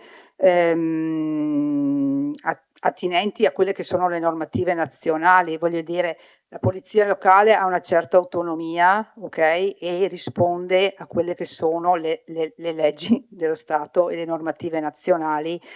E posso confermare che innanzitutto l'azione fatta in questi anni è sempre stata un'azione non di normale polizia locale, di prevenzione. E ci sono sì degli input che possono essere dati, ma questi input non vanno mai a ledere quella che è il diritto delle persone e quindi nessun tipo di sindaco, a prescindere, potrà mai, ecco questo lo voglio dire, agire in un modo o nell'altro facendo pressioni che vanno al di là di quelle che sono il rispetto delle normative. Quindi mi sento di dire, ma proprio perché penso che sia anche giusto e corretto nei confronti dei cittadini, poi dei nostri comuni, dei nostri territori, perché stiamo ragionando sempre in ambito territoriale molto vasto e voglio dire, e i sindaci, a prescindere dal colore politico, voglio dire, hanno sempre dimostrato un'attenzione particolare per i loro territori e delle sensibilità. Io penso che con il sindaco Boff, e qui citiamo direttamente, insomma c'è sempre stata un'ottima collaborazione e come con tutti gli altri sindaci, a prescindere dal colore, ripeto, politico. Penso che il compito di un sindaco sia quello soprattutto di amministrare un territorio, naturalmente con le idee e i valori in cui crede. Certo, ripeto, è che la convenzione in sé, se la leggete, non dà spazio a nessun tipo di pressione particolare rispetto alla polizia locale, che dico il comandante in questa fattispecie è autonomo e assolutamente non può, tra virgolette, interpretare volontà dei sindaci o di altri amministratori che vadano al di là dei principi costituzionali e voglio dire i normativi di legge. Quindi adesso la riflessione possiamo sicuramente farla. Ecco, mi sento di garantire fin da subito, insomma, che le convenzioni, come sono state scritte e strutturate, danno ampio margine di garanzia per tutti i cittadini appartenenti ai nostri territori.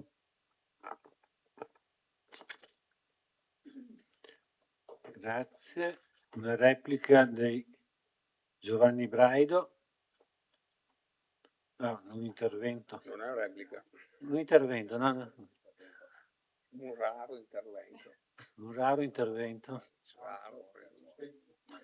Poche parole ma buone. È spento, è spento. È prenotato così. Allora, io invece da un punto di vista amministrativo, perché credo nelle cose concrete, no, nelle ideologie che si fanno quando si ha la pancia piena, sono contrario all'estensione della polizia municipale agli altri comuni, per il semplice motivo che ci siamo sempre lamentati che mancano personale, che non c'è cura sul territorio e quant'altro. Ma proprio perché non voglio che il mio voto negativo sembri un voto contrario nei confronti del sindaco Boff, di cui ho stima, mi asterrò. Grazie. Consigliere Carnelos, prego. Sì.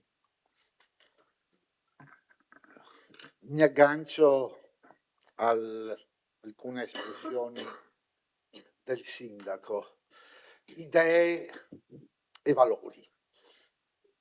Certamente è un dato normale quello dei buoni rapporti e necessari rapporti istituzionali fra i sindaci, a prescindere dal colore politico che ogni sindaco ovviamente ha. Questo è basilare nell'ambito, come si può dire, dell'assetto istituzionale degli enti locali e di tutti gli enti sovraterritoriali. La presa di posizione del Partito Democratico nasce dalla necessità valoriale di sottolineare anche, come si può dire, che vi è in ogni comune la necessità di una visione nazionale di come vanno le cose. A forza di ignorare e di considerare ogni singola amministrazione un qualcosa di a sé stante rispetto agli altri, se notate, negli ultimi decenni si sono sdoganati personaggi, idee, valori che ritenevamo fossero ormai appannaggio della storia passata. E non è una questione di valutazione personale del sindaco Tizio, del sindaco Caio o del sindaco Sempronio. È solo la presa di coscienza che davvero mai mi sarei immaginato che nella nostra Marca gioiosa potesse esserci qualcuno che a capo di un'amministrazione pensa che il femminicidio non esista, pensa che i bianchi sono meglio dei neri. Eppure, questo è passato.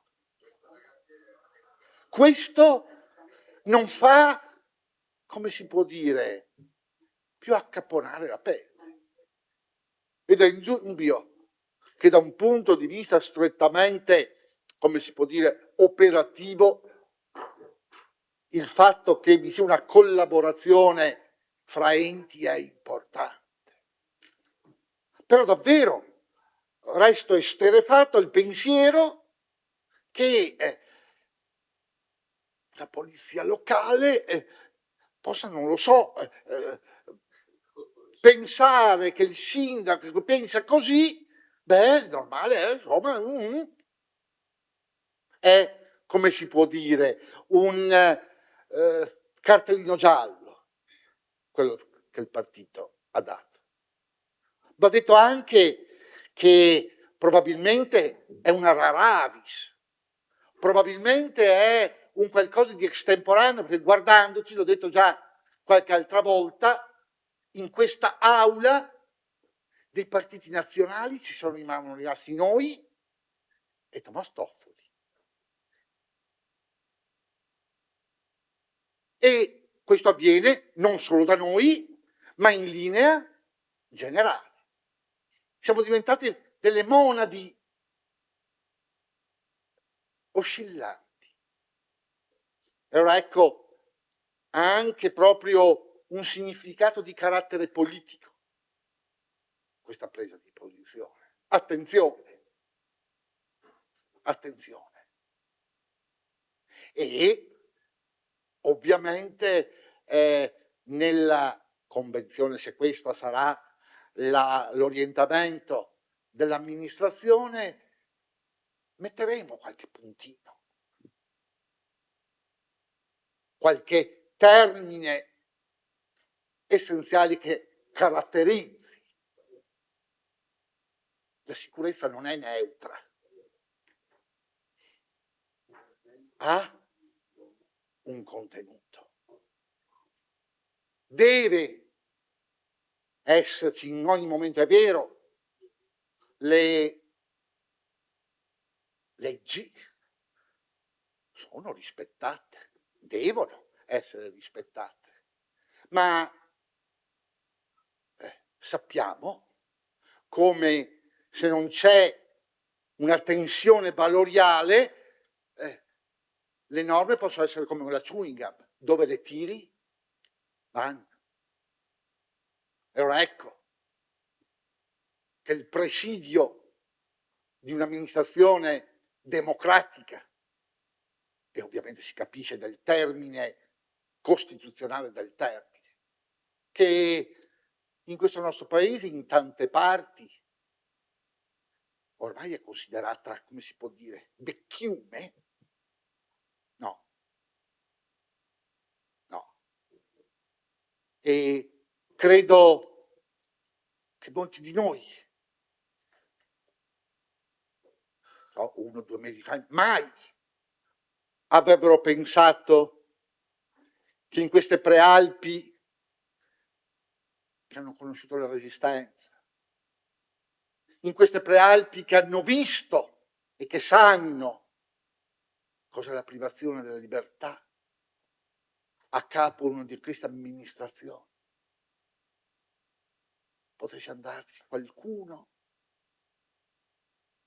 che celebra la 10ª massa, non come sterminatori, ma come eroi, da accapponare la pelle, eppure la realtà. E vuole essere anche un segnale è vero, tutti i sindaci si vogliono bene, istituzionalmente, ma credo che questa nostra posizione dia la forza al sindaco anche di, come si può dire, nei rapporti istituzionali, far capire che a Vittorio siamo di un'altra pasta. Grazie.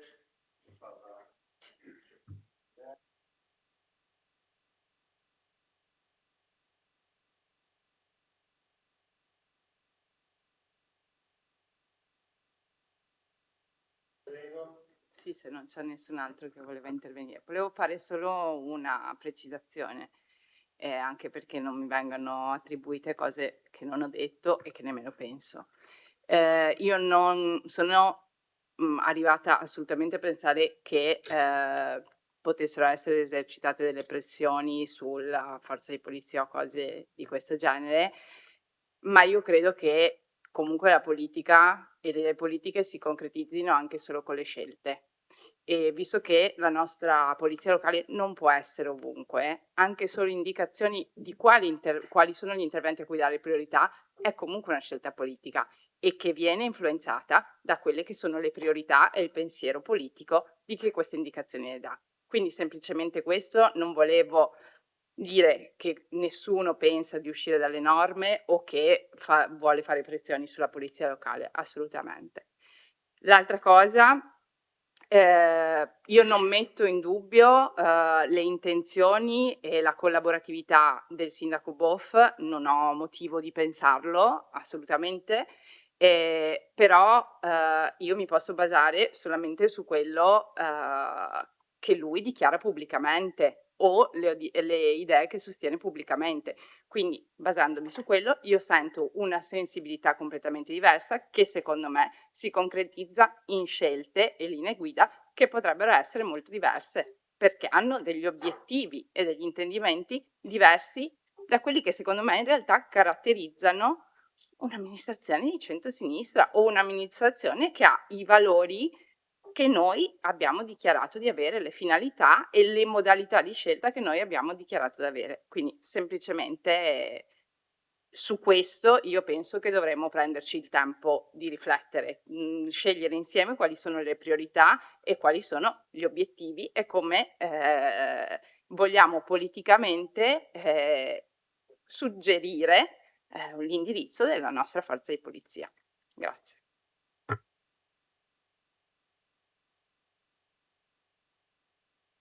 Grazie, consigliere.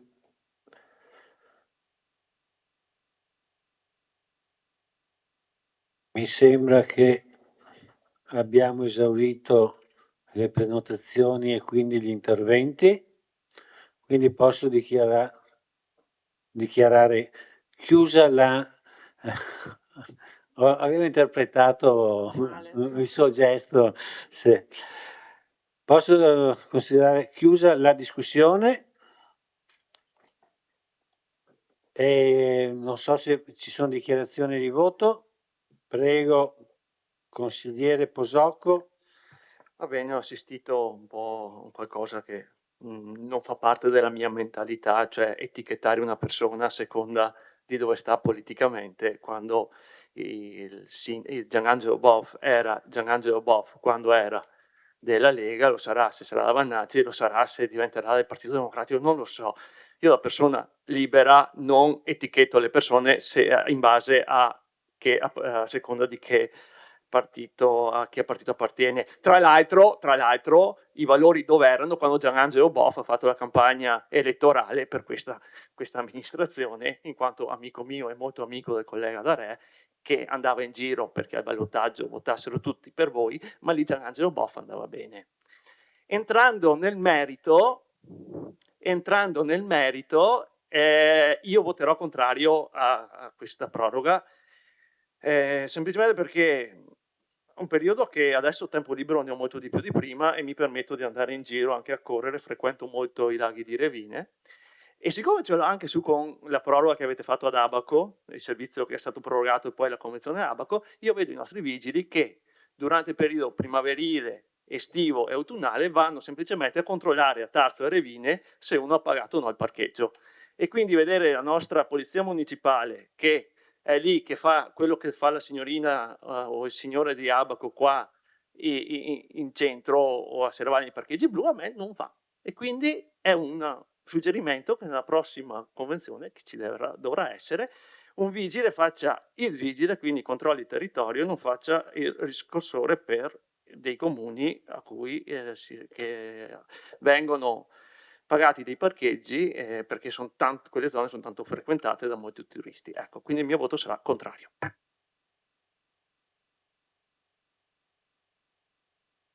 E questa è la dichiarazione di voto. Non ce ne sono altre.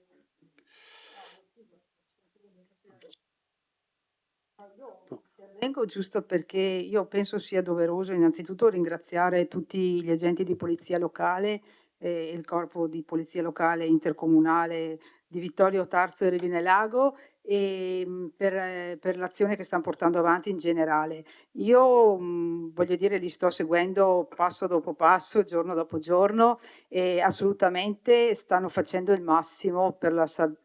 Sì, stanno facendo il massimo in varie situazioni, delle volte sono anche sotto organico, sappiamo che c'è un turnover continuo e li devo ringraziare perché più di una volta operano anche in situazioni particolari, naturalmente in collaborazione con le altre forze anche dell'ordine, sono delle volte chiamati a intervenire dove non è la loro neanche competenza e dove dovrebbero intervenire altre forze dell'ordine e quindi io ripeto, lei consigliere può naturalmente esprimere il voto che crede meglio, mi sento insomma comunque di dire che stanno facendo anche un'azione sul territorio di presenza abbastanza sì, a Vittorio. Vabbè, ok, no, io non penso che sia così, ma comunque vabbè, sarà così. Ecco, poi volevo solo dire, e chiudo qua, ripeto, che gli obiettivi che sono e le finalità che sono all'interno delle convenzioni, che voi naturalmente avrete letto questa convenzione, non mi sembra, cioè nessuno nell'interlocuzione che stiamo avendo tra sindaci, nessuno ha messo in discussione gli obiettivi che sono scritti qua dentro. Ecco, mi preme sottolineare questo, cioè il sindaco Boff non ha assolutamente portato nessun obiettivo diverso da quelli che sono qua dentro. Tra l'altro la conferenza dei sindaci dà gli obiettivi, la conferenza dei sindaci è composta da sottoscritta da Magagnin e da Boff.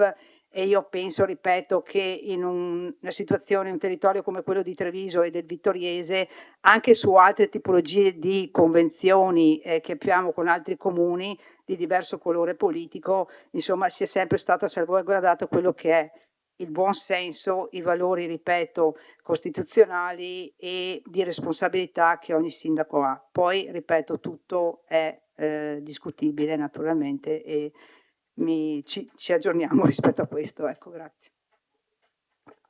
Voto favorevole. Bene, chiusa la discussione, non ci sono altre dichiarazioni di voto. Apro la votazione.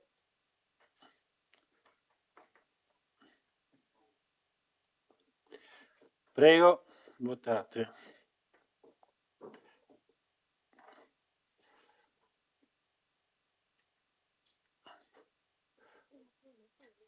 Ok, bene, chiudo.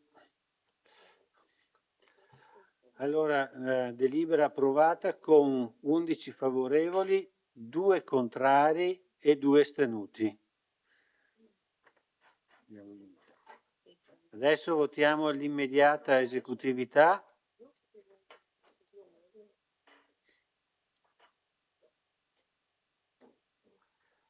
Prego.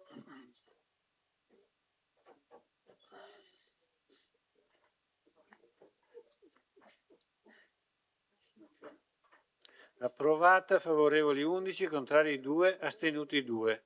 Bene, il Consiglio Comunale è terminato, ringrazio tutti i consiglieri, chi ci ha seguito fino adesso da casa e do appuntamento alla prossima seduta. Grazie a tutti e buonanotte.